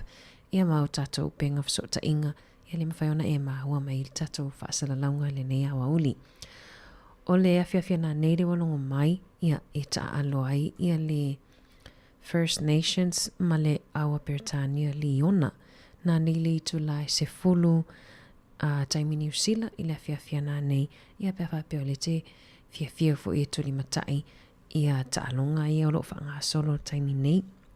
Ia toi wha maloa tu e latou, ia o lo o wha peona, sauni malanga mo Sāmoa, ia awane ngalo ia sprays fo ia po insect repellent ia le pui mai le tino mai le ngamu ia a mese lava ia lom whanau pe awe Sāmoa no lo pepesi lava ia le wha mai le mai tatu talafo pepesi le dengue fever Sāmoa ia tatu na fo ia ave umakulimi po ha ia vai mawhai i tawana ave ia nei te ilava ua maua atua i le dengue fever ia po nisi lau wha mai lo pepesi Sāmoa. Te loa toa telefo I lato leo lo o le vaona sauni mta pena I le vaenga. Sāmoa ia ute mato te o mai o lo e wha maunia le telefo o ta se salena sau I le lava ia moenga po poto whalma I tu ua ia tamaiti ia mese lava alum whanau le haafia le dengue fever. Monto le dengue fever e pepesi mai le sauna nganamu tu I le tangata le maua le dengue fever ma la tu namu na tu I le tangata e be pepesi e mafuaiona pepesi whapena ia na mawhaiwhai na siasid whale mai mo tōtua ia ono nisi te tasir whanau ua awhia fo I ma eltino ia saone le ua mato I toa tele a lom whanau ua awhia le dengue fever toa tele fo ia tele o mautino pe toa whia na ia lom whanau le ua mali liwai ia ai pe o le fautuanga mo tātou e fuafua malanga mo Sāmoa. A mesi nei tātou alum whanau ia whapea nei tātou mātua. Ia vahenga nai pui e makulimi. Ia po o e tau o le insect repellent e le mawhai o na ua le namu le tino pe whai fo I o fuli ma uni o fu manifi. E le ngata pui mai le namu ai pui mai fo I mai le la le asa le lai Sāmoa ma nei fo ile maalu o le taimi nei le vevela tele peo o le Krismasi ma vai tau o awha ia ne pi matua vevela la vai le tau I Sāmoa ia ma nei taimi le na mato ia ile I matua vevela tele Pamalo atu pe telo alo sio le mafuta mai I Perth I Australia Eile o tātou po rua te kiwa nui ia le whai ai le aso limo au kuso ia pese polyfest fo I mo a onga tūlanga lua ia le whailo tāpena I le tele o a onga e whaafia ai na wa amata ona tu uina atu ia wa amata ona on sale pe whaire pa uo pe paulfale po tickets I ma whai ona mai moai ia e whai ai le Terrapora Arena ia tātou po rua ia le whai sa whai le tau sanga taluai e le fwoi tele a onga ia tātou e olo o mwhaiona o e whaafia ai. Ufi malu lau sā ia se tasio whaafianga whaanofili mua e fo ile nei au auli o le aso lua sfululua ma sino Iulai lua whelua 5.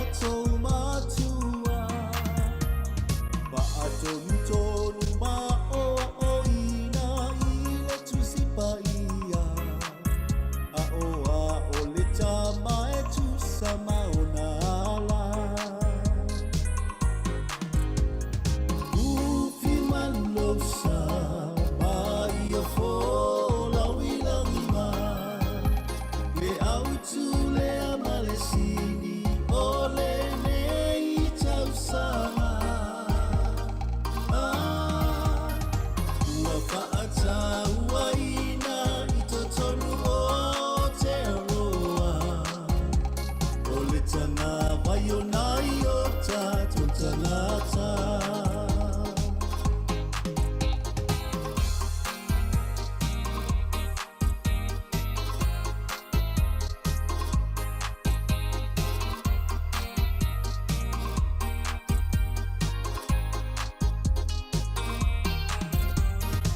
Whaapei ona manu manu o le tawa e I ona fulu. E whaapea fo I Sāmoa e mama pola wa I lana marupu. E pei o se umanongi e sili sili le taumata. Ai te u I le waolo ufatu malo umama. Tele ole vai a sole mangana Sāmoa.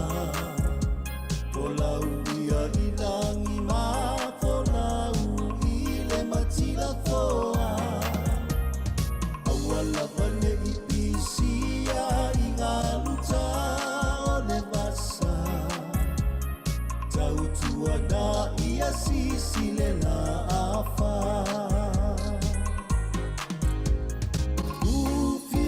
Losa mai o fola wilangi ma e autu le amalesini o le nei tausama ua whaata ua ina I totonu o te aroa o le tana vai o nai o tātou tangata.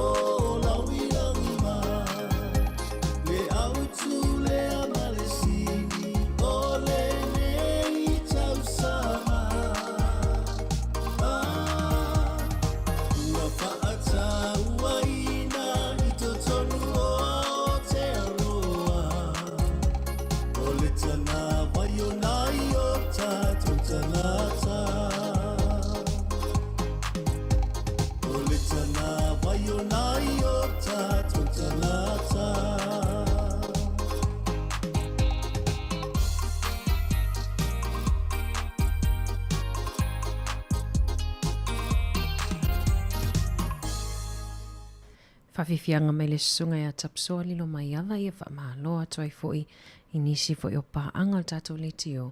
Ia leo lo mwhaiona whaonga ina foi ala tau whātunga inungo le tātou tautua watalo whātu tapsoa le mafuta mai o kilani. Whamaloa tu foi ia Ioane Alesana ia o lo mafuta mai I le whaletali malo a le Fraser Hotel I Singapore. Ia le whapea meo le ātali iwa ia lātou I Singapore I le taiao, la ātali iwa le taiao. Ia ai wa matua I vevela lava. Amu ia otou, le o matua toi maa di lili o matua ia no I Sāmoa. Ia ai le otou maa o malulu ia I ni usila nei no le olo o winter. Patalo whātu le sunga roa whenga inga tapua I paongono fo inga. Malo lawa le soifo manuia lau sunga le whawhianga inga mai lātou malawa lo mwhaiona maua mai le tātou tautua. O lena whasilasila malo, lena whasilasila nungo le leti o New Zealand le tae au ana leila. Ia o toi whamanatu mai le tele o suinga o le aia I tutonoa onga. Ia le ngata o mata upu. Ia o le tele fo o polkalame o le ua o suia na amata whaiona suinga tau sanga nei. Muli ta ia ta ia la fo ia mai le whainga malo fo so whaatasi leo lo I taimi nei. Ia o whaate ta inga ia le porkalame ta o le kaho iako. Ia lava sui mai a onga, sui o whaia onga mai a onga ta itasi. Ia sama whaiona le tutongi whaopopo mō lātou au fie tutonu o le kulupule le kaho iako. Ia o le wafa amuta fo ile nā porkalame o le toi whaia.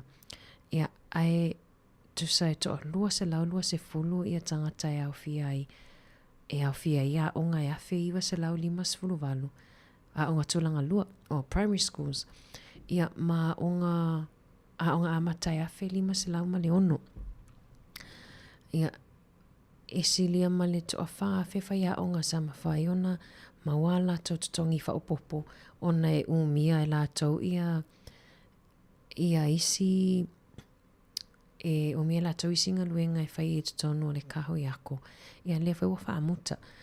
Ia o isi vaenga o amata ia Novema na suia ia sui mo tamaiti e mai student visas. Po la tau le umia ina ia o visa ia o ngai nei.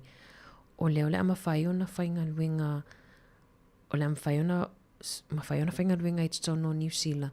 Ia mai le lua se fulu i le lua se fulu lima i tu la tu so ai at tau ia le whaiona tu inatu ia mo la tau ia mai visa onga ia am whaiona i mawale ava noa e whainga luenga i le wao le lua se fulu lima i tu la o isi fesuia inga ia wa telefo i suia inga le whainga o onga o mata upo le sona o le siva enga o le a le toi e ini sio ai inga o le a le toi tu sia e whaia onga le sona ai o le a au mai saalava mai le matanga luenga o a onga ia ma tele lava tests tele yo su inga la iti mai lava i le vasenga 5 5 ono anga ilunga le vasenga valu o le a tele lava ina whaima whaia tests i kuata e lo ai po fea tonu le vaenga le ia le tamaititi ia ilona ola au ina. Yo nisi na vaenga mwhai ona whaasoa atu ai fo i mtelo la whalau i tele atu fo i tato whaasoa le asoa tai au. Asoa tai au leo la mwhai ona tautua tatala atu le sunga atu fui ia le tato le tio ia ona maa se mai le ma savelina ta ito o lua ia be whaawau fo le tautua atu i fonga lau mua pokalamel ata tai au le asoa tai au o tamale o mari la e olo o tau mawha pēla na niu ia po au kilani la wo o mai ei ia o te loa mwhai ona whaatasi atu le vai asoa sau. O le whaatunga tau tasi tato pese ia tato tau whaamawai lo la ia. E se taimi ona whaamatalatala atu lea i le sunga atu fui le wingo le pese le ai mana ia fui ia awina atu ia awalau whaafunga le nei awa uli o le whaafifianga mai a whaanana Jerome Gray ma le pese lo u tau au e te mapuai.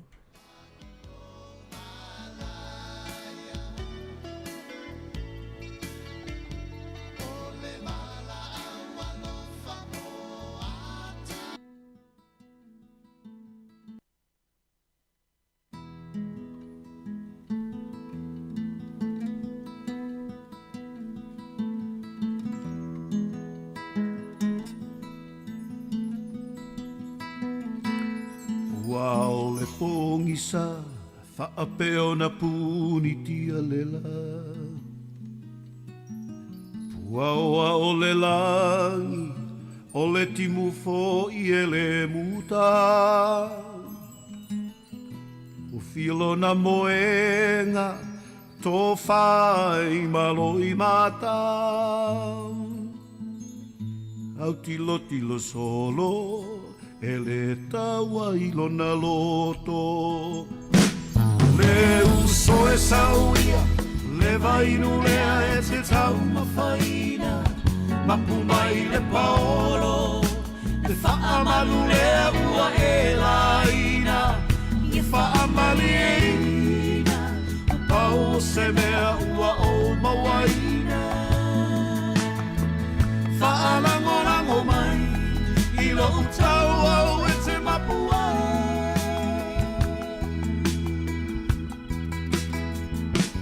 La moda le tia ai Se fulu sene se i whaalavai Po ole ato whangu Pela vai se papa mafu Amu ia la salo Mo file mulo na masalo salo Se ia lo whamai Olo uola wale mawhai Le uso e sauia Le vainu lea e te tau mawhaina I mapu mai le paolo Le whaamaru lea ua e laina Ia whaamari e ina O pau se mea ua o mawaina I whaarangorango mai I lo utau au e te mapuai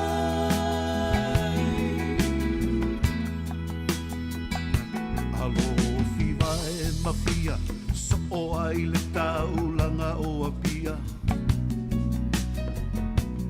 la foa ina o ia o se tasi e le alufaina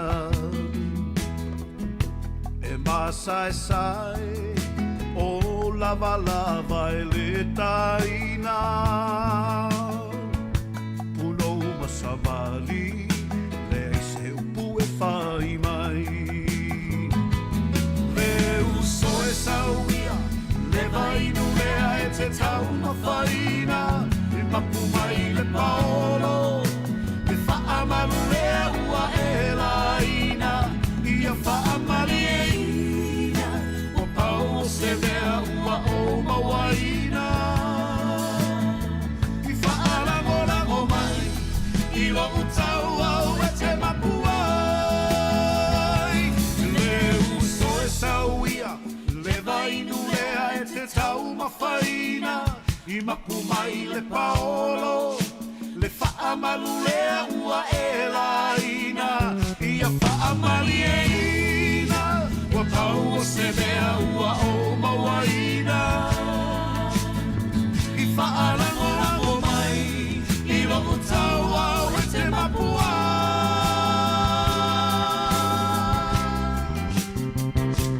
le uso e sauia le vainu lea e te tau mawhaina i mapu mai le paolo le whaamalu lea ua e laina ia whaamali e ina o pau o se mea ua o mawaina i whaalangolango mai i lo utau au e te mapu ai le uso e sauia o le vainu lea e te tau mawhaina i mapu mai le paolo le whaamalu lea ua e laina ia whaamali e ina na pau o se mea ua o mawaina i whaalangolango mai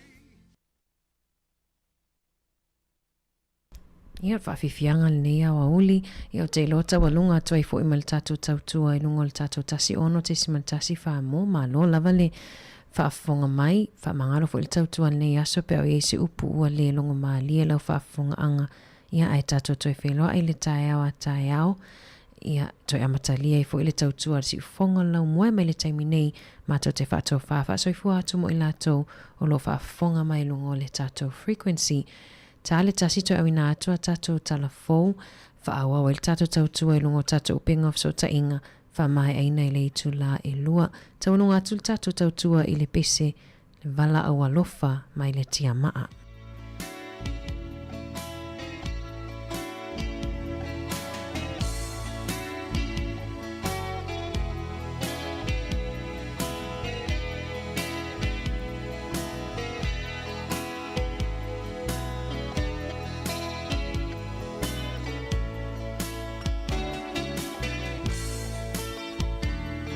Te moe ala e iloi mata o ai na wha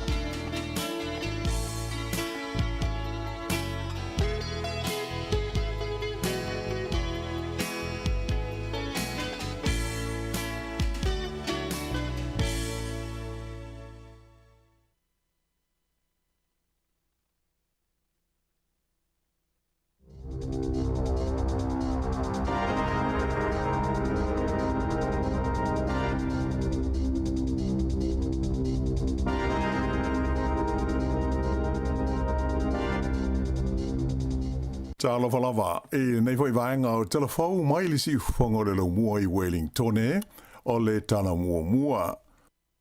O le o whaelo mai le pulenga o le University o Waikato e le o iaiso lato wha moe e whaala ititi ia le lato wa onga whaafo mai e pei ona tau whaatu langa ina I le teimi nei e ui ina ua pa u maua lalo le vaenga tupe ua pasia le malo e tu ina atu e fesoa soani I ai. Peitai o lo ofia I loa e pati o le tua ngai mai le whainga malo pēna whapewhea o na whaile lato whaai unga e sui ma whaapa uai I lalo le vaenga tupe tu ina atu mo lea ngā ruenga I le University o Waikato.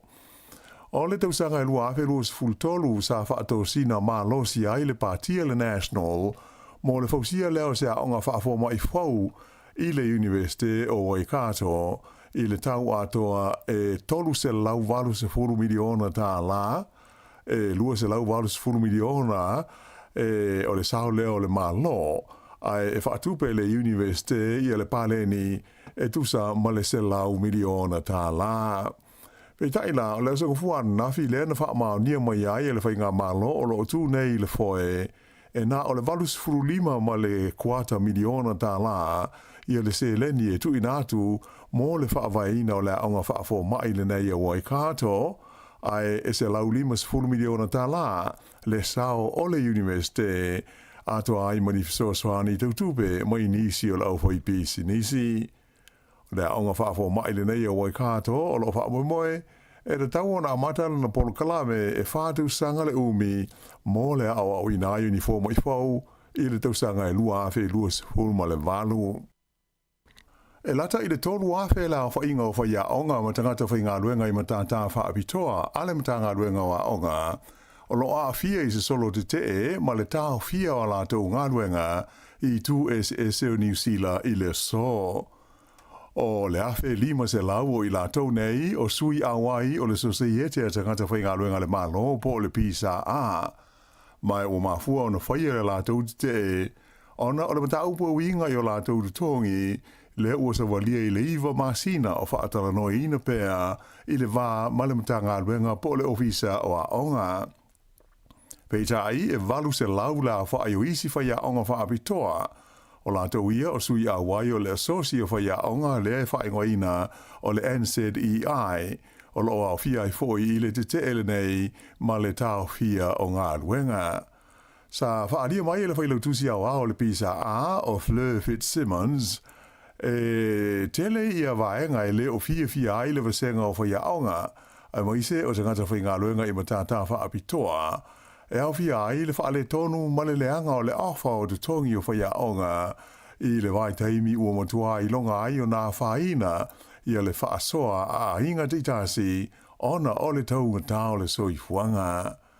Mo le te le so e afe 5 se lau sui a wai o le pisa a ma le valu se lau o sui a wai o le NZEI o lo a fia ai I le tau fia o ngā luenga mai le tūlai se fulu e o atu I le se fulu lua I le wauli mai o ai a fia ai I le te I le so o Aukilani, Hamilton, Napier, Lower Hutt, Wellington e Christchurch whapea I fo I ma Dunedin.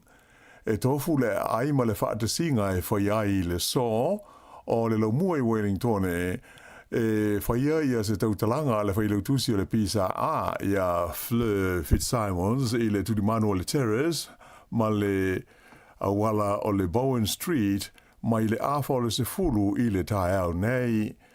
A o Lower Hutt o le tūlai sefulu e whaiai ia se solo whaia onga ma ngai atu I le ofisa o le Minster ia Chris Bishop I le awala o le Bloomfield Street. E do tasi li tangata na mau atu ua maliu ai manua ti ngā ina leisi I na ua maua e leo ia se whaafangota I le waitu loto o le Manapuri Lake I le asongafua a Nafi. O ia tangata e to lua e whapea sa alu so la whaiva ai na tuwaio na toi whoiane ma amata I loa sa ilinga mo la ua. Sa whaonga I nai se walele helikopta ma mawai ia le wao ia tangata po le awha o le se furulua I le waweao o le asongafua I le vaenga e ingoa o le Safe Cove I le vaitu loto le nei.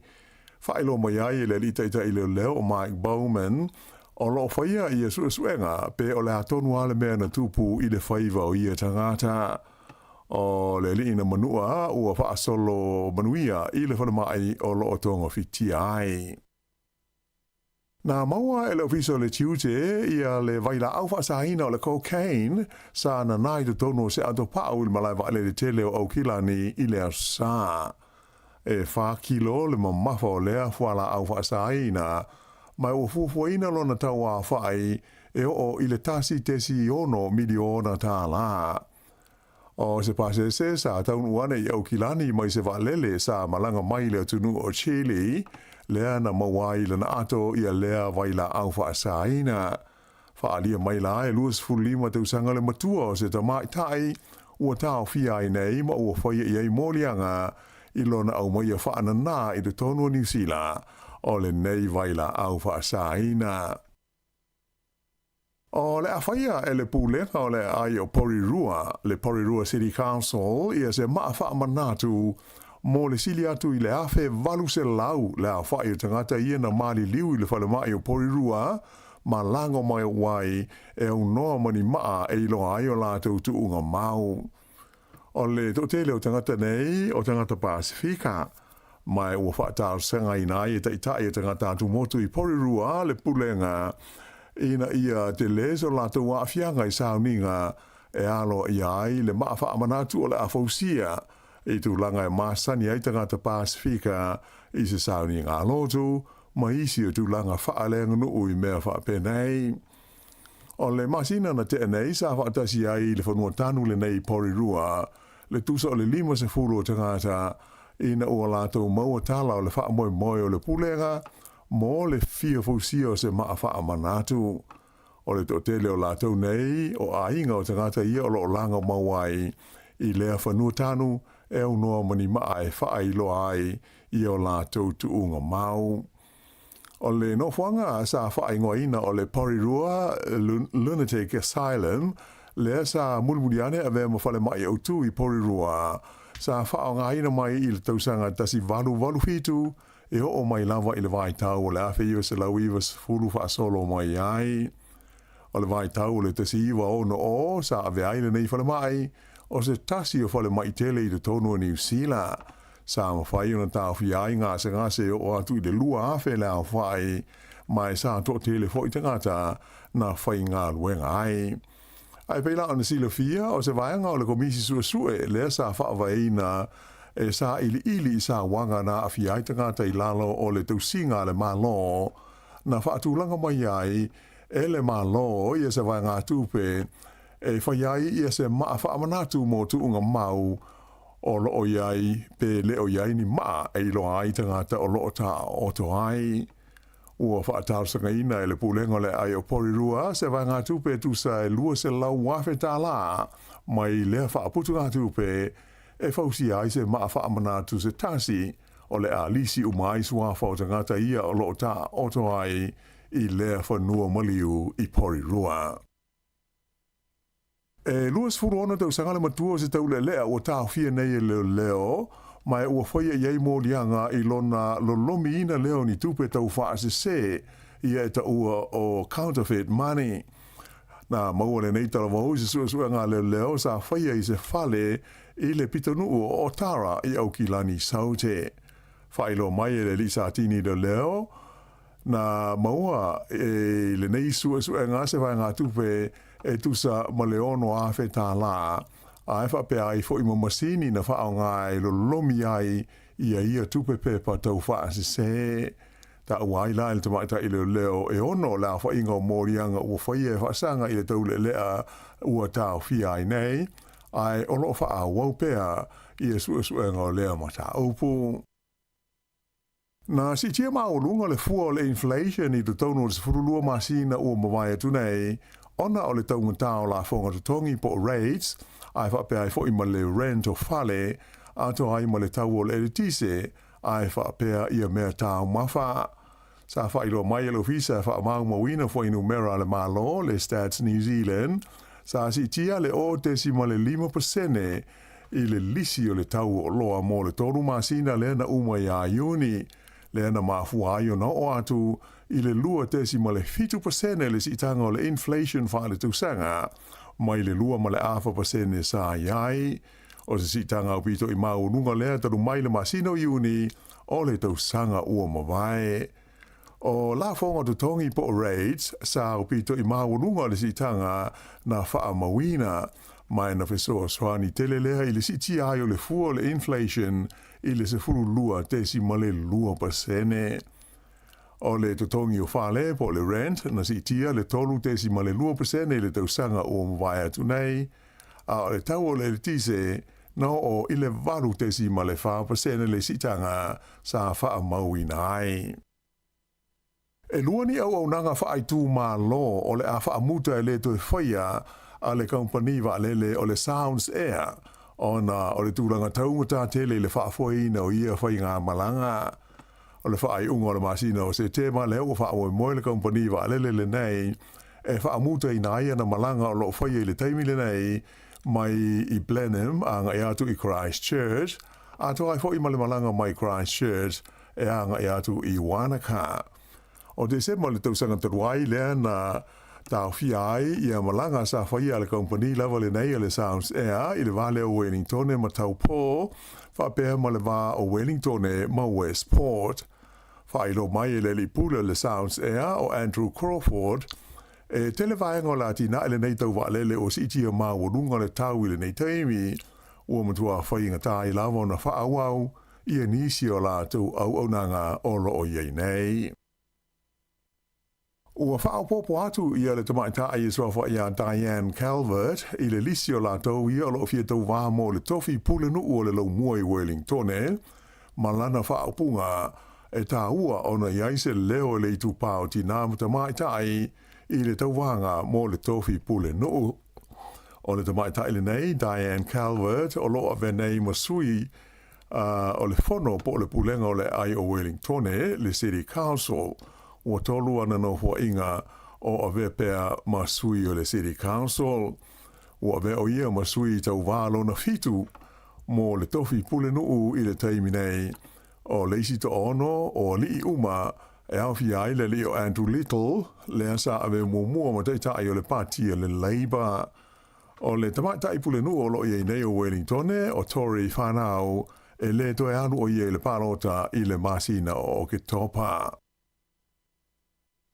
Ua talia e le fono a min stau e whaataua inga atu moto le Pasifika i se lātou whontanga sa whai e suwa i Fiji i a le ata whaata i tae o se malienga mo le wha moe e manu pui ai le awa po o le kawa ma lona tūlanga tā ua i tū manganu ai maise o le tamau a inga o atu moto le Pasifika.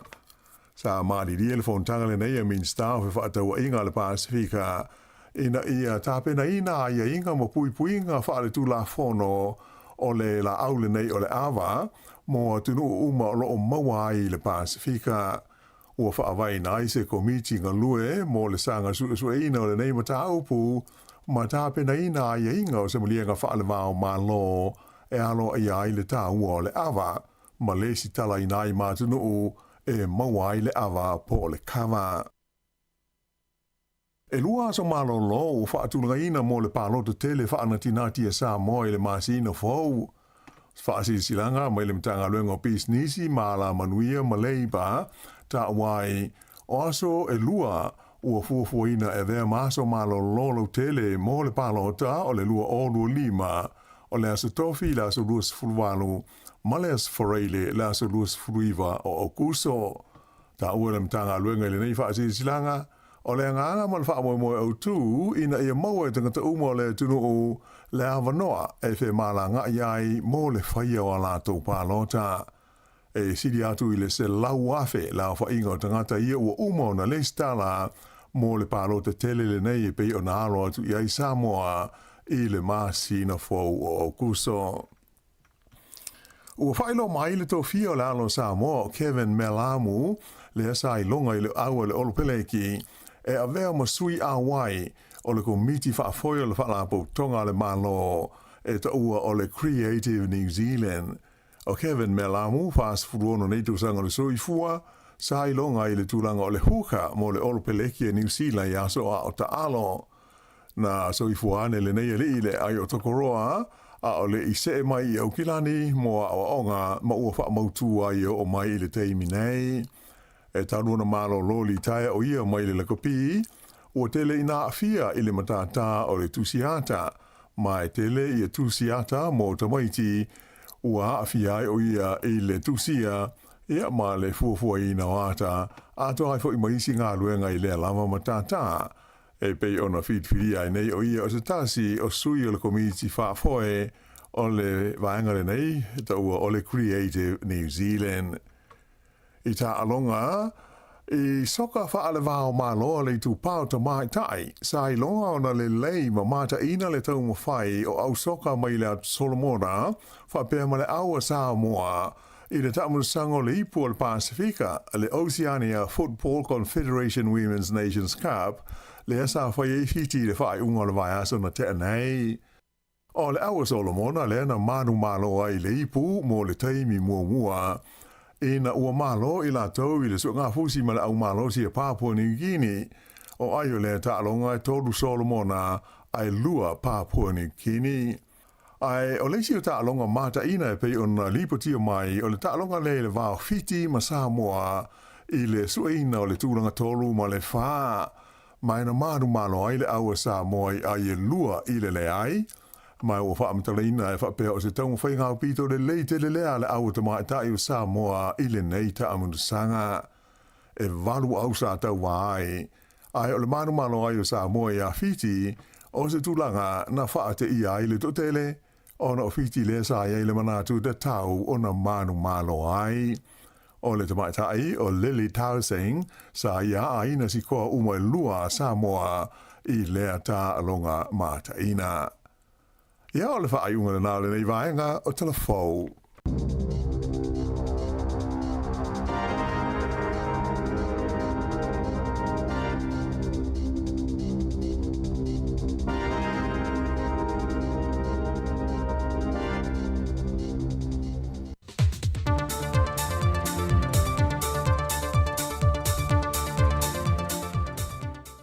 Le nganga fia te whaatalofa tuail whaafonga anga lo tātua tunuu, e le iti foi le nei wha o popongo tala fau mai Sāmoa, o si mai e la whaafonga.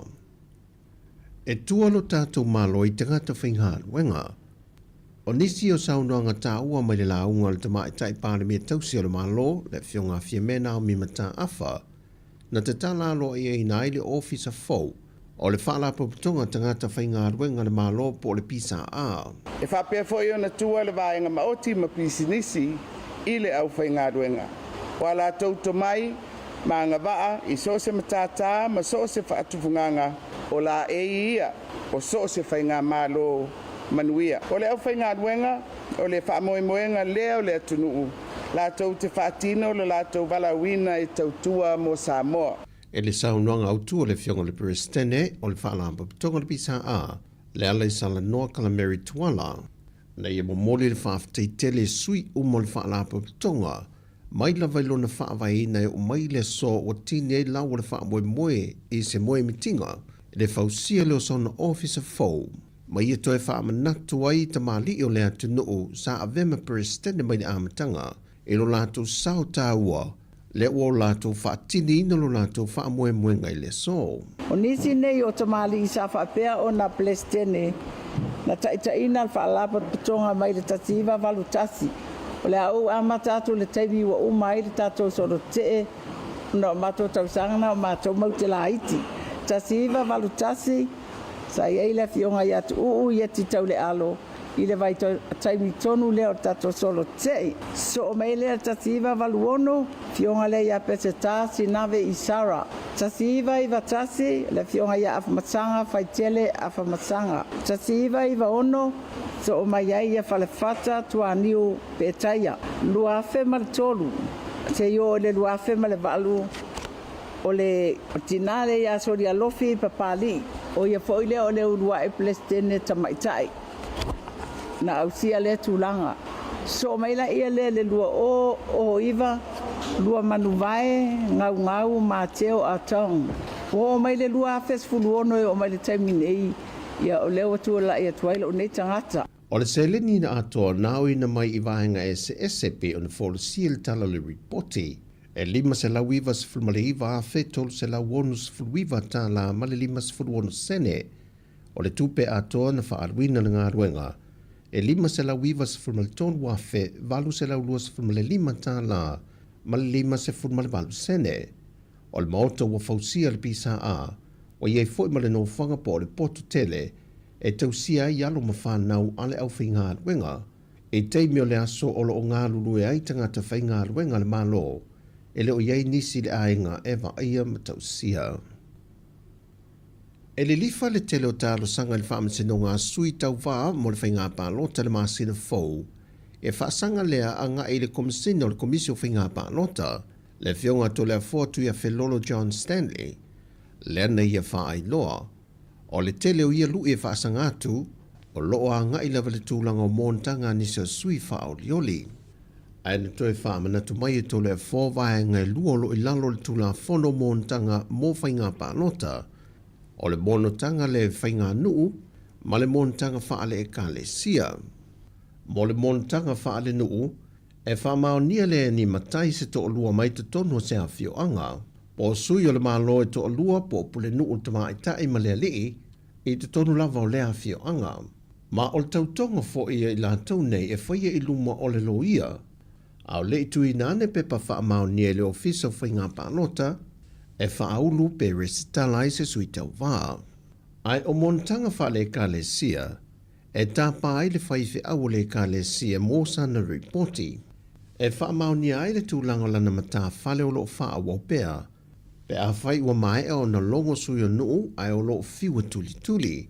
Mai o tautonga fo ia whaia fo i lumo le loia, au le tui nane pe pa whaatumu mō le whaamau ninga e whaaurwailo na swafa o se sui tau wā o le whainga pālota. O lesi limo tālu sanga o loa ngā ele whaamasinonga, o lo mōlia e isi sui whaau lioli, o lo lanto manatu o lo solia ia inga o lo ilalo le whaavaima le tūla whono, o whainga pālota o lo whaamawina i le lua a fese fulmale iwa. O tuli mata ia nei e isi atunu o le Pasifika le tuto atasi o le malo Papua New Guinea, le ua wala au lia whaapitoa e le wha i le pū o le malu o le malo. Na malanga tu e le wha i unga le vaiaso e wha fia e le tuto atasi o le atunu. O le malanga lau wha i lo teite ia le fionga le komisino le mtanga luenga au apa aulo ngoi Tino Filippo. Mai o se tasi fo i leo Paul Kalame o le tuto atasi o le atunu. O lo tuli mata ia e alo mawhanau o lo wau mau te tono o Papua New Guinea, a to ai manisi o tamali o le atunu o lo wau mau e ngā lulu e ai. O le whaelunga i no le tuto tasi a to i eile 5 tausanga, talu o na motu ese mai i le malo au se tā lia. Ma wa whaapolo kalame nai o le tausanga a tole nei, e wha wau e pia lava wha fianga, wha to a wha mai a i le masino se tema.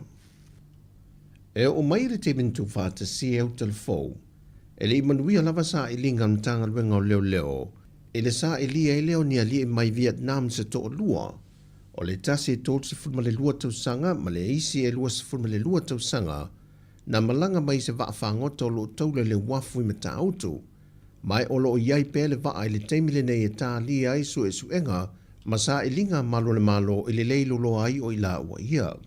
O le vaa whangota na malanga mai Indonesia, ma taunu mai i le aso lulu le vaiaso nte nei, whai loa ua pa au, wa tau fia le immigration na Sāmoa le vaa le mawhai o nālu ese, se ia vanga na o sa ili la ue to lua se ia maua, o lo au fia foi su e ngā malu le malo pe o na tā ue ua pa au, pe wha pe feo no ese mai la ue malunga le vaa o nei le te tau no ese, ma o tālu sanga i nei le mtanga luenga o leo le mamalu le atunu, mo i la ua i ewa whaasala la wina foi o la ata i lunga o pengta wha i langi a le mtanga luenga, ina ia longo waweane le ofisa i so se no whanga i ia i la ua, ai mōle sili fia lu tātua tino.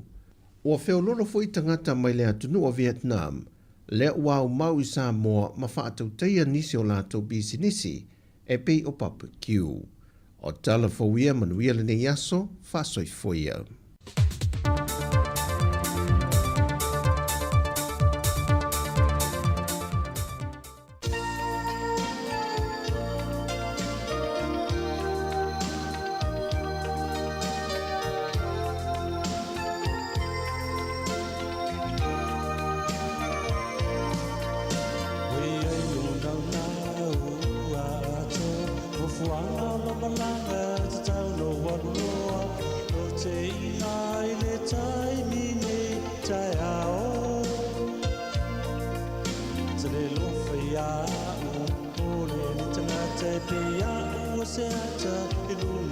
le fata pe ai se lave ai mai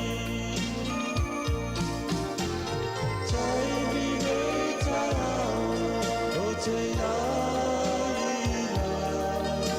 la uma sao i ti ai o te whaia tai mi nei tai au wamole mole whatana mai o le au i nai le wharawara tu i sao lau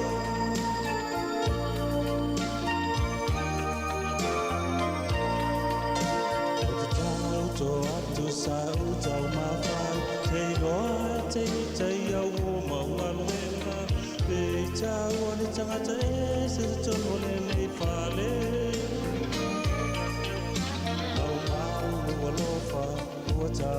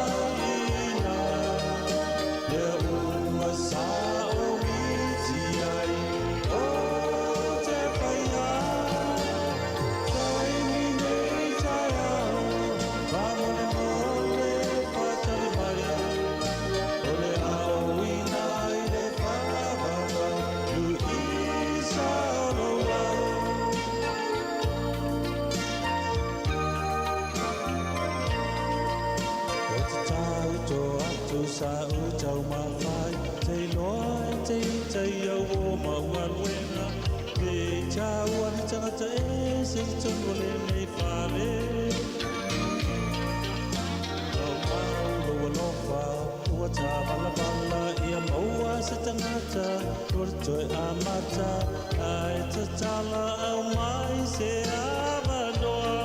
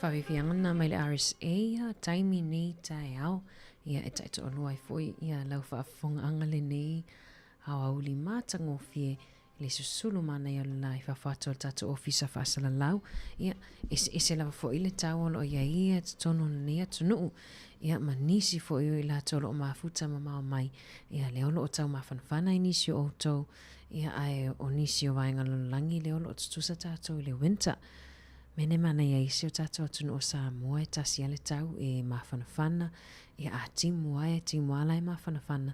Ia wangana ile on tua o loa ia le Sāmatu i Sāmoa la yangi tua o loa i Sāmoa, ia pēlana tau mālu ai.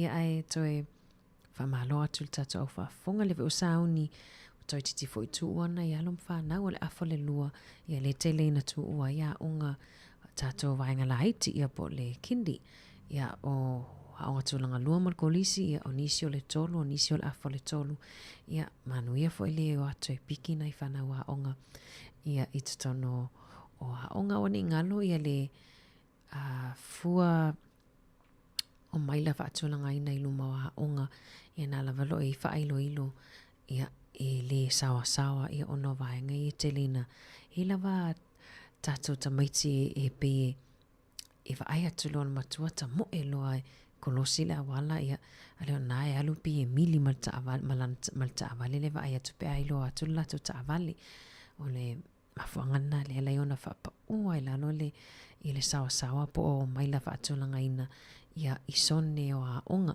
ia awaini i a whaina se tamaititi ia matautua nā foi awane i paka lata tātou i le kolosi ia polvaenga le whai le petrol a onga ia onai e ila vanisi o a onga te moni maua tu peo le a onga i lau whanau ia e te leina e o atu tamaiti e whai le petrol ia po o atu alum whanau e whai lau papa foi le whai kolosi ia wale ilo atu le sipito o le kolosi ono le olo o atu tātou whatatawhai i au tafo kolosi ia e whaasa le tu la fono e la nisi o a onga le ua mwhaiona o atu ia leo peto e se 10 minute le tolu ia ua mwhaiona o atu tutu ai nama ma longo fo ile malo la tunu e awane i paka ni la taavale taftafa le kolosi ia o le tolu i le awauli ia whapena fo ile tae au i le afo le valu na wa ia onga na wa ia na wa atu ia leo e fsosoani fo inga nuenga whai a onga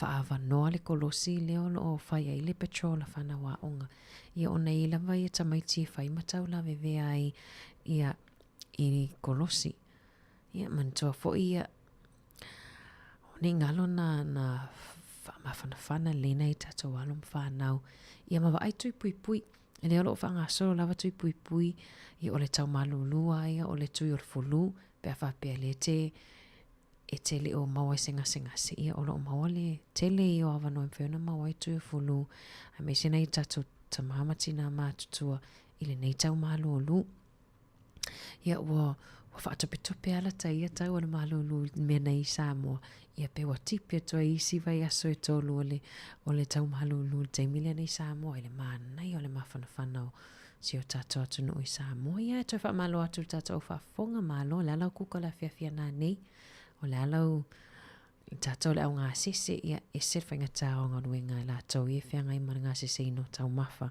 ia e mafa o whao po le ale tamaftanga to ina malo matua i le awauli ia o le afo i se mea e tali le sua nane i le afiafi ia e le whaingofia manuia lava o tau manuia le whianga i fo i ma le ngā sese ino tau mawha wana i o tatou mātua ia wa tatou ia tamalaiti po tatou ia i le haonga tamana a mauar koko laisa ia po le urusa pasui ia umala solua whawhiwhianga me le puni ala waa ta e lenga i pētesa ua toi 22 minute o na tāle o leitu lai lua tāle lua i on tatou whamawai lea tatou toi whiloa i leitu lai fitu tai au a tai au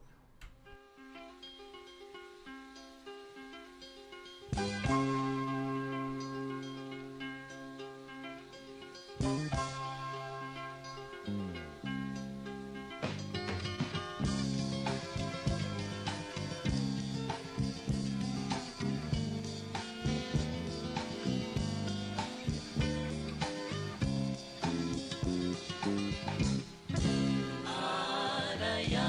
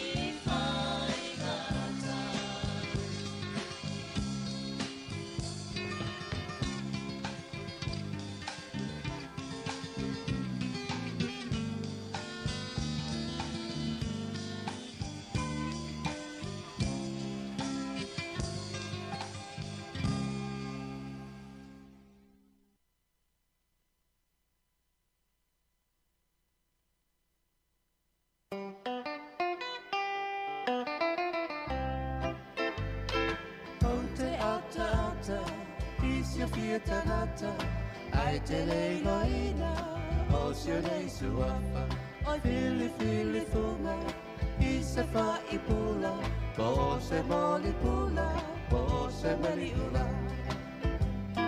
maua e te va ai mai i si o tino vai vai ona e fa pea ai lea so atuali i tala kumasia mano oi ai o te whaiate e si ala o manatu i se alu o se whasitamu avani ai oe ole no se mala utine fu no mo fatasi ele ai o sona pa umasi na ona ti e ire ta amane afi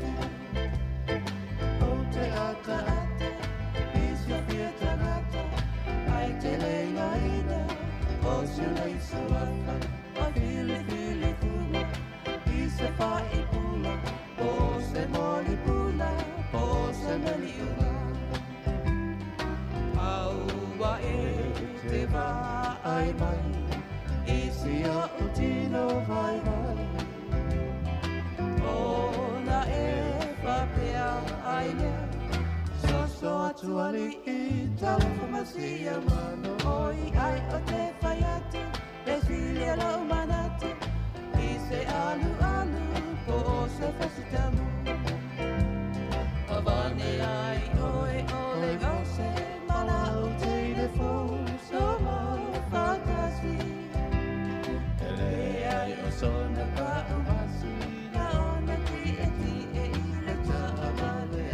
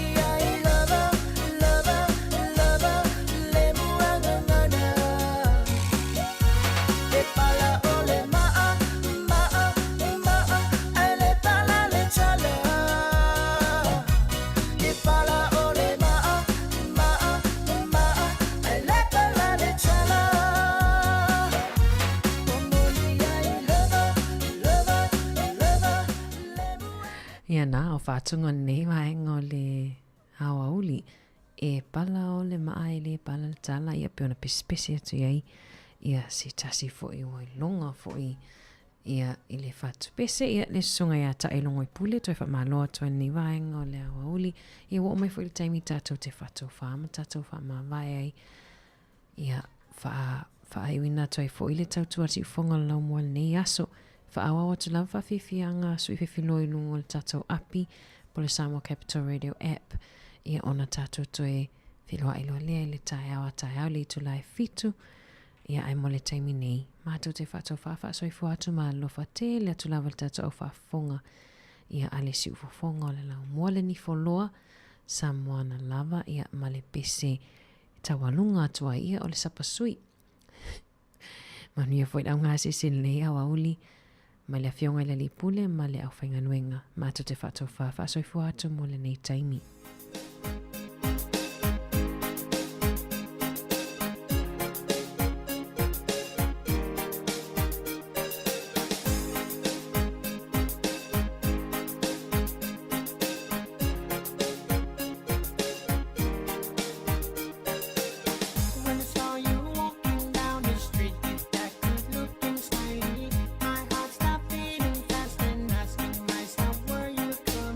Attentions on you.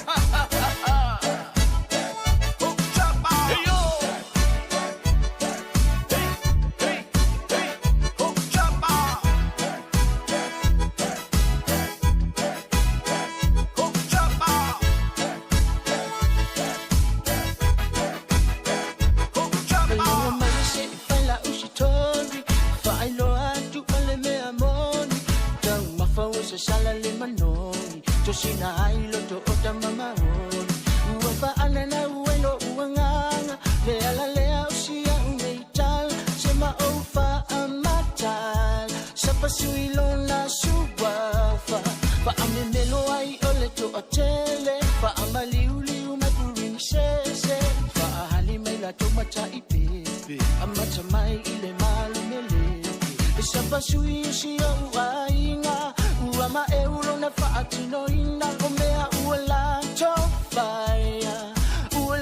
tofaya le au peperu pina mukora pati teni fa apetai lo otomana tumale fai ainga lele ole sapa sui ua numeratasi ile la lola aua e singa uma ila tue a matamai le taita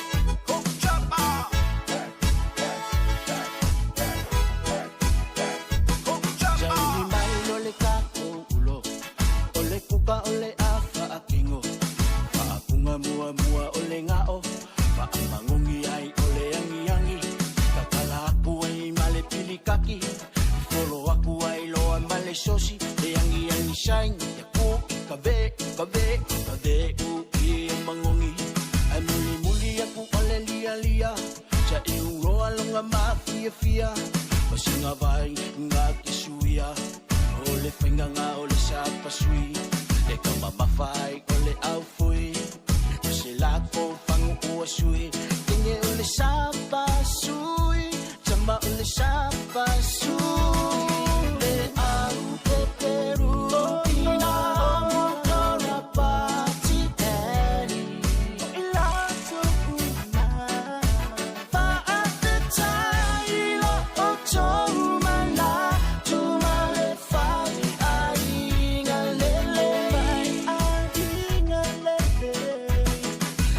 Sapa sui ua numeratasi ile